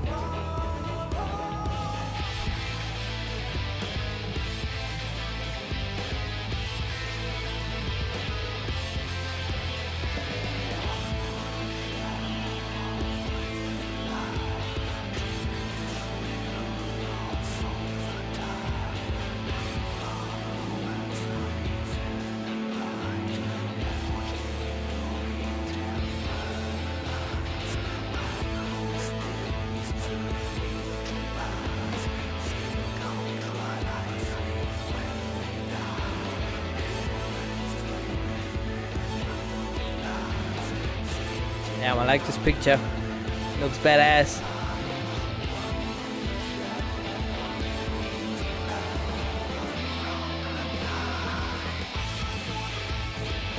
Ooh.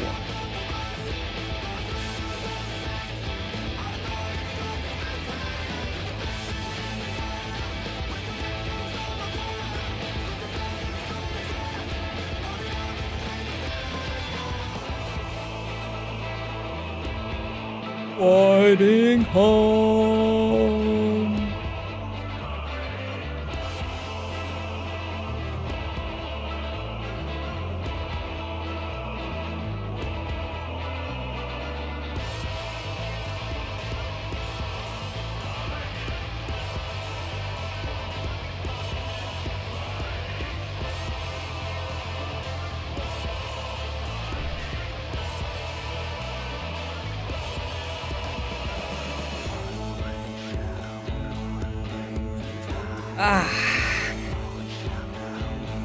Good shit.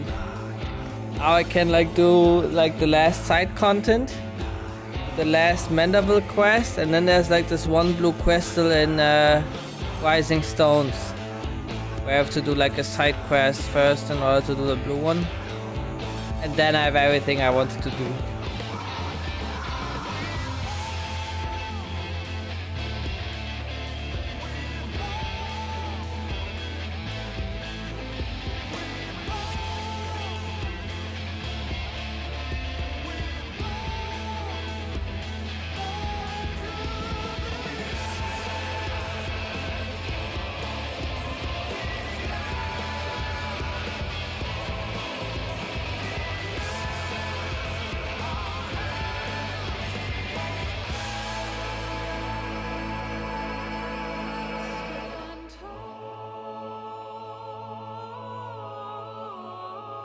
Alright. We're gonna get something to drink. And then maybe still gonna do like Eden or something, I don't know. Or maybe Diamond Web. I just gonna queue for everything and see what's gonna pop up. I'll be right back.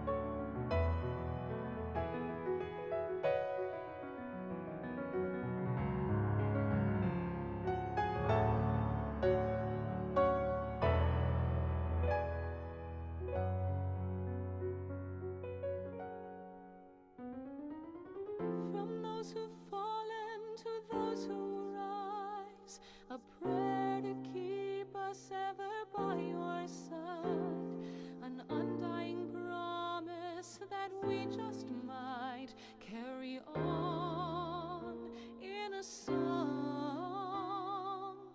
Pray don't forget us, your bygone kin, with one world's end as a new begin.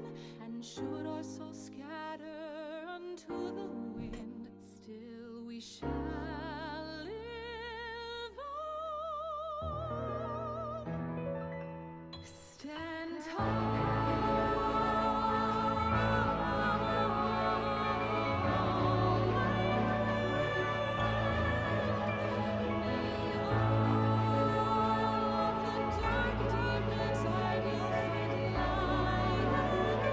Alright.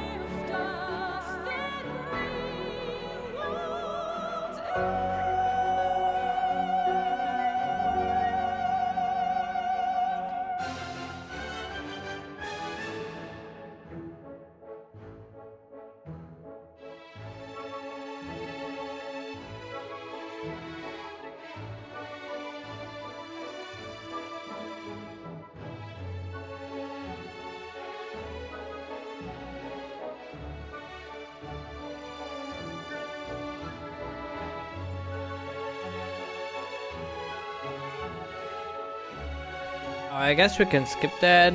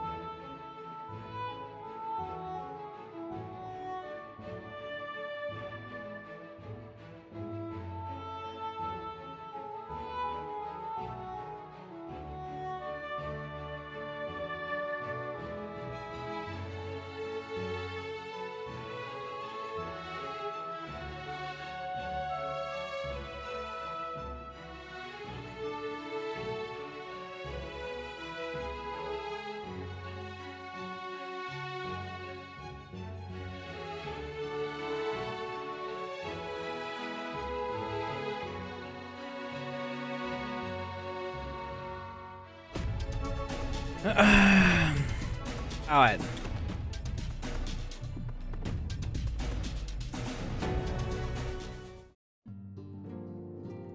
That's the whole gang. Emmerich is also here. What up, guys?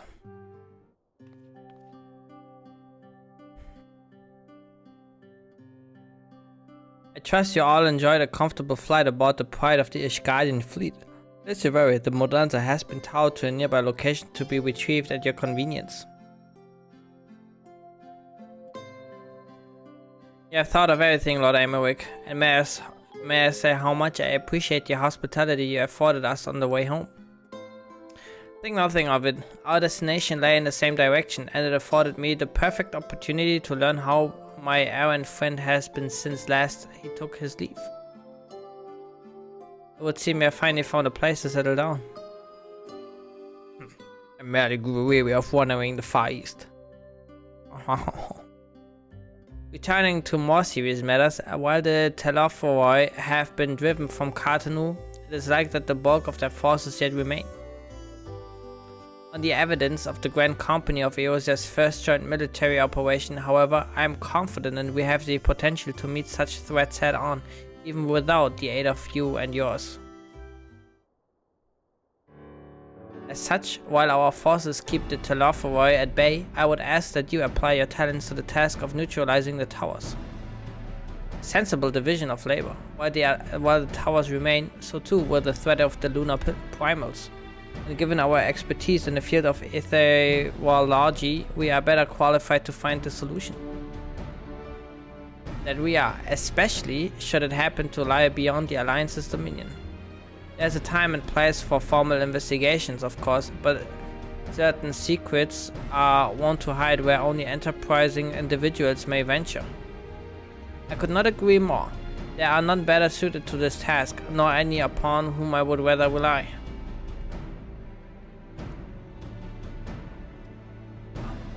On behalf of the Alliance, I thank you. We look forward to receiving any information you are able to uncover. And with that, I must take my leave. Should you have need of assistance, pray do not hesitate to ask. Fare you well, my friends.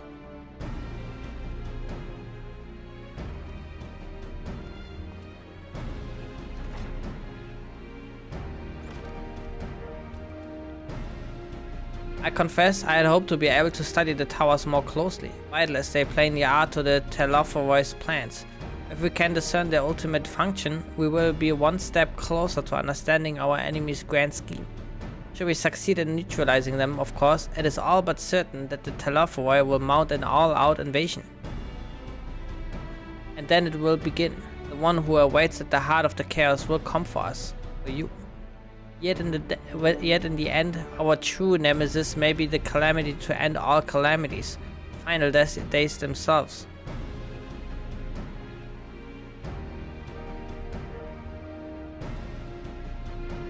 Yes, alright Alphino, we need a plan, not portents.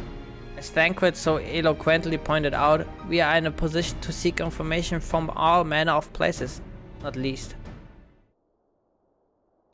Shalane. According to Quire, the Forum have been more secretive than ever of late.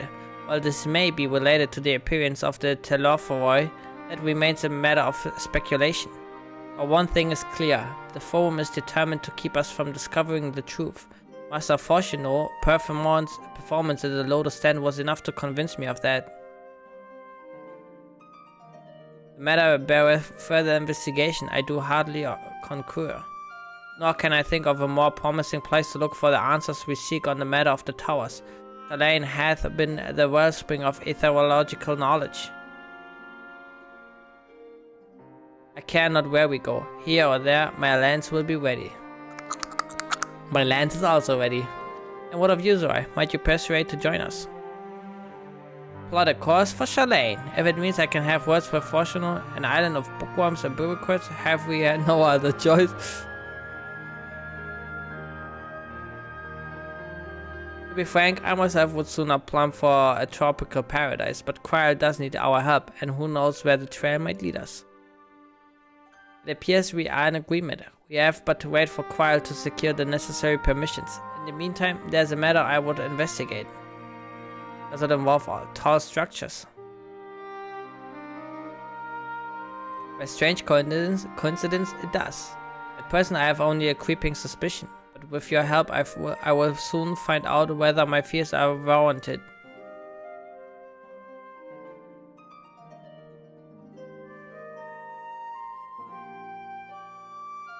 Shh.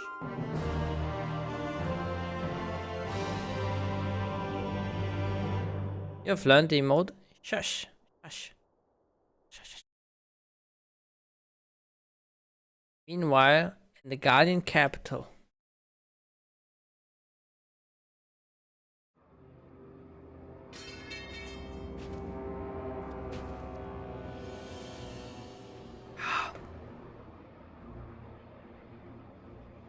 Oh my god. He turned into a Death Reaper. It all makes sense now. Those Eorzeans certainly are a stubborn bunch. Though I suppose you knew that already.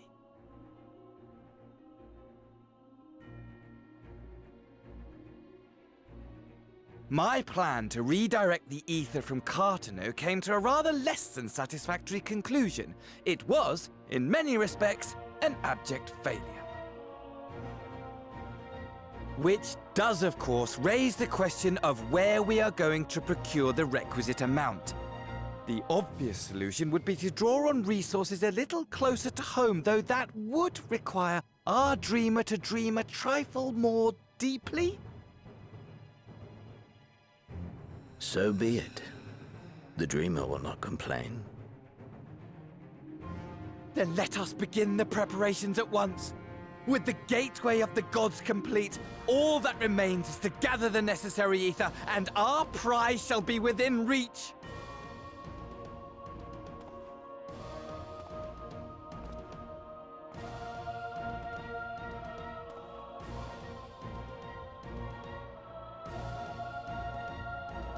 The time has come to fulfill your heart's desire, my desire! To relieve those wretched creatures of their meaningless existence!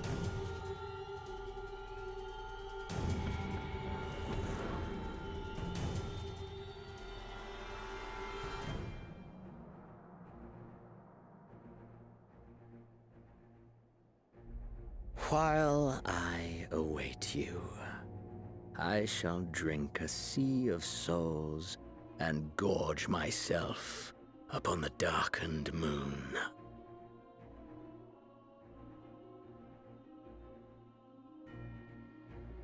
Then you shall come to me, all roiling rage and rancor.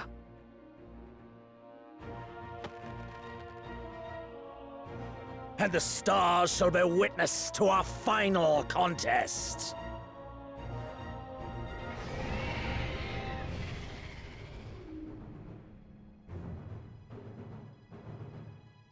Wonka?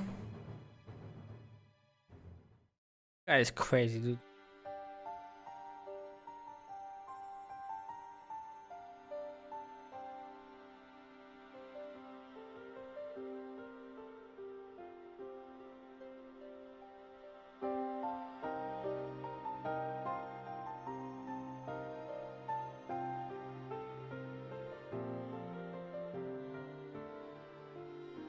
As I thought, the ethereal currents have been disturbed here too.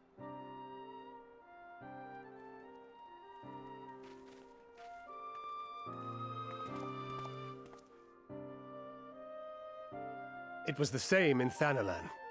Make that every location we surveyed. And the strength of each current has diminished dramatically, far more than could be attributed to a natural occurrence.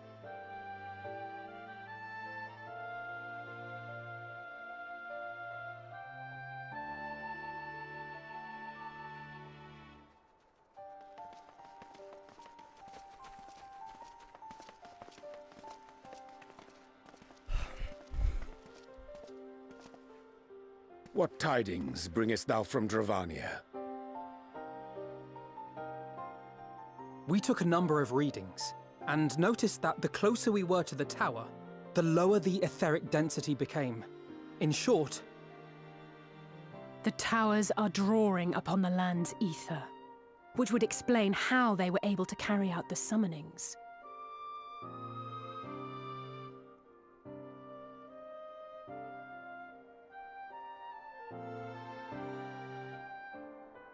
Our allies must be informed of this. We should return to the Rising Stones and have Tataru relay our findings to them.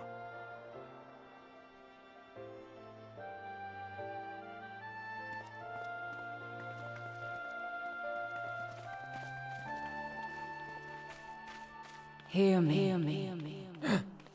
Hear me. Hear me. Motherfucker Heidelin. Darkness comes. And with it, the end. The fate of the star. She has an Asian mask in her hand.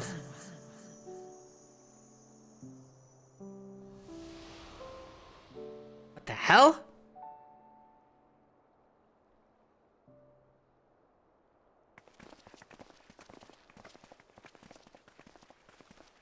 Everything Yeah, all right back there? No one saw that, of course.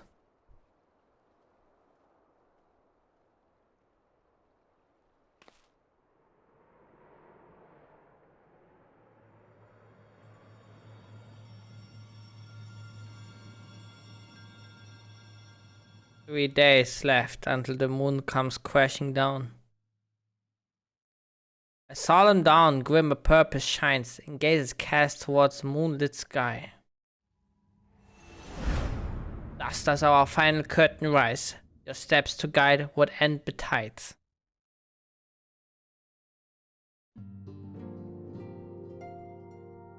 Under the darkened moon. To be continued. Yay!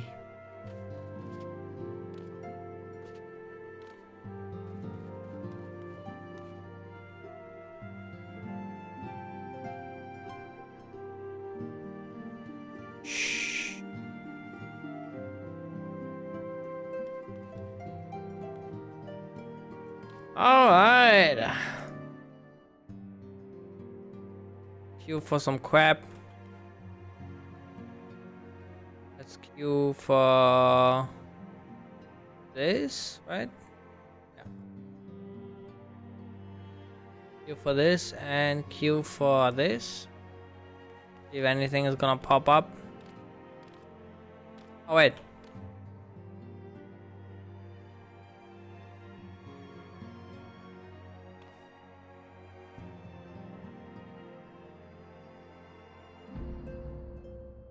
There we go. In the meanwhile, I can like oh.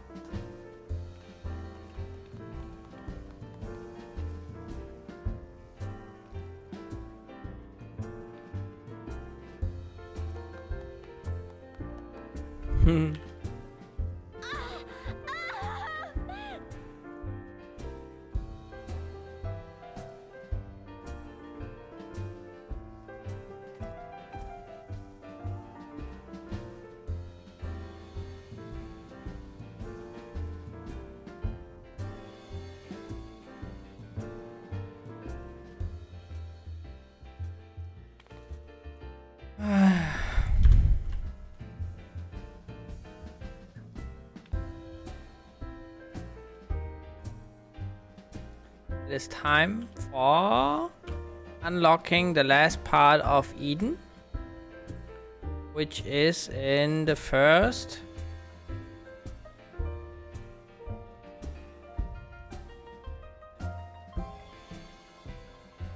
Morzuk.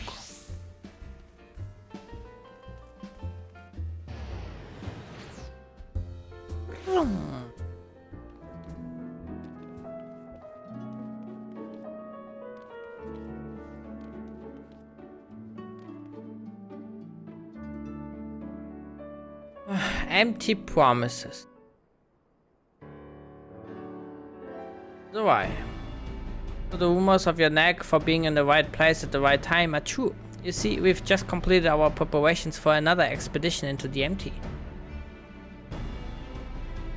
Miss Reen and Miss Gaia agree that it's high time you all went to see how things are coming along. So I must say, being at the back and call night and day does test my patience on occasion. Well, fancy seeing you here.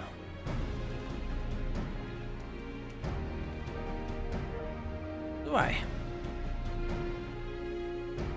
We're just getting ready for another ride on the Sky Slipper. Care to join us? There was one other thing I should mention before you depart. Now that the situation in Yulmore has settled down somewhat, my associates have made some headway in investigating your past, Miss Gaia. Is that so? I thought that's what you wanted. So did I, but I quite like the way things are now. Digging around in my past might, I don't know, spoil it somehow. Besides, uncovering the truth behind the voice in my head and my strange powers is bound to be more interesting than whatever life I had in Yulmore. I understand. We'll find the answers together, just like we do everything else.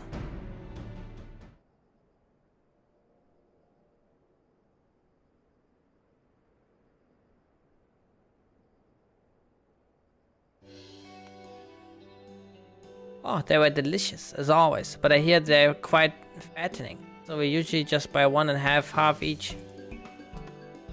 And then you always get another one anyway. Yes, but we break that in half too, so it's fine. Then we may as well have one each to begin with. Honestly, Reen, I sometimes wonder if you got biscuits for brains.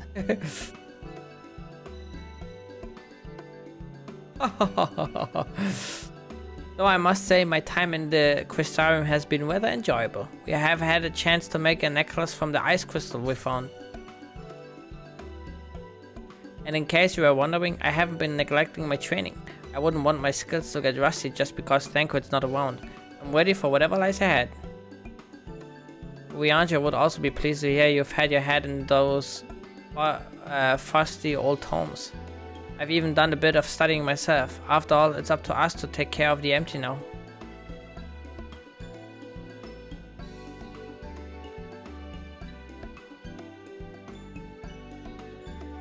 I'm looking forward to seeing how things have changed since our last visit.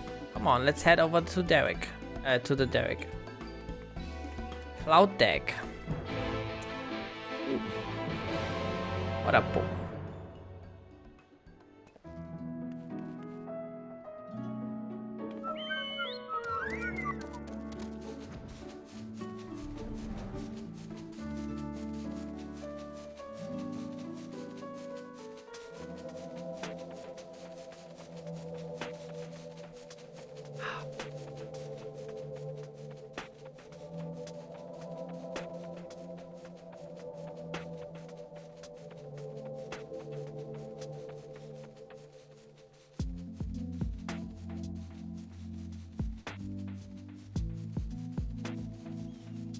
Yeah. Both things I'm still missing.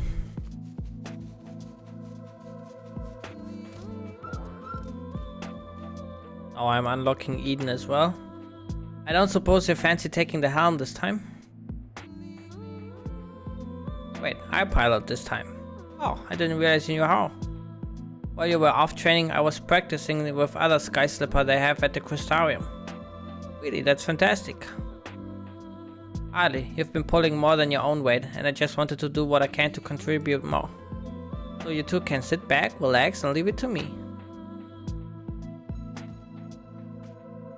There's no need to look so apprehensive, you know. Let's get going, shall we?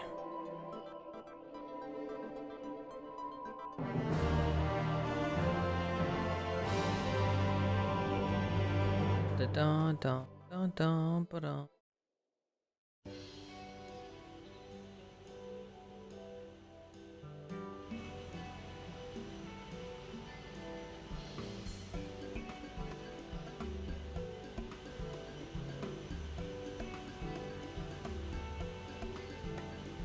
It's so strange suddenly seeing you at the controls. Why didn't you tell me you'd been practicing?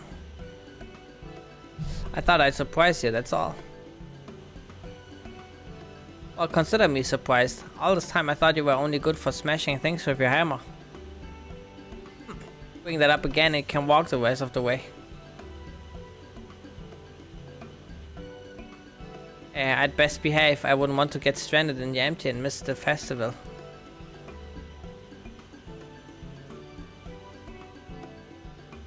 I suppose it's the first you would have heard of. We haven't exactly been keeping it a secret, but it is still in the planning stages.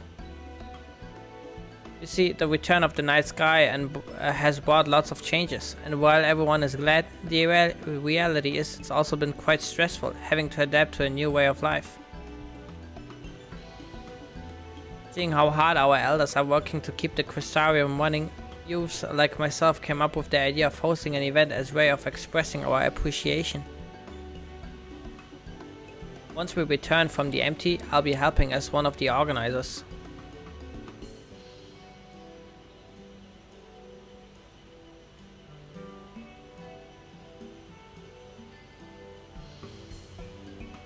I wouldn't be so sure about that, but I try my best to make it a success. If everything goes well, all you need to do is to turn up and enjoy yourself. How about you, Gaia? Would you like to help with the festival? Oh, what's that? I haven't been listening. My leg is cramping up a bit. Piloting this thing must have made me more tense than I realized. And let one of us take over.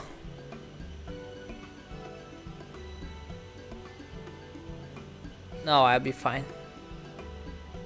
Well, as long as you're sure, but if you feel like switching places, just say the word.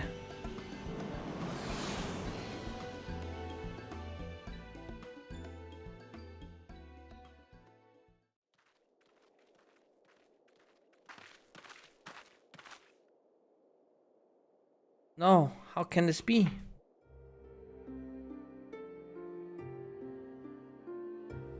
Uh-oh. Shit's starting withering again, why? We have to fix it.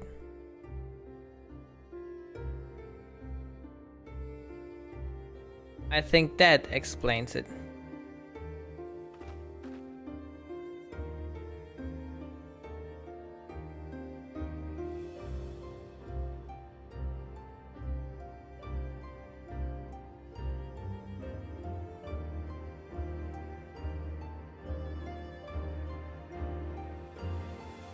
Light. Does this mean there's still too much of it in the empty? I'm no expert, but this might be a result of losing control when you restored the ice element. Even though I tried to use darkness to hold back the light spilling forth, it seems it wasn't enough. Then we're right back to where we started. This is all my fault. No, Wayne, you mustn't blame yourself. Oh. You have returned to me. Restore the darkness, while you still can.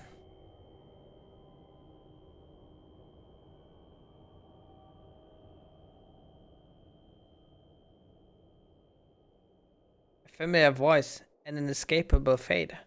Promise of salvation at the precipice of ruin. In the remnants of a lost past, I would find my truth. This thing has to be a reference to Penance in Final Fantasy X. It looks way too similar.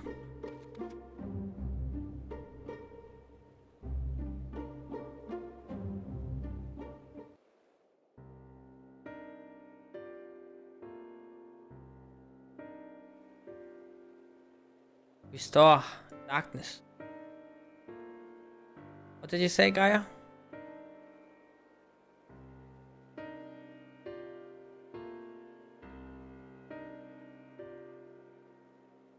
Restore the darkness to the world flooded by light. Ah, that's it. We thought we'd restored balance to the 6 elements, but perhaps they're still too strongly aligned with light. If that's the case, maybe we can set things right by using darkness. By using darkness? Ah, are you serious? Hold on, it might actually work. Gaia, that's a brilliant idea. I won't go that far. I just remembered what I learned during our adventures, that's all. But this does mean we need to call on your service again, if that's alright with you. Of course. We've come this far together, and we see our mission to the end, to Eden's core.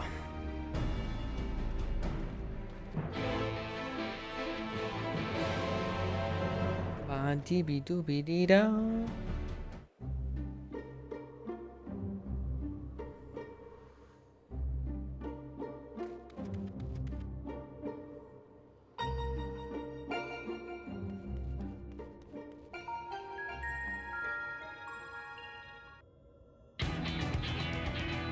Right, let's get started. But, were there any primates aligned with darkness? I can't seem to recall any. You mean there isn't one? The Asian's god, Zodiac, may be suitable, but we need something that Zora has actually encountered, and preferably defeated. Well, does it have to be a primal for it to work? If it's just a lot of darkness and we need perhaps there are other ways to get it. Well, there was the cloud of darkness. You may be right. What we ultimately need is a state of highly charged darkness. It shouldn't matter what form it takes. Does anything come to mind, Zora?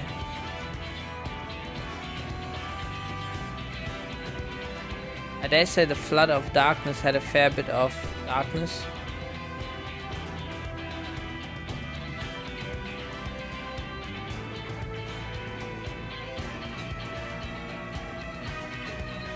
Creatures are unleashed while under the fairy's control. If we're able to summon one powerful enough, it just might work.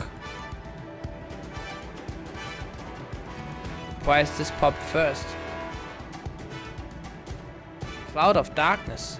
I can't begin to imagine how powerful it must have been. I'd say we found the perfect candidate. But where to find a suitable place, one where darkness is strong? It won't be easy in a world flooded by light. Well, we've got the Warrior of Darkness and the Oracle of Darkness right here. It seems like a good enough spot to me. But what about the light-aligned ether that's all around us? That's where you come in. So even though you aren't finished with the Shadowbringer, how would you rank the MSQs for different aspects? That's a tough question.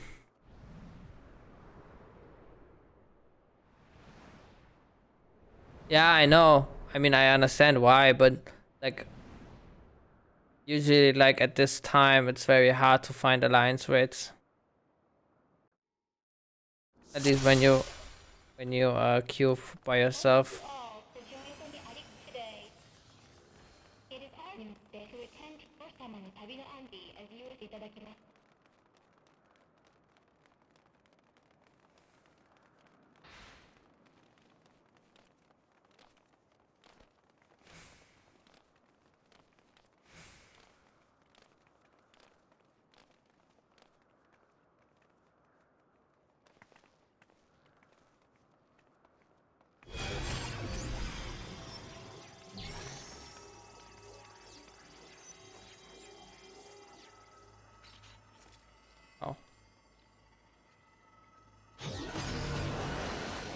Transcend the ego collect.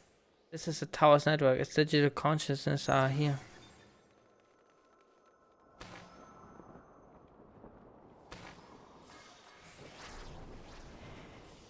To live is to know loneliness. To live is to know love. I live as many times as it takes. As many times as it takes.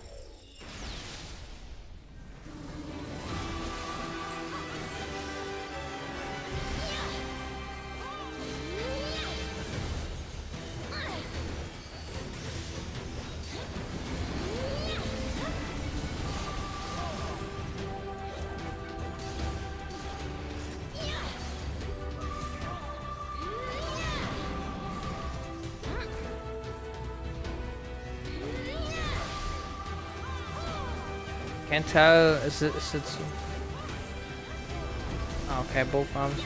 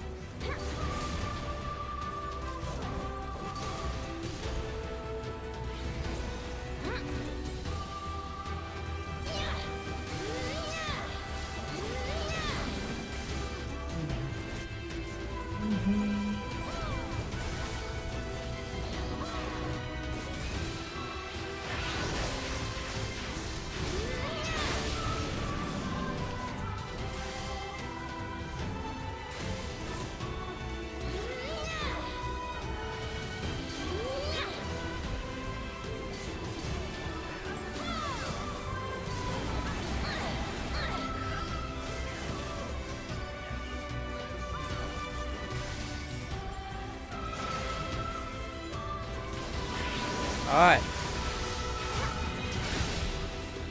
First fiend has been defeated.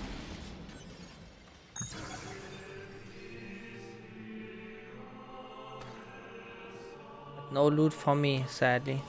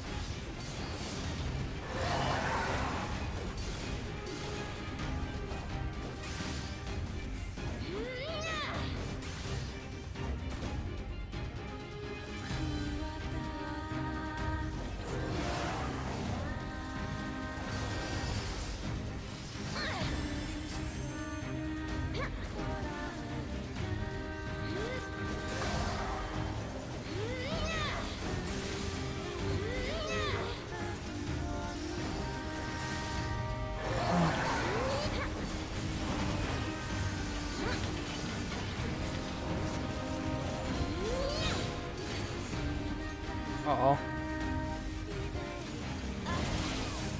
Oh, of course I gotta hit both.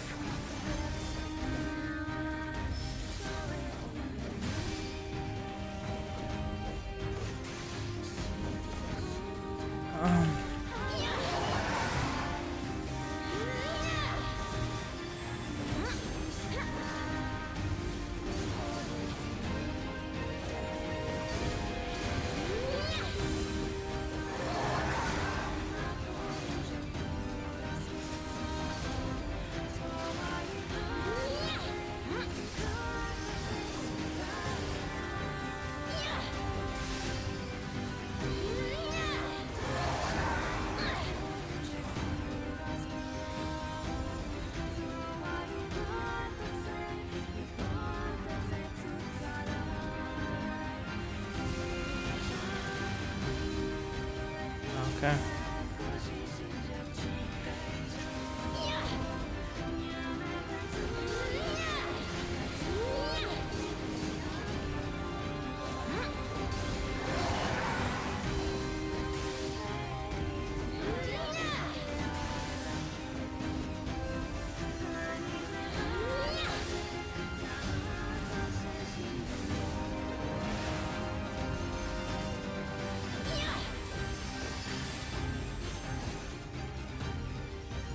Ale.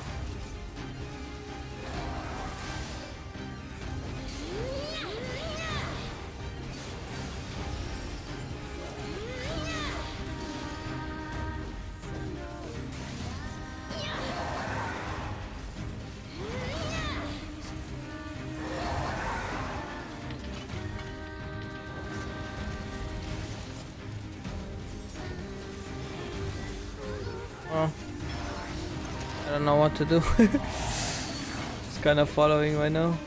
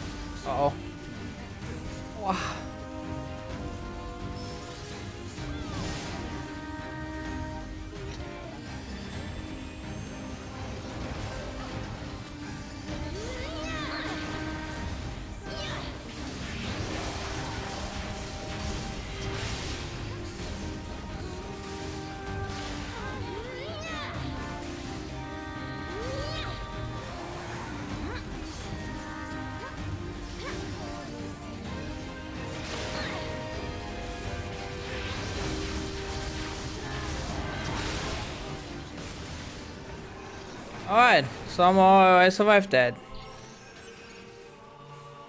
Only never fucking tanked the baby witch. How about you don't stay right on it? Christ.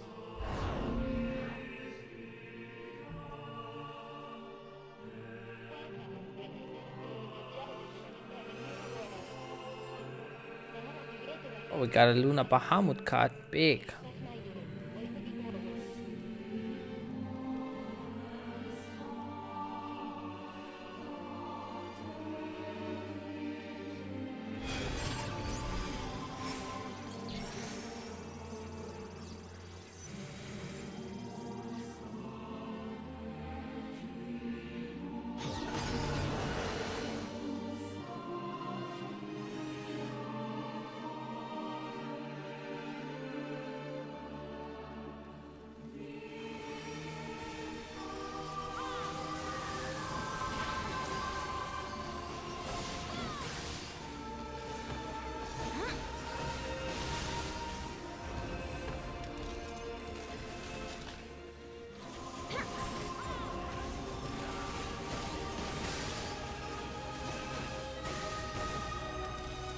Uh-oh.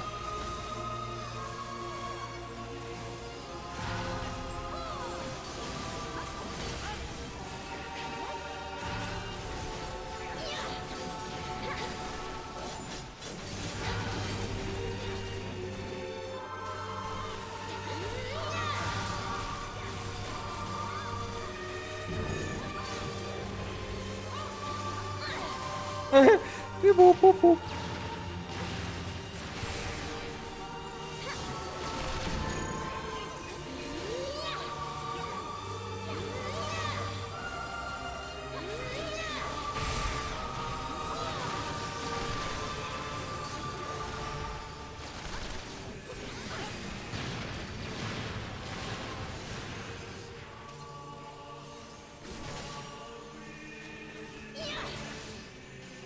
What the fuck?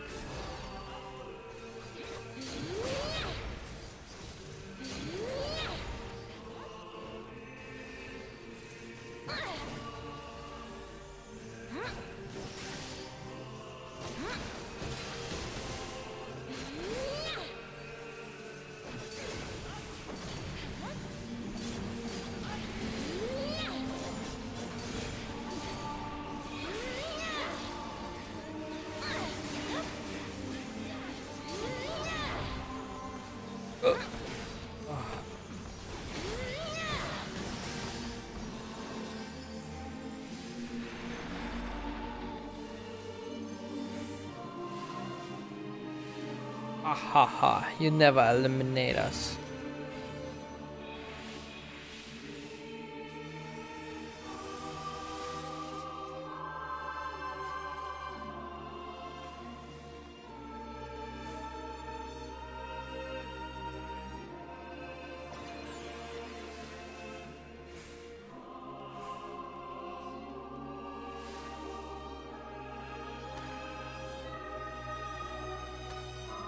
Wet girl, Monka.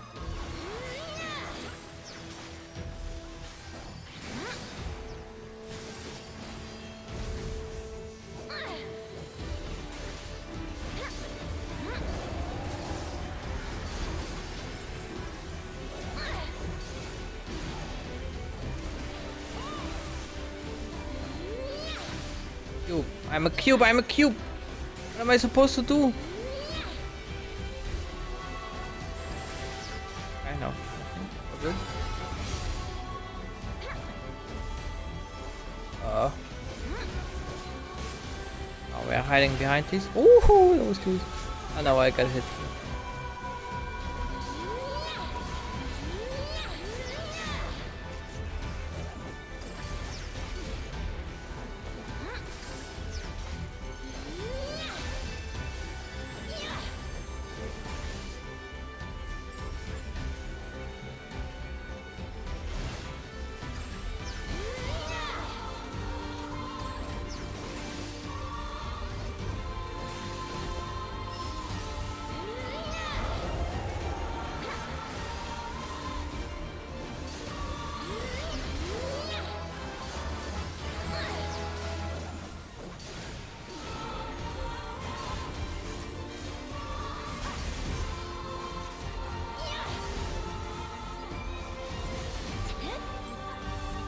Oh, are we supposed to be in there?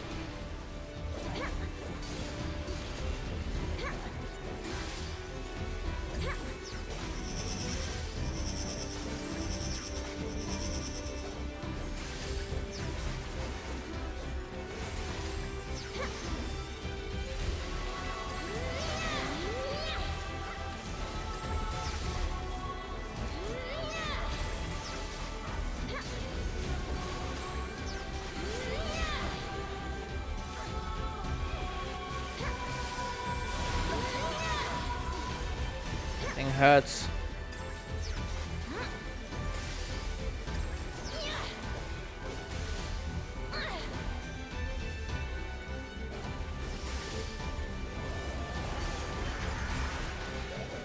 Ooh, jump scare! The hell? Oh no, I just used my damage cooldown.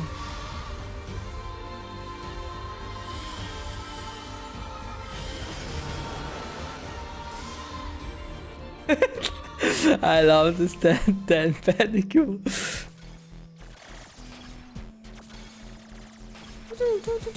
the fuck is going on? Oh. Ah, okay.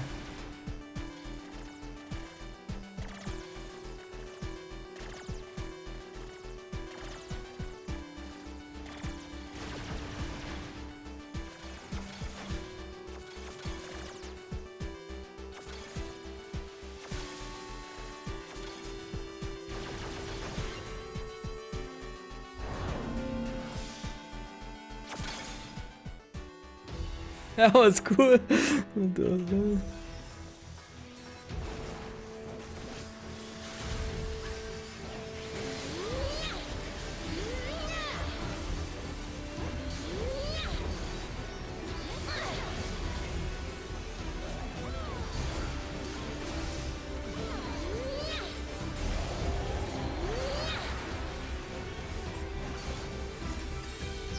Oh, there's like pew pews here. Oh.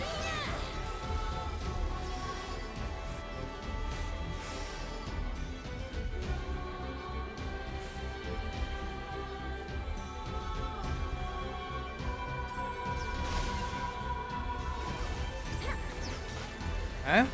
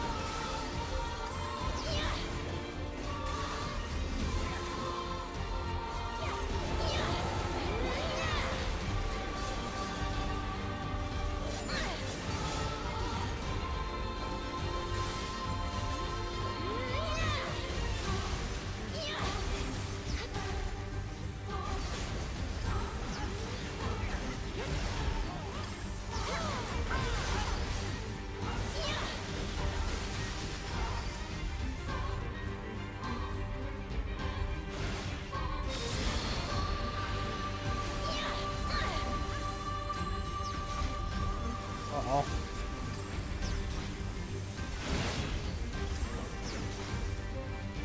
What is going on, dude? Oh, thank you.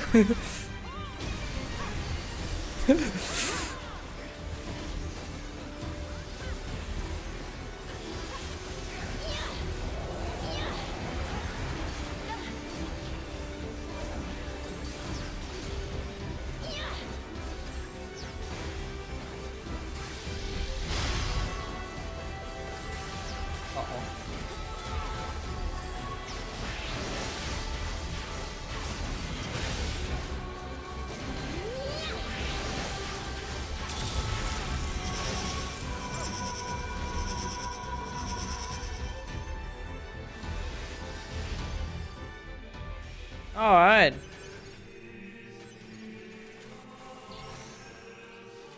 I'm cursed.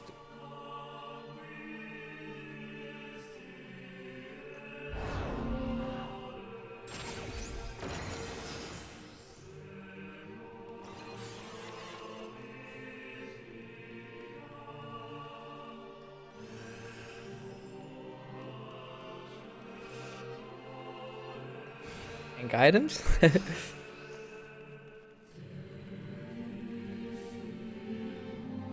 Control panel. Beep boop boop boop boop.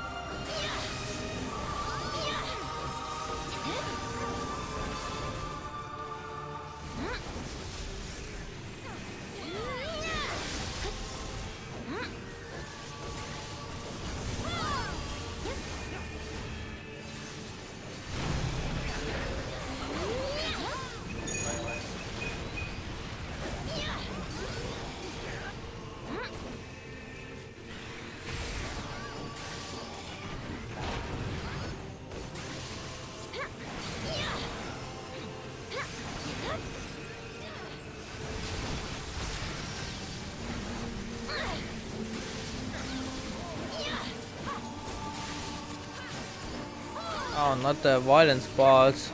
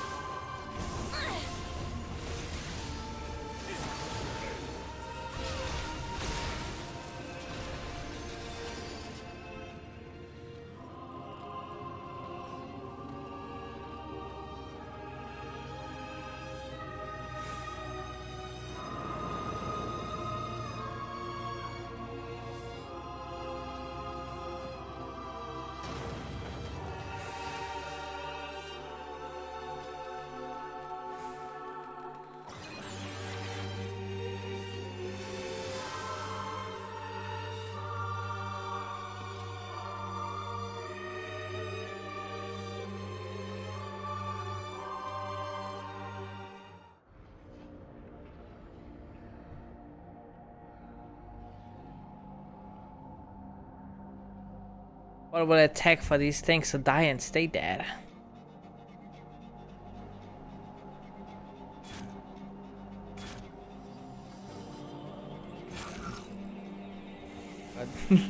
Smiley face.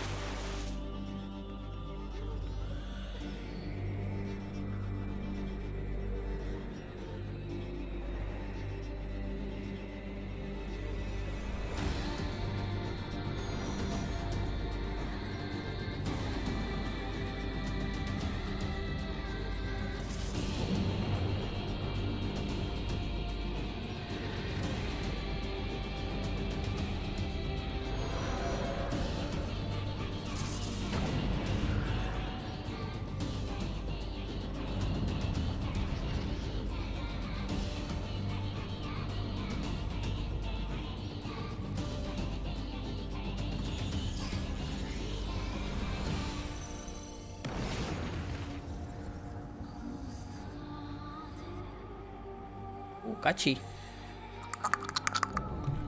The false idol.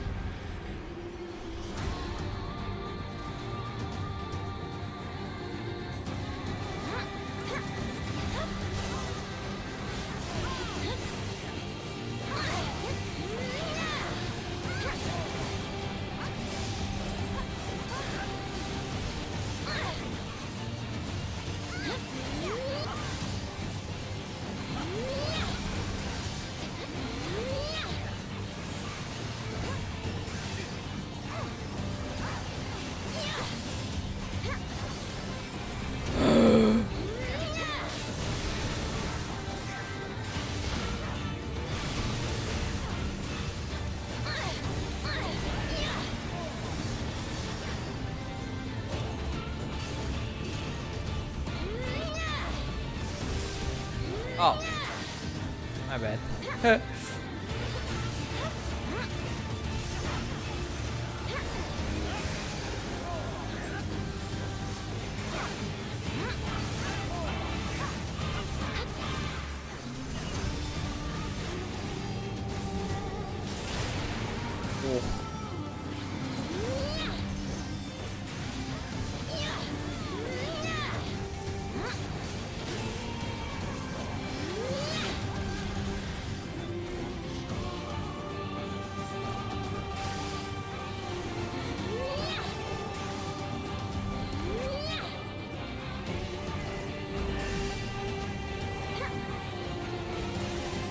How do I know on which side I have to go though? Maybe the side that rotates to? I have 3 stacks. This might be my end here.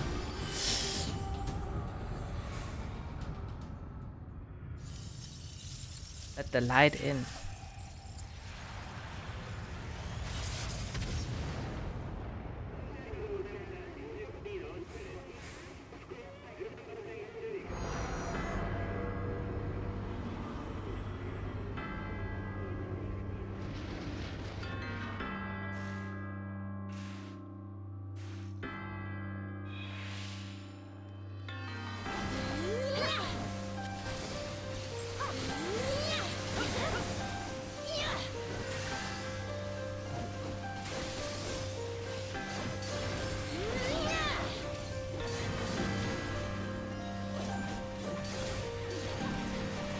Yeah.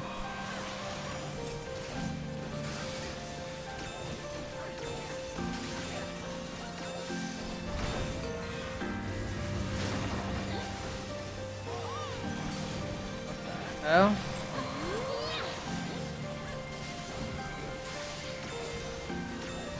And a dank.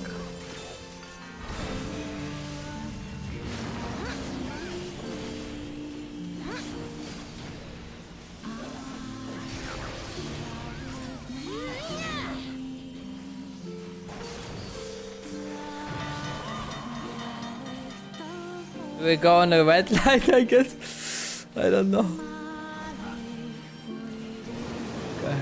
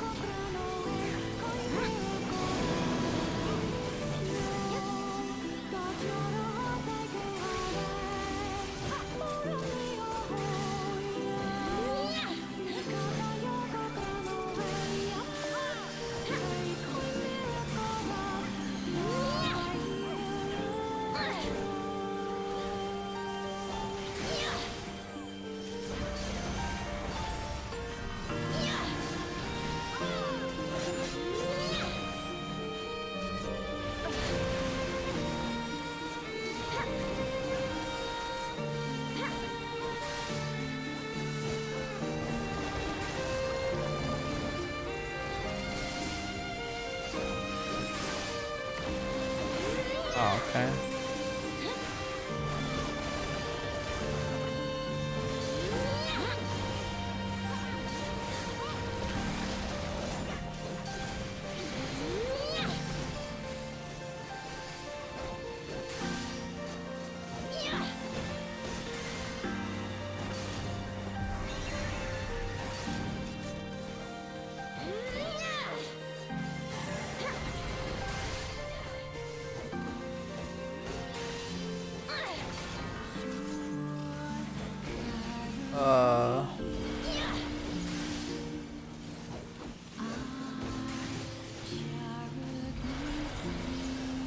Okay, I think I always have to turn the right side towards it, maybe. Yeah, kinda lucky.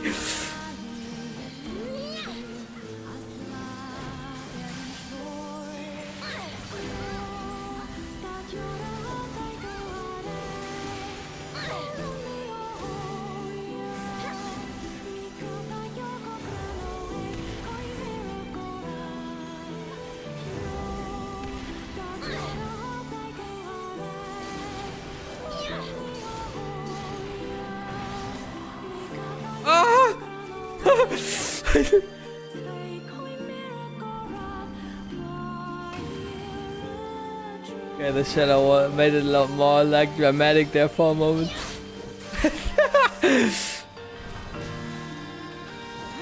Oh, I'm tanking! The tank died. Okay. This is my time to shine, guys.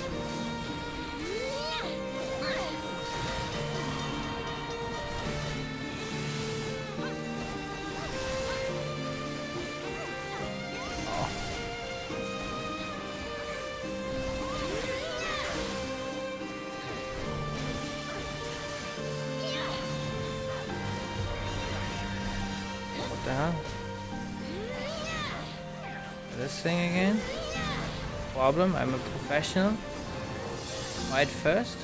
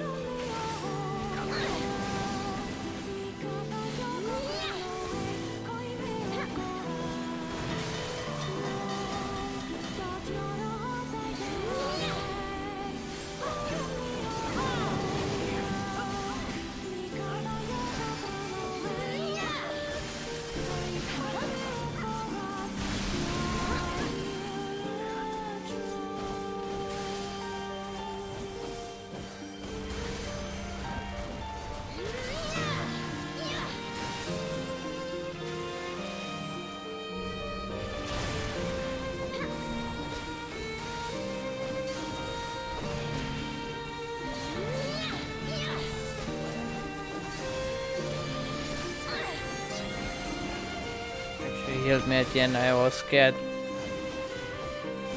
I don't know yet how this attack works, to be honest. Ah, okay, never mind. I see how it works.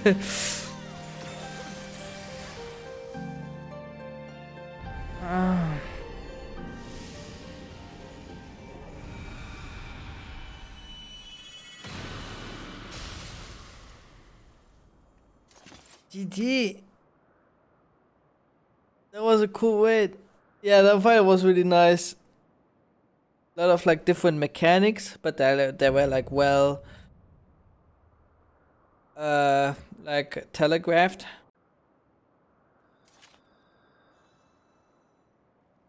Ooh, a lot of loot. Shit. I want this. I want this. Give me this. What is this? Oh, I guess I want that as well. Ooh.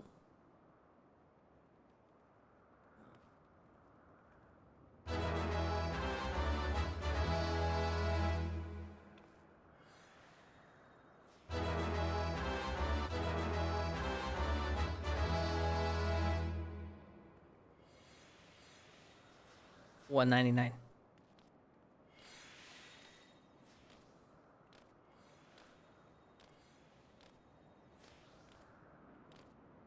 We got a stubby, we got a card.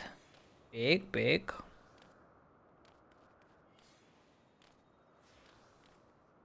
Oh, can comment someone here? The healers like didn't let me die even though I failed a lot. Good job.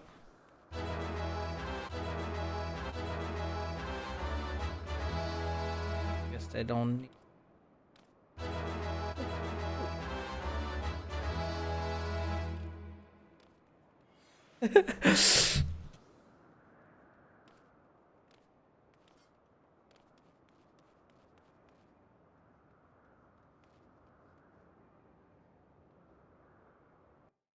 Always commending healer. I got everything. That's streamer loot.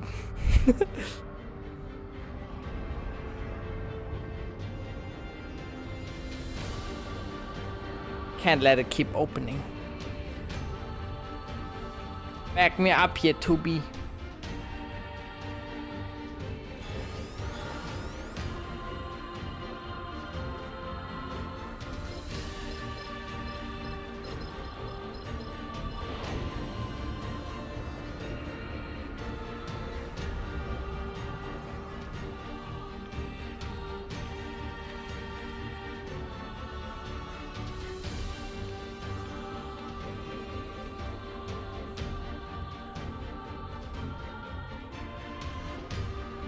What are you doing? I help you from the other side.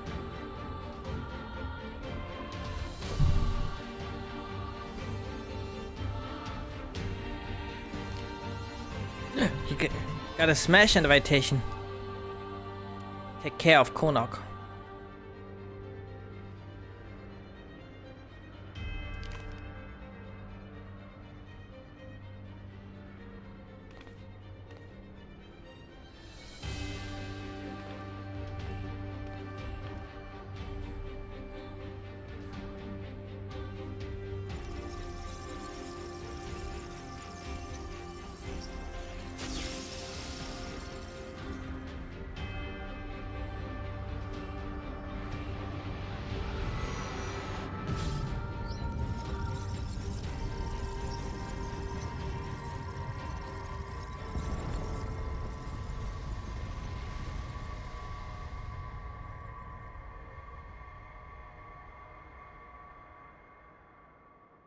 Tokyo's gone, crap emoji.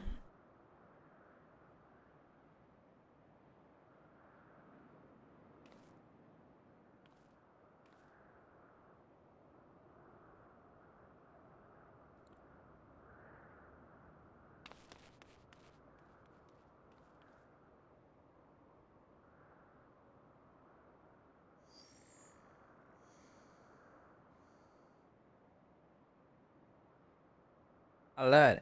Unit 2B and 8S vital systems offline. Save data found in memory regions. Initiating playback.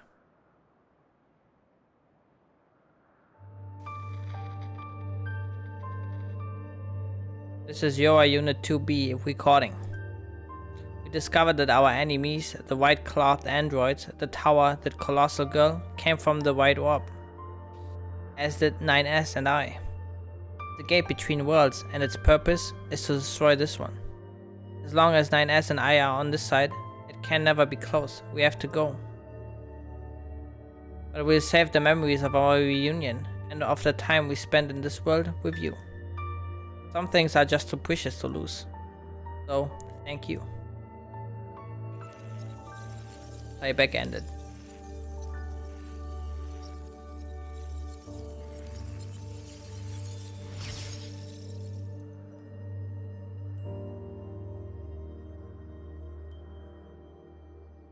Everything gonna collapse, you know? Yep.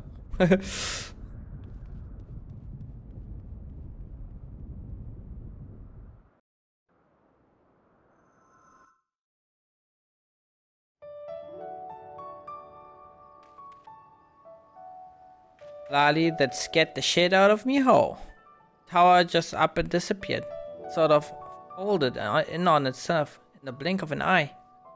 Glad to see that you're safe though. More walls.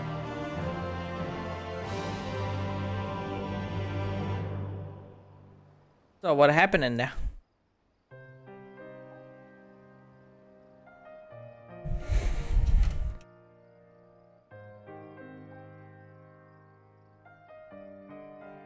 Oh, that was shite. I'm sorry. I went the wrong.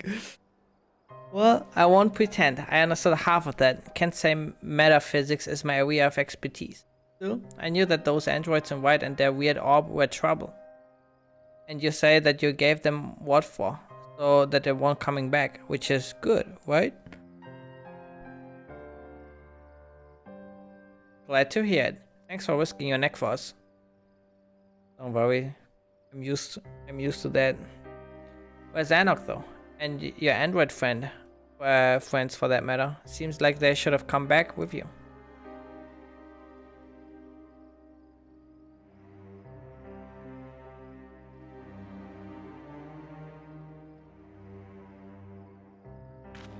No, but why?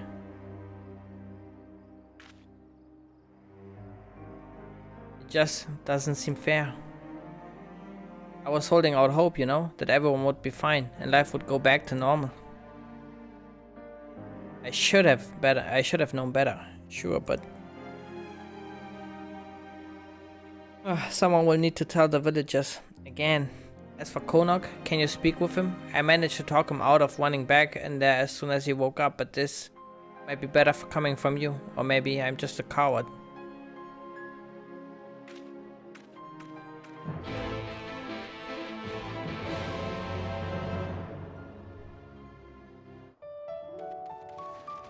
It's a common knowledge subject, Poke. Are you telling me you are not knowledgeable about metaphysics?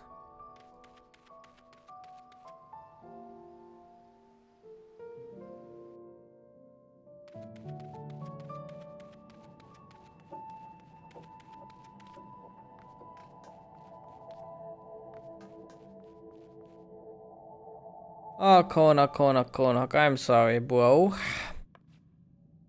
You're back, but where's everyone else?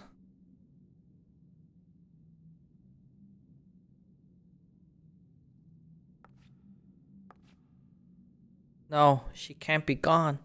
She wouldn't leave me forever. Because if she did, there'd be no one left who...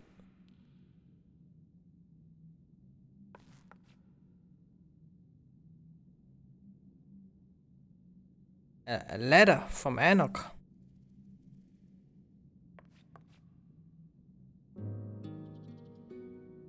Konok, I've been to another world. I've seen it.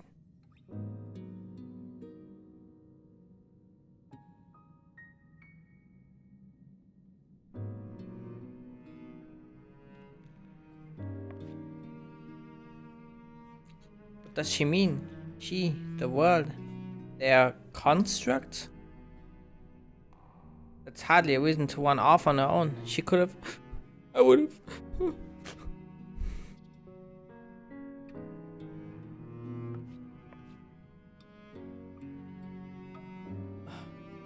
I have something I need to do, so...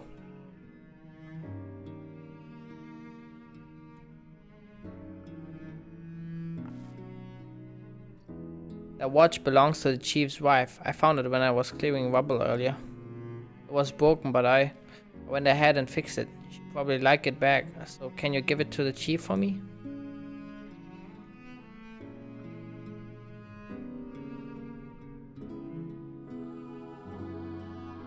I like how I kneel down because he's a lot of it. I can't. I need to. Never mind. I'm sorry.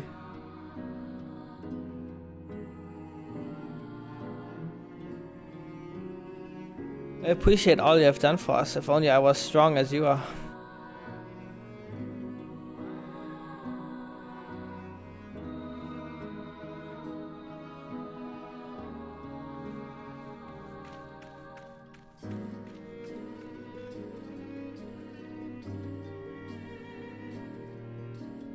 Maybe someday. Maybe.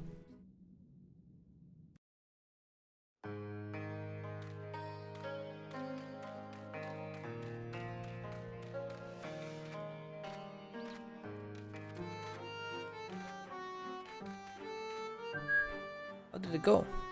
Something for the miss us. Or for the missus.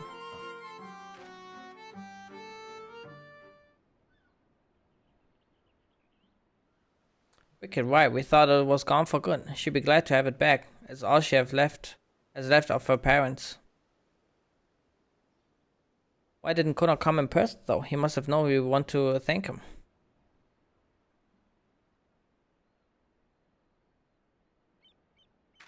No, not him too.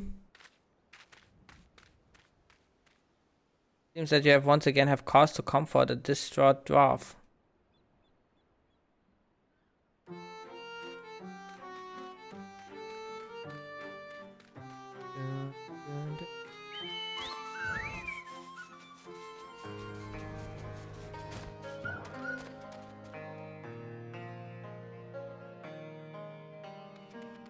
Don't say that.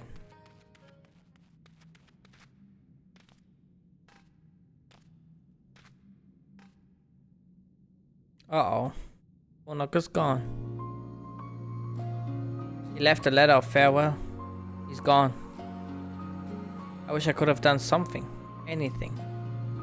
We've lost them both and it's our own fault. We drove them to this. This can't be right.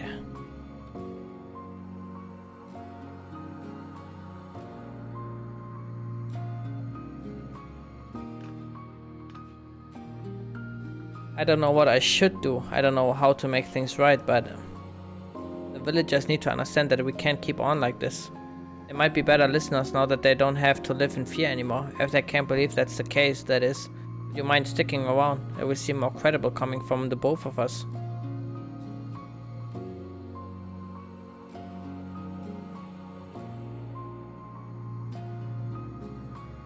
I knew you would be. You're always willing to do what needs doing. I'm ready to do my part too. Wait here.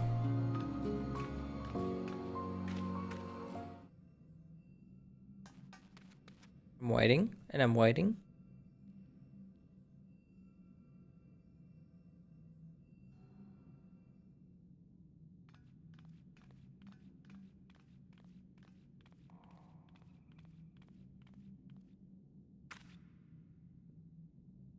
Now that you're all here, I have an important announcement. Zura has put an end to those machines in the plot. That means the danger passed, but more importantly, that it's time we look to the future. We need to come all together. Hold your iron forks, even if those things are gone, this ain't over. The culprit needs to be brought to justice. How can you expect people to move forward if we don't set an example? That's right, we need to see consequences, death, mutilation. Do you really? We need to talk them down or we'll never get anywhere with this. Bloodthirsty bastards.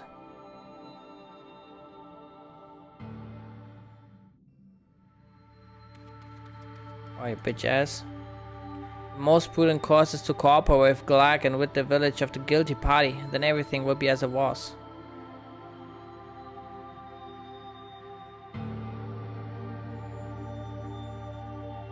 If it weren't Glag, wouldn't have suggested. If it weren't, Glag wouldn't have suggested it. He's the elder. He knows how these things work. If not, then no. Don't be ridiculous. Justice should be swift and decisive, I say. Nothing is so satisfying as the headsman axe coming down.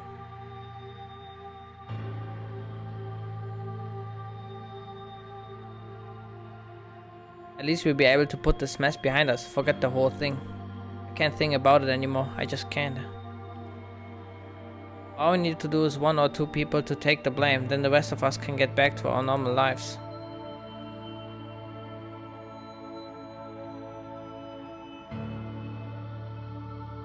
Why should I? I've done nothing wrong. No, not a single thing. The sooner we do away with the culprit, the sooner we can all relax. You know I'm right. Glag thinks so too.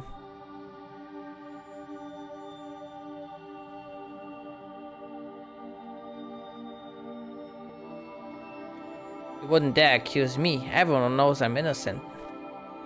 Don't they? I only need to do what Glag says, right? Then he won't blame me, and whatever happens, it won't be my fault.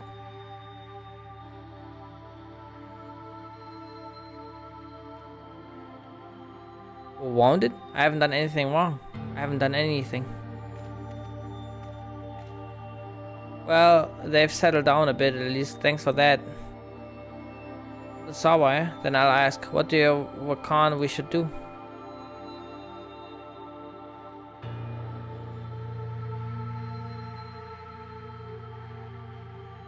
Stop this, dude. I'm sick of your mental gymnastics you're doing here.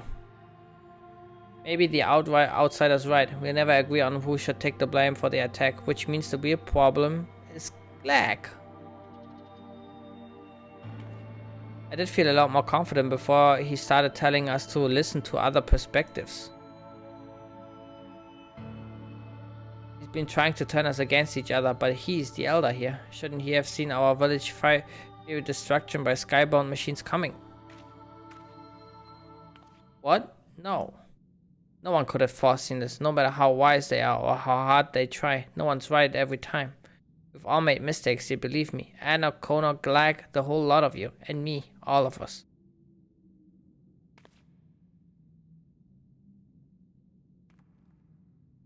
We failed each other.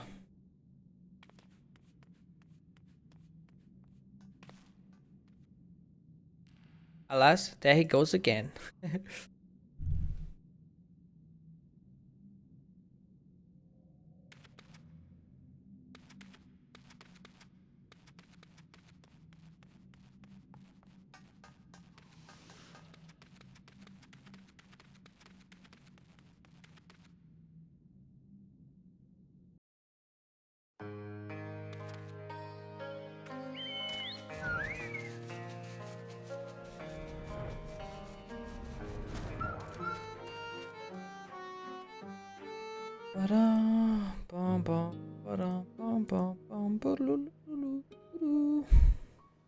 Lali, sorry I had to see that hole.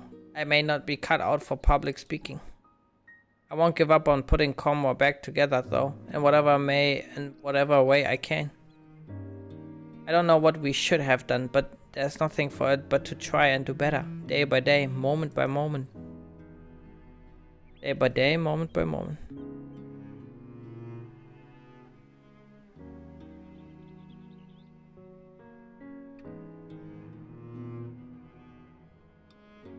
I admit I feel better knowing you'll be around. But on me?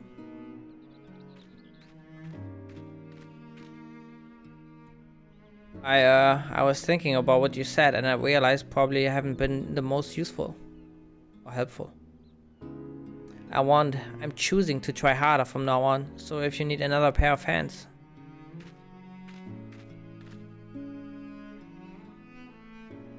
You're more than welcome to join us. Well, I'd say we are all past you for a little breather after all that's happened. Take a rest, Chief's order. Understood, I'll be just over there then, with my thoughts, yes, not a problem.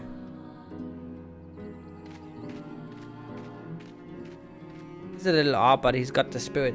I look forward to putting the both of you to work, at your earliest convenience, of course.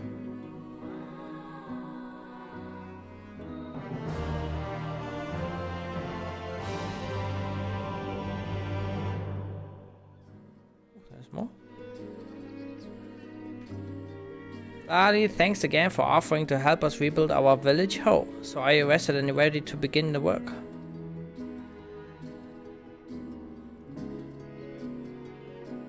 Wonderful. I can tell you how reassuring it is to have you with us. Now, to begin with, we need to discuss how we're going to tackle our task. If you could join our nervous friend over there, I'll be along after I see some preparations.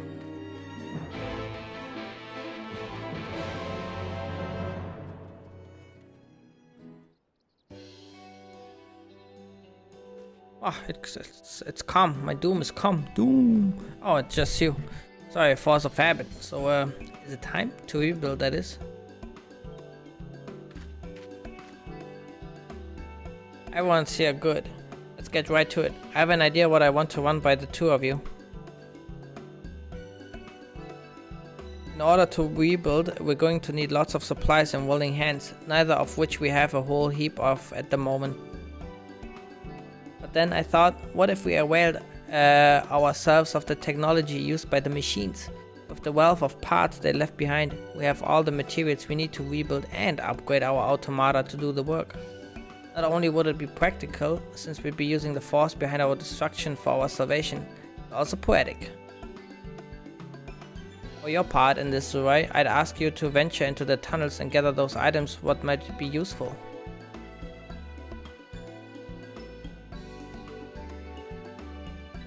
Whatever you find, you can bring to our friend here. He'll examine the objects to see how they might be put to use.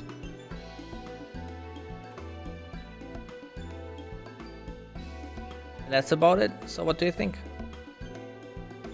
Sounds like a plan.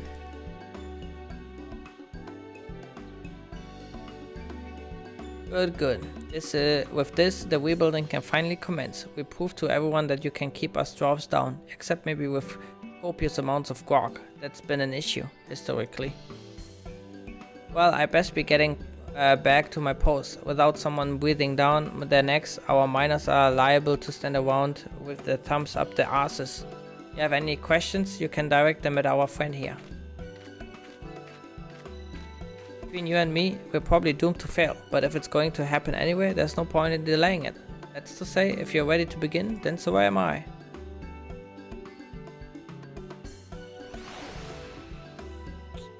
A weekly quest which continues the story is now available from the doomsaying dwarf from Comor. Lend your aid and the help of the dwarves to rebuild their home.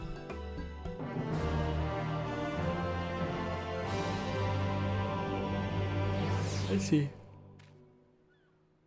I'm not gonna do this now though. Let's see.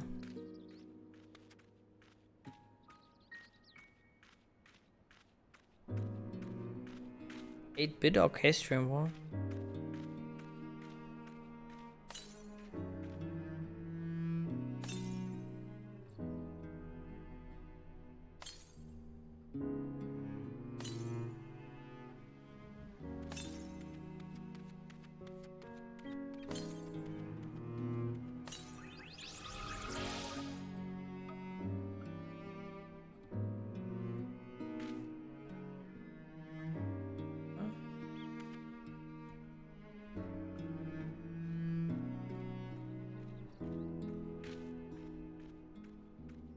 Wait, I got both cards?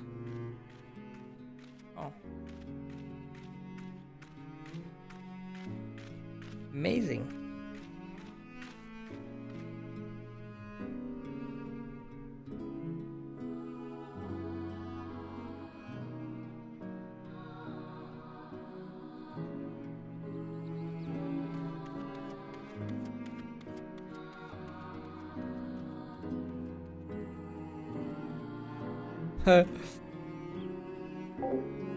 That's quite the outfit.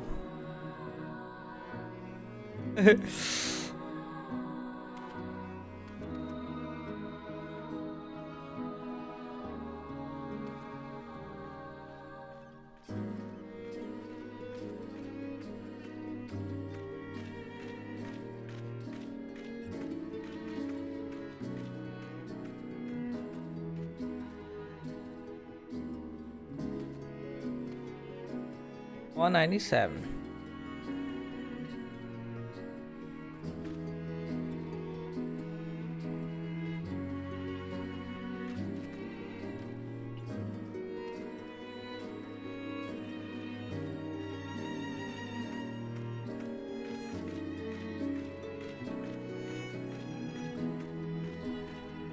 Wonder if I should maybe keep those things. Not really.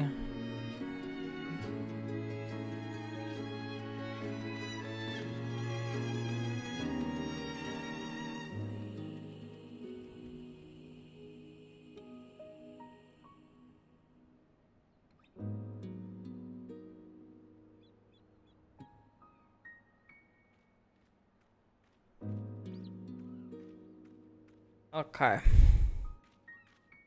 Chicken fettuccine.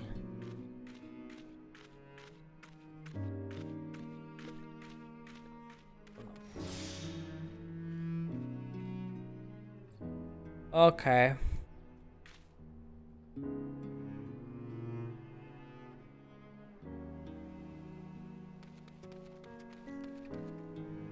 Alright, I think this is a good moment to stop. There was a lot of progress for one day. I have to do something with my poetic tomes here. But I will do that tomorrow. So yeah, thanks for watching, guys. Gonna be back tomorrow. Gonna do more of the side content now that I'm done with the MSQ finally. Let me see, we have to do Eden. Oh yeah, I was actually kicked out of the cutscene with Eden. So Eden, and then Diamond Weapon, Stormblood Manderville quest, and whatever the blue quest in Rising Stones is. And then I think I'm done with everything optional.